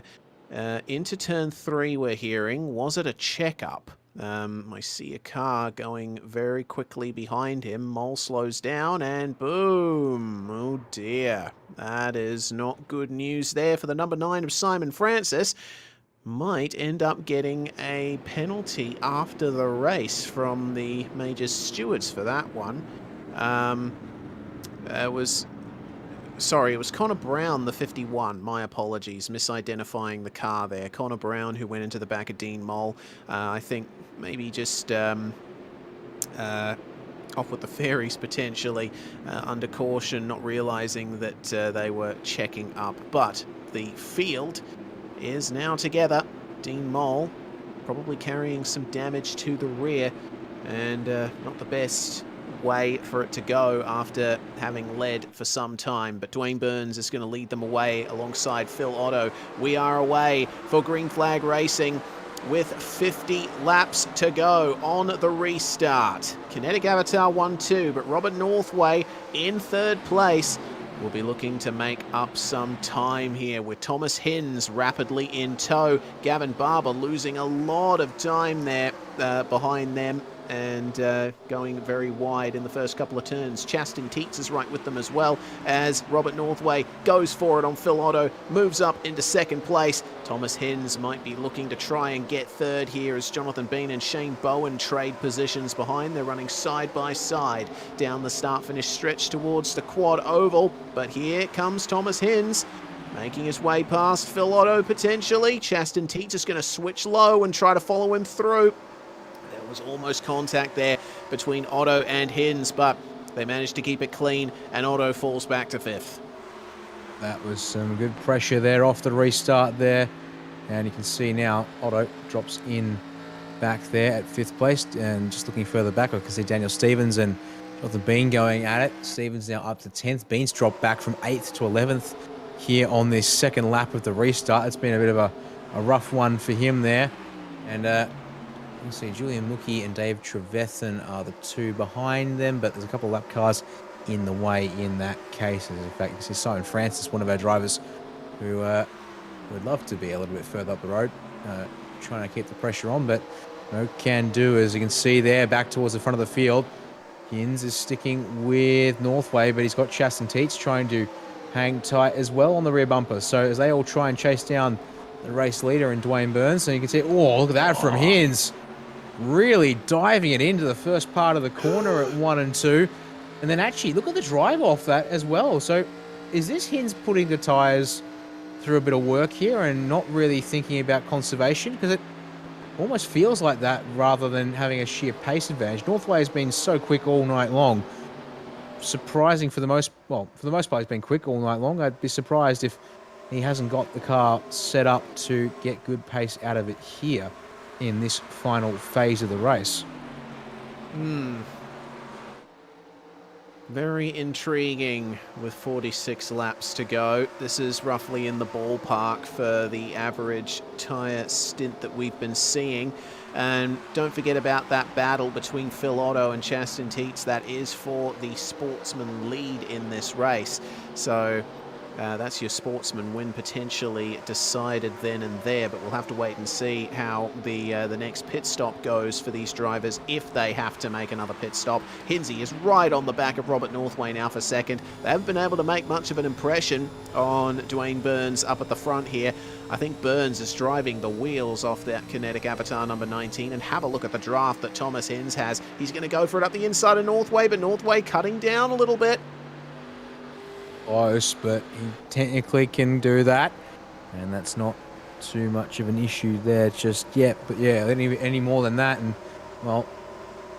sorry, I should more say that if Hinsey's a little bit closer and gets the overlap there, and Northway chops on his nose, that's not so great for Northway's case. Is 3-1 and 2 this time, Reese. That looks a lot better from Northway compared to Dwayne Burns up front. But again, Hinz is looking racy. He's just not quite there. As in the background, I see Sam Harper up the inside of Dean Mole here at turn 3. And job done by turn 4 exit there for the 52 machine. So he's looking to get back to the front of the field once again. But quite a few cars to get through here to achieve that. Yeah, have a look at that chain of cars ahead of Sam Harper. He's got Bowen, Barber and Otto in particular to try and work his way through. But there's some very hefty packs happening here. Everyone's in a line here as Hinz is back up the inside of Robert Northway and fully alongside for the first time. Let's see if he can hook up the exit out of the final corner and go for second place into turns 1 and 2. It's Dwayne Burns who still leads the way by half a second, but Thomas Hinz gets it done on Robert Northway, and Chaston Teets follows him through into third. Can Northway put the power down around the outside and try and maintain position? No, I think he's decided to back off a little bit, preserve his tyres for one more run to the finish, but he's left himself open to an attack from Phil Otto, who could be looking at getting 4th overall here, and he does. Northway has just completely dropped off the pace. Is this intentional? Is this somehow a mistake from Northway when it comes to getting the rhythm right here at the restart? I guess we won't know unless we get a chance to talk to him here. I feel like we have seen this before, though, as that was a bump off the apron for Gavin Barber in that 25 middle finger racing car. That's actually back to this group up here, and so through goes Sam Harper. He's also gotten through on Shane Bowen in the meantime whilst we were looking at the fight for P2. In that case, look at them here, just absolutely moving Barber aside and saying, out of the way, Chief, we'll take it from here. So unfortunately, Gavin in the right place at the restart, but now as they come across the line to make it 40 laps to go here at the World 600, they're starting to really use up every bit of the cars they've got underneath them, it would seem. And if there's anyone out there preserving their car, which it feels like maybe it's maybe Northway, maybe Barber, maybe it is just pace. I guess we won't know, but either way, a couple of guys starting to be left behind a little bit here. Have a look at the run that Chaston Teets is having on Thomas Hinz, right on the bumper, and actually giving him a little bit of a bump draft down the quad oval section. Has to really back out of it there and face up against Phil Otto, whose pace has just completely come back. Otto passing... getting passed by Chaston Teets earlier for the sportsman lead, is looking to try and get it back now. Once again, it's the difference between the TFR Lab machine and the Kinetic Avatar cars. The Kinetic Avatar cars just seem to have more consistent pace over the whole stint, while Chaston Teets is much faster at the start and really drops off. Oh, goodness, isn't allowing Phil Otto by, though. Staying middle of the road on the way into turns 1 and 2 and trying to catch back up to Thomas Hinz. Look at that there. Oh, a little bit of a wobble perhaps from one of those guys there, and they keep on dueling through 3 and 4. You can see Teats really trying to work the track.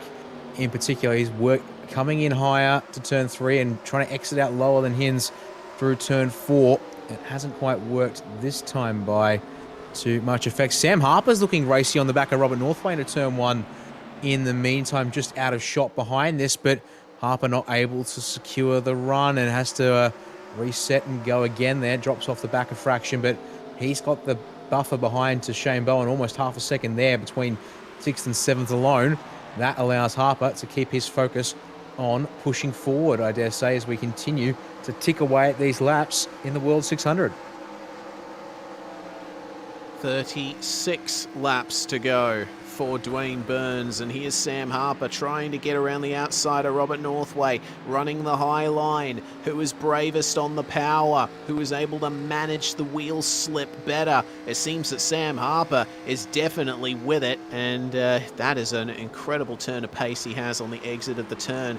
Something I think has gone very wrong for Robert Northway here. This is actually the longest that he has run on a set of tyres this entire race was Northway. 48 laps completed. The most he'd done before this point was 46 laps on a set. Yeah, that's a good point to make, actually. If you haven't done a long stint in the race, you don't know how your car feels underneath you. If you're going into the unknown at the end of the race, that's about as bad as it could be. You really need to be at least somewhat familiar with what you might be getting into here, and that might just be it.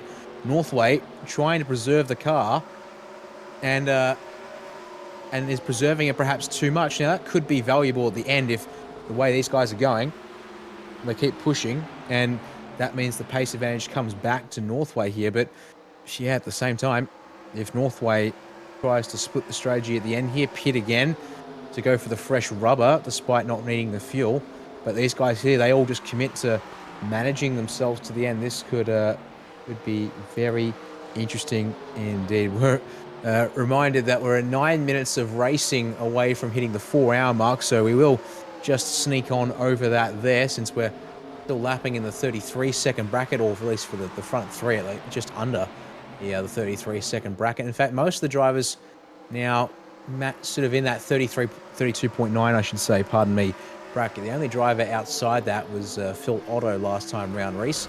And the next one back out of that bracket was Gavin Barber in position number 9. As we jump on board with Sam Harper, he's trying to get past Phil Otto and join those front three racing for those podium outright positions. It's been a pleasure to watch drivers like Sam Harper just keep the pace nice and stable over the course of a stint. He does make the move on Phil Otto. It's just that these guys just know when to deploy that maximum attack as Otto gets into the wall ever so slightly, loses a slight bit of momentum, but stays within the draft of Harper. I'm just intrigued by, you know, the clash in driving style between drivers like Sam Harper and drivers like Chaston Teats, who is next up the road to the tune of about 0.5 of a second.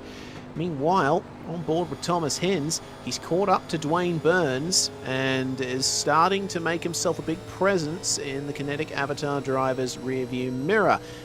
Was almost on the bumper of Burns a couple of times when I was looking at them a lap or two ago, but it seems that Hins has backed off again a little bit. He's just trying to make sure that he has the rubber underneath him, as Robert Northway trying to find his way back past Phil Otto now. It was a good run for Phil Otto over the last couple of laps, but it seems that he has now taken the best out of his tyres for now.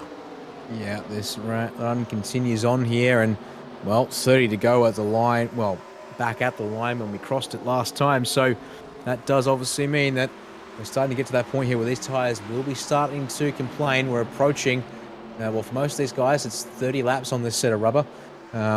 So going to be the lengthy stretch here. And so for the guys who have been pushing and keeping in this, again, most of these top guys still in the high 32.9s. A couple of guys drifting into the 33.0s once again. They're keeping the foot in it. There's very little pace not but the drop-off hasn't happened yet. Oh dear, Jonathan Bean in the dirt at the quad oval. He's kept it going enough, though. We stay green here, so that's a very lengthy off-track excursion for the 019. In fact, he's had 2, technically, as there's some serious dirt tracks down on the infield there that I can spot as we continue to watch the leaders make their way down the front tracks. Let's have a look at the replay here, thanks to Virtual Racing School Race. Yep, Ben, unfortunately understeering out of turn 4, hit the wall and ricocheted onto the grass. Very fortunate that we managed to stay green. Ben actually getting into the pit lane for a second or two before touring his way back onto the racetrack. So, no harm, no foul for everyone else. He's quite lucky, is Jonathan Bean, that he didn't get a pit lane penalty there. I guess he didn't spend enough time in the lane to really get that unsafe entry. So, Sam Harper, have a look at this. He's caught up to Chaston Teets now and is looking at 3rd overall. Harper started on the front row of this race with Robert Northway and is looking to work his way back up there as he tries up the inside of Chaston Teets.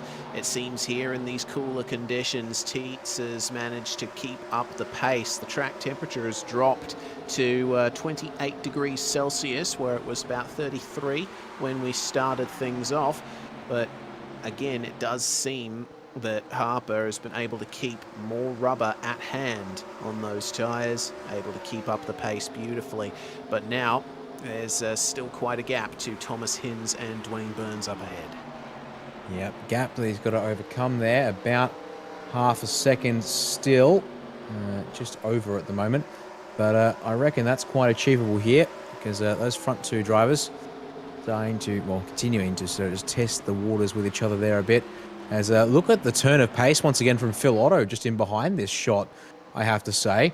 He's maybe a couple of laps there, just giving the tyres a breather, but all of a sudden flipped the switch and he's back towards the bumper of Chaston Teets. So you can see there, that's a very impressive lap there, only 7/10 off your best in session and a little bit faster than the race leader for good measure there. Yeah, it seems like Otto's following a bit of a cycle here. He's attacking for a few laps, then he's backing off for a few laps, and it's working out in his favour here in his battle with Chaston Teets for the Sportsman victory. And considering Teets' form over a full stint, with how much his tyres have dropped off, I'd say Phil Otto probably has a slightly better chance of taking the Sportsman win here, but I could be wrong. Teets has definitely shown that he has the raw pace to compete here, but now Otto has fallen off again and he's looking to potentially get past yet again by Robert Northway, who has got 2 kinetic avatar cars in tow of Shane Bowen and Dean Moll. And Northway, oh, look at the pace difference there. Oh, Northway almost getting into the back of Otto through turn 2. Jeez. These guys are getting so close to disaster here, and we're so close to the finish. Time to start putting every card on the table here if you want to stake your claim. It would seem, look at that there. Meanwhile, on the timing tower, the gap for the race lead is almost halved. Since we were last talking about it, it was around 2/10. Thomas Hinz has it down, approaching a single tenth. Loses a bit of time through the corner, mid-corner at 1 and 2, but that translates into a good run down the back stretch here and pressuring Dwayne Burns into 3 and 4. Once again, Sam Harper is starting to close that gap down as well. Maybe Burns here starting to feel the pressure. It's not that big of a shift for Harper, but you can see he's now inside half a second on the race leader outright, and Hinzy being obviously a 10th off. Look at that, they are now inside a 10th on the run to 1. So oh, yeah, Hinz, another driver here who's willing to put absolutely no space in between him and Burns. And in fact, there we go. Flicking to the inside is Thomas Hinz on Dwayne Burns into 3 and 4. Reese not going to opt to sit in behind. Can't quite get the job done initially through 3, but the drive out from 4 looks good. Looks like Hinz is going to be, well, straight alongside here. He might just have the race lead. No, Dwayne Burns will hang on for a moment longer here. Into 1 and 2 we go again. Spin Northway in. Shane Bowen! Oh, and that's brought out the caution. I noticed that Northway and Otto were trading positions, and it looks like Northway didn't get the best of exits out of turn 4, and that has resulted in Shane Bowen making rear-end contact with him as they came through the quad oval. We'll see it here on the Virtual Racing School replay. Northway with the compromised exit. Bowen sees the door open here on the inside, but he just didn't have enough space. Oh boy, well I think apart from the fact that both the cars turn into flat top spinners again, they've gotten away with that very luckily. Minimal damage. They both also were down on the apron and basically jam it back into first and get driving again. So all it does is it gives everyone here a chance to breathe and reset. And now with 19 to go, everyone should have a set of tyres or 2 here at the front of the field remaining. Who gambles on 2? Who just plays it safe here, puts 4 on, so they've got balance all round for the final 18, or it's going to be what? 16 laps of racing, if not 15 maybe, before we restart this one. So do you take 4 and make sure you've got the left front and well the left side grip as well, or do you just take 2 here and try and jump some spots? Because here we go onto the lane. They're all going to come in here because no one is going to possibly gamble on staying out at this point in the race. Obviously, a couple of drivers there who are. Yeah, everyone here who's on the lead lap. It's a couple of cars looking to get themselves a lap back here, and in fact, they will indeed. So Hayden Kirk rejoins the drivers who will be on the lead lap. Though he can't pass the safety car, Hayden, you think you need to be waiting unless you got the... No, my apologies. You've picked up the lucky dog there. Yep, yes, there we go. So, Dwayne Burns goes 2 tyres. Right. Who else? Shane Bowen, 2 tyres. Julian Mookie, 2 tyres. Northway, 2 tyres. Thomas Hinz, 4. Chaston Teets, 4. Dean Moll, 4. Jonathan Bean, 2. Dave Trevethan, 4. So, looks to me it's almost an even split amongst our guys at the front, but 4 tyres has won out over 2 for the most part. But it means that Shane Bowen and Robin Northway, despite being the 2 that went for the big old spins, reckon that their left side tyres have got enough in them here to get to the end. This is going to be a fantastic finish, isn't it? I love the fact that we have gotten this dichotomy of 2 tyres versus 4 tyres with just 18 laps to go in the race and over 4 hours of racing completed. Yeah, it's been a long night for sure. When we started this broadcast, the sun was still up here in Perth. It's now dark outside, and I still feel like I've only been here for like an hour at most, because there's just been so much action and so much to talk about and so much to keep our interest here. But the top 4 cars in this race, Burns, Bowen, Northway and Mookie, all on 2 tyres taken at that pit stop. Everyone else took all 4, except, it seems, for Jonathan Bean, who's down in 12th place. Yep, he is the exception to the rule there. And Hayden Kirk has got a lap back. So he, as well, yes, with the lucky dog, he's also come down to the lane now. And he's going 4 tyres as well. So they're going to have 14 cars in it on this final race to the line. It will be a 15-lap dash.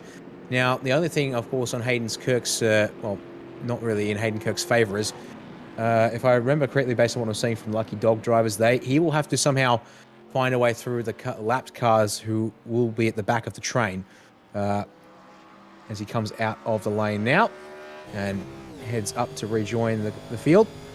But should hopefully see lights out on the pace car here as we come across the line. Yes, we do. So David Turnbull also gets a lap back here. Unfortunately, he will still be a couple laps down along with Stuart Elder. And then the rest of these guys here getting waved on through. So Dwayne Burns lines up with his teammate Shane Bowen alongside him to lock out the front row. Does the left side tyres on Bowen's car, much the same as Northway, still have what grip they need in them? What can Julian Mookie do as the leader now of the sportsman class, having gambled on 2 tyres himself? This is going to be an interesting run to the line because his inside tyres might hang on here. Just the question is, Chaston Teets back in P7.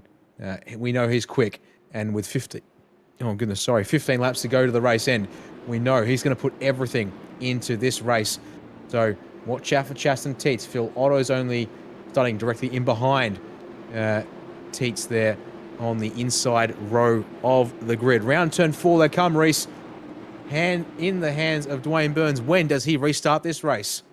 Good question. Let's see. He waits, he goes. And it is a well-executed start there from Burns. Unfortunately, it seems that Bowen wasn't quite able to react. And that allows Robert Northway to get up the inside of him, coming into turn 1 to take second place. We have 15 laps to go in the World 600, round 8 of the International Region of the Majors Series, and Bowen runs wide in turn 2. Mookie has to get stuck up behind him, and that's allowed a potential run here for Sam Harper. Thomas Hins now makes his way up to the back of Dwayne Burns as Robert Northway gets into the race lead.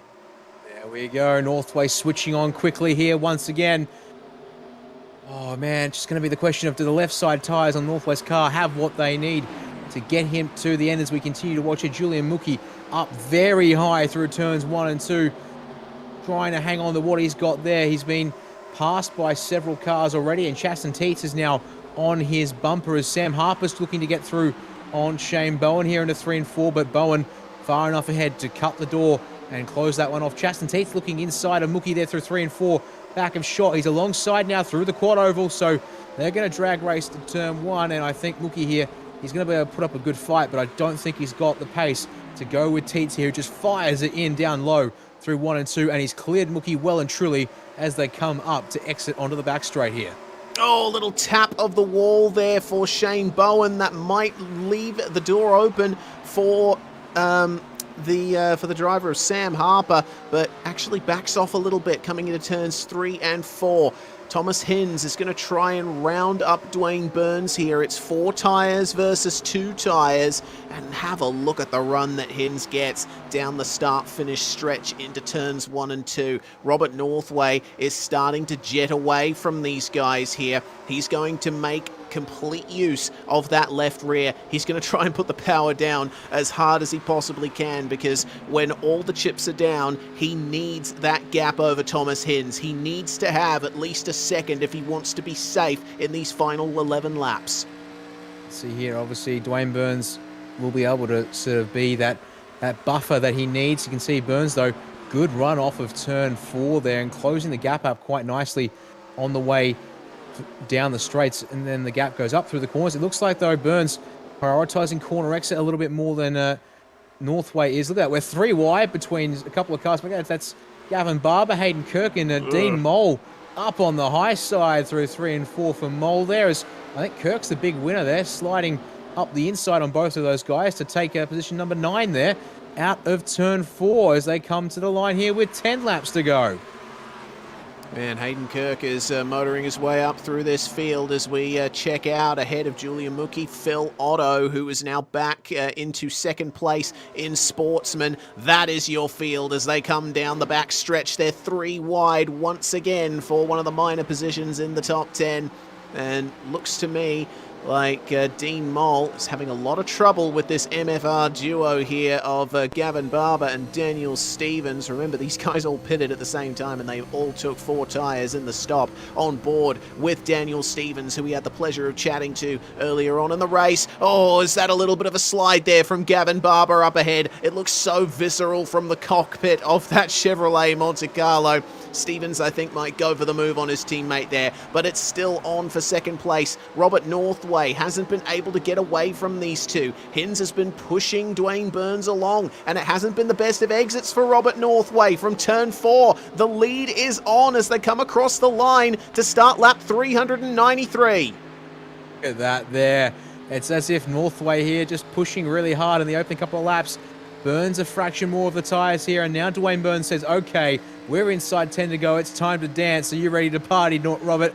And, well, looking there for the inside at 3 and 4. That opens the door perhaps for Hins, but watch the wash there from Burns. So Hins has to back out of it to make sure he doesn't run up the fence.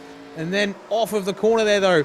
Good pressure still from Thomas Hins, but if they keep this up, that gives Northway the breather into 1 and 2 here. So Into the corner we go once again, side by side for P2 as they try and also keep the pressure on for third. Hines doesn't have it there, racing out to tuck back in. Meanwhile, Sam Harper there, still trying to pressure shape. Oh, that was a fence grind at turn 2 for Harper back there in P5. He'll drop a fraction, but still able to keep in it. But look at the gaps here. Quarter of a second covering our top 3 still. We're going to have 6 at the line here, and there's still... Oh, no one knows who's going to win this one yet. Northway might have enough to hang on, but Burns looks racy, as does Hins. As they come to the quad in turn 1, Northway protecting it low. And Hinsey lunges in on the outside. He'll try and get alongside Dwayne Burns here, pick up the throttle a little bit more on the exit. He's got the draft on Northway now. Northway can still breathe easy just a little bit with Hinsey and Burns side by side. Northway is just sticking to the inside as much as he possibly can as we get a replay of a wall hit there for Hayden Kirk, losing a couple of positions out of that. He is back down into 10th place as they're still side by side for second, with Burns trying desperately to stay ahead of Thomas Hins. And look who's been brought into the fray. It's Shane Bowen and Sam Harper. These cars all now together for the lead. It's a 5-way battle for P1 as Robert Northway tries to protect the inside, squeezes Dwayne Burns, and there's contact. Robert Northway gets turned around, and that brings Hinsey and Burns into it. And I think that's going to be a caution, potentially. No, they get off the racetrack. The caution is out, and Shane Bowen leads. Oh, my word, that took forever for the yellow to come there. And a meatball for Thomas Hins from all of that. Now, I believe Hinsey has a faster pair still. Yes. Yes, he does. So he can get back into this. But, oh, my word, he's been up there all night long, just keeping the pressure on. And finally... It's coming on. Are we even going to go green at the end of this race? We've got 4 laps to go. It could be a 1-lap dash. It could be 1 lap. It could be the end, but then we could have a lap dash. We're not too sure. Remember, there's no green-white checkered under these rules. So here's how it happened. This is the incident. So, oh man, Northway went down to cover the inside, and I think that might be on Dwayne Burns, honestly, because Northway was definitely protecting the inside there, and Hinsey an innocent victim in all of that. Yeah, that is unfortunately the way it rolls sometimes. So, yeah, your order across the line with 3 to go. Whilst we're under caution, Shane Bowen in P1. Robert Northway hangs on in P2 there. Sam Harper is promoted to 3rd place. Justin Teets has gotten up into P4 as we check it out again on the replay with Thomas Hins here. And you can just, unfortunately, we can't really see the initial contact there, but then contact, they both run up the fence, and Thomas Hins, there's nowhere there to go as, oh dear, I'm seeing trouble for Connor Brown on live cameras under replay. They finally detach, but yeah, almost a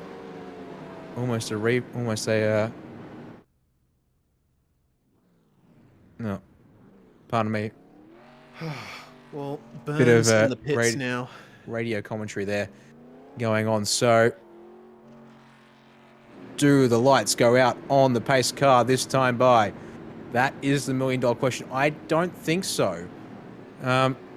If I'm not mistaken, like Hins is still circulating, and I believe that's because Hinsey is betting here on the fact that we stay under yellow to the end of this race.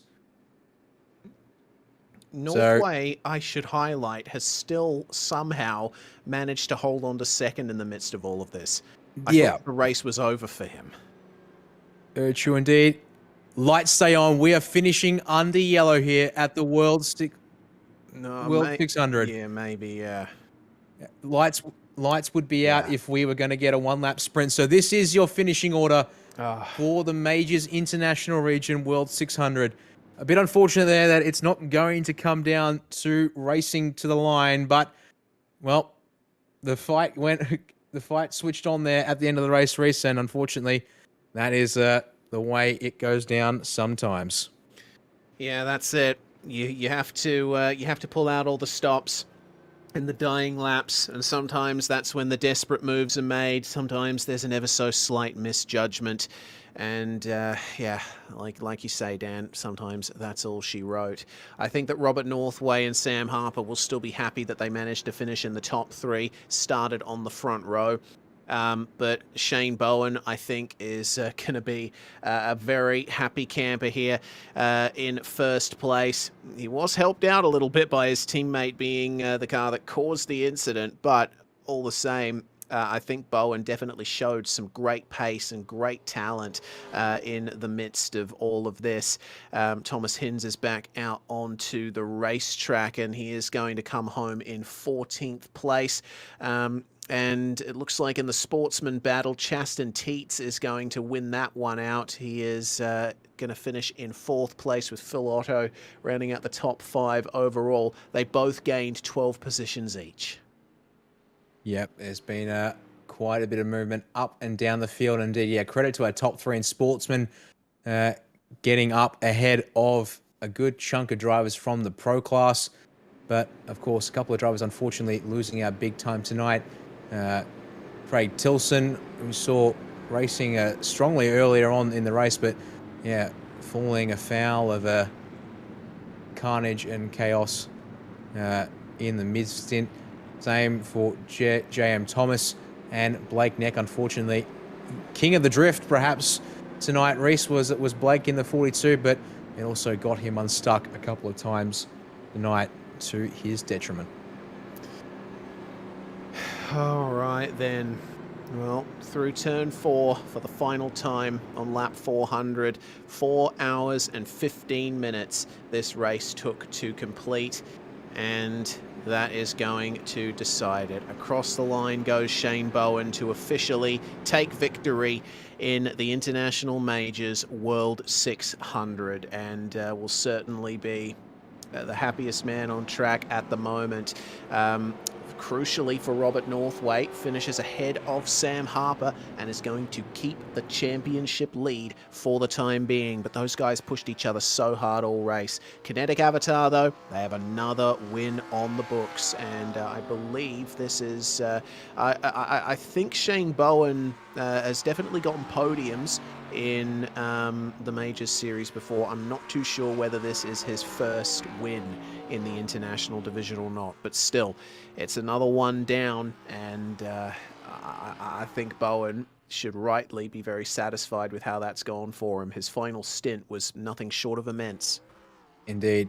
Not quite there on raw pace, perhaps, but that doesn't really matter. You have to be there to make it count, and he was there when it mattered at the end of it all tonight, and able to get through first amongst all the drivers who are trying to get out of that one there tonight. So he gets to do the donuts at the start-finish line there, and it looks like he has been joined on that front stretch by oh, where is... I think it's Chaston Teets celebrating a sportsman victory. Yes, well, that seems rather appropriate there, I guess. There is, of course, 2 races within the race overall, so that checks out.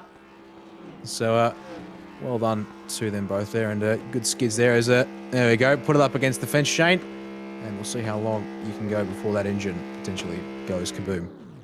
Or the rear tyres, at the very least. Oh, we're not going to find out, unfortunately. Oh, all right. I guess now it's time to run through those official race results. So, the number 7 of Shane Bowen gains 7 places to finish P1. Robert Northway and Sam Harper complete the podium. Chaston Teets takes the sportsman victory from Phil Otto. Daniel Stevens finishes 6th overall, 4th in pro. Julian Mookie completing the sportsman podium. A very well-timed decision by him to come in under that final caution. It worked out really well for Julian there. Hayden Kirk finishes in 8th. It's Gavin Barber and Dean Mole who round out the top 10. 11th place tonight goes to Jonathan Bean, able to hang on there, but just outside the top 10. Unfortunately for him, Dave Treveth, the next of our sportsman drivers, comes home in 12th, and it was Dwayne Burns, unable to recover, get away with it like Northway did there with that incident, but he comes across the line there, and Thomas Hinz just in behind him is also our last car across the line on the lead lap. So your 14 drivers who ended up being in contention towards that end phase are the ones who stay on the lead laps. David Turnbull, the first of the drivers, across the line. 2 laps down of him, unfortunately, dropping from a P6 start tonight in that 7:02 entry. And then it was Stuart Elder behind, pardon me, yes, look at this right. Stuart Elder was the next back, a 3rd lap down in the 115 Sportsman car. And for Elder, actually still making up places on where he started earlier tonight. Connor Brown and Simon Francis next there, 4 and 6 laps down respectively. And thanks to the fact that they are Sportsman drivers, did technically make progress tonight, although definitely in the wars, the two of them both. Matt Chalker, also another driver, had a bit of a rough time of it at points. 7 laps down is his result. As Joshua Robertson to round out the top 20 at 13 laps down. And then your final drivers all retiring from this race. Or actually, James Catchpole there might have stuck it out to the end.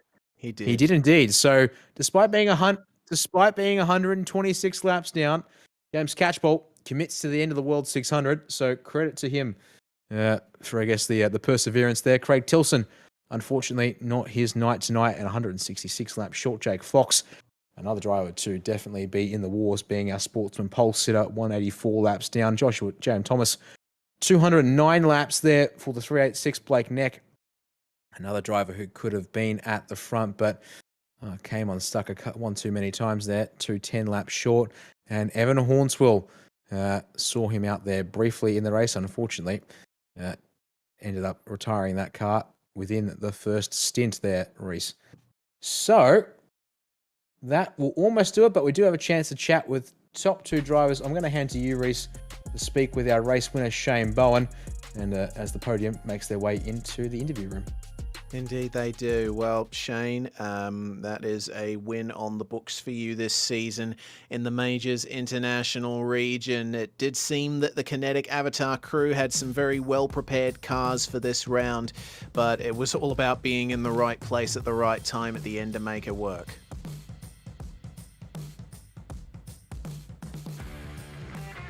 We appear not to have Shane Bowen at the moment. We do apologise. We'll give him a chance to sort out any issues that he may be having. I'll throw it to you, Dan, to have a chat to Robert Northway, who keeps his championship lead.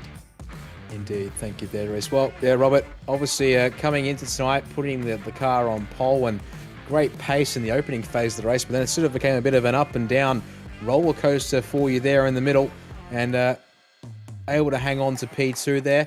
So just, yeah, sort of, how did it sort of feel from your perspective when things sort of started going a little bit backwards there for you in that mid part of the race?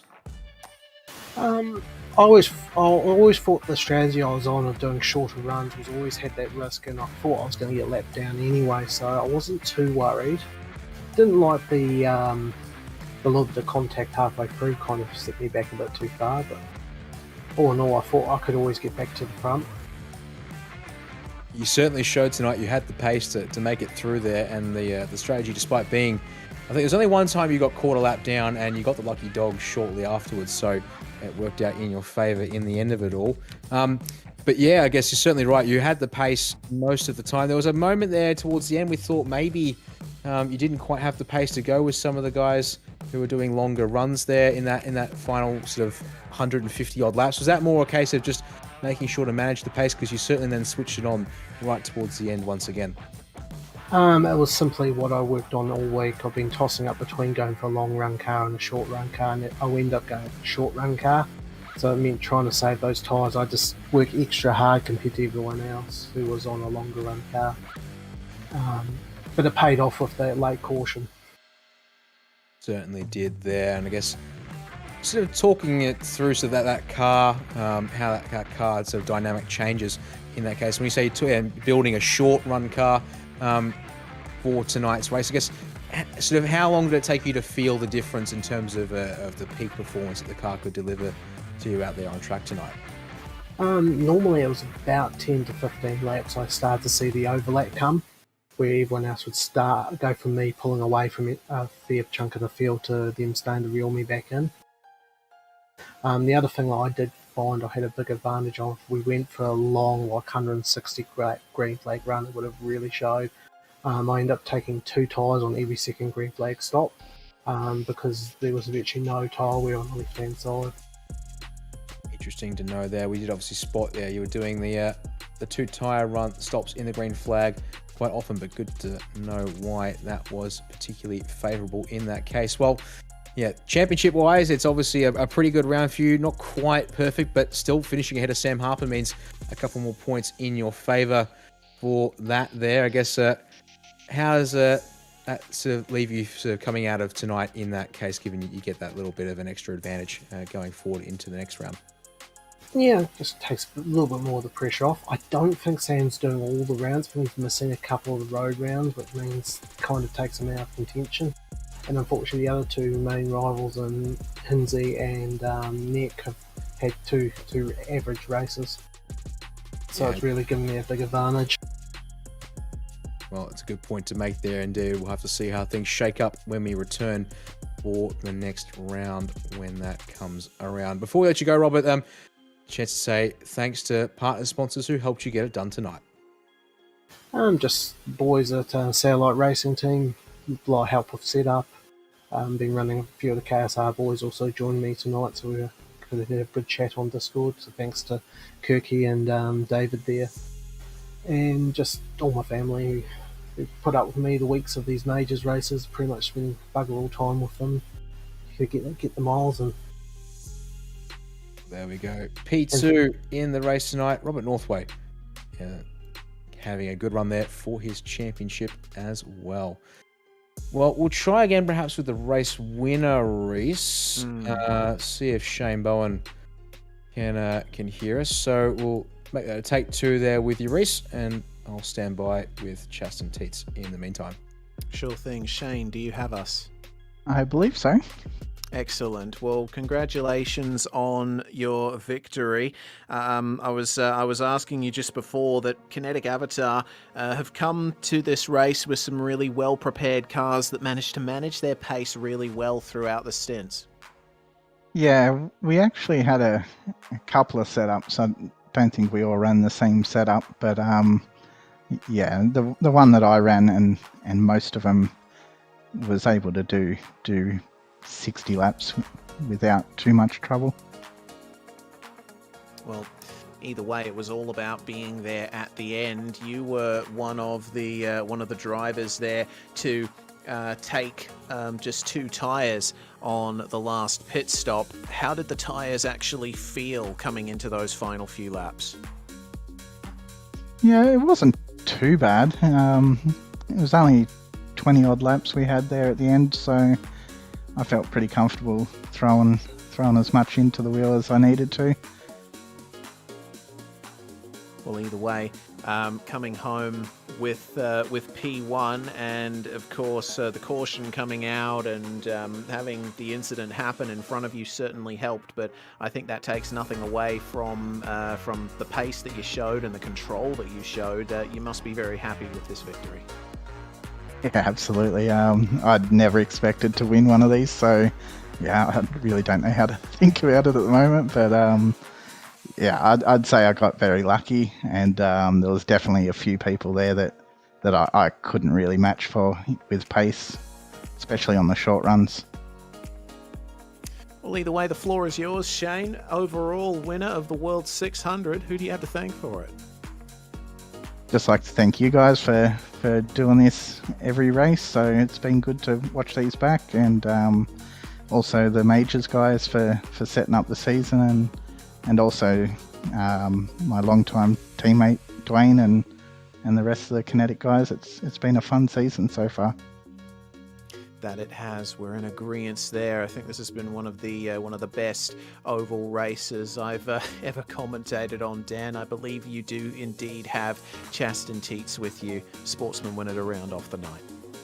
Indeed, I do. Well, Chaston certainly had some fantastic pace tonight, and once you got to the front of the field, have to start back behind the Pro Class drivers, able to almost contest for the race win, but in the end, certainly a sportsman win, and 4th overall was certainly a good way to go about the racing for you tonight. Yes. First off, I want to say it's good to finally get to talk to you guys. That I thought I might have a shot at the overall, but I am just overjoyed to have a class win. I mean, this is knew I was fast in practice and qualifying, and I was really hoping that it would go well. And my crew chief and spotter, Josh Stearman, he made some good calls on the pit box tonight, and it turned out. Like I said, I'm just so happy. Yeah, speaking of, I guess that's also a good point to make there. I guess like we were sort of watching your pace back and forth there. Looked like you had one of the fastest cars on fresh tyres out there tonight. Maybe a little bit down on pace as the stints went a little bit longer there in the mid-face. Would you sort of agree with that assessment from behind the wheel earlier on tonight? Oh yeah, for sure. My car was really good in the daytime, and it changed a lot. The handling did. It got so tight once it got dark. I really wasn't expecting that. So we had to make a couple changes to the car, and those last couple stints, it had some speed back. But yeah, you were really correct, because once it got dark, oh my, it was kind of rough there for a little bit. Okay, good to know. I think we were sort of up in the comms box during the race. We were sort of thinking about maybe it's just the way the tyres were wearing, perhaps more so than just general characteristics with the difference between day and night. But good to know that one there, I guess. And then, yeah, that final couple of stints, you get a 15-lap dash to the line. You were one of the guys there to go for 4 tyres. Sort of a couple of guys that gambled on 2 tyres. I guess that ended up not being an option for you at the end of that one there. Well, 4 tires always worked better for me. We tried 2 tires earlier in the race, and it did okay, but it wasn't like anything to write home about. But we had a set left at the end, just in case we did get a late caution that it did go back green. But yeah, it still, I'm just so darn happy. Yeah, I think that's definitely well-deserved for you tonight. Before we let you go, Chasten, who do you want to thank tonight for helping you get it done? First and foremost, like I said earlier, my spotter and crew chief, Josh Stearman, he's been with me all year. Couldn't do it without him. I want to thank Mike and all the people over at Majors. It's by far the best racing league I've ever been a part of. I also want to thank my team, Grizzly Motorsports. And I want to thank you guys at SimSpeed. You all do a fantastic job. I can honestly say you all are the best broadcasters I've ever seen. Thank you very much, Chasten. Your sportsman race winner from the World 600 here in the International Division. Well, Reese, that's been 4.5 odd hours of broadcasting.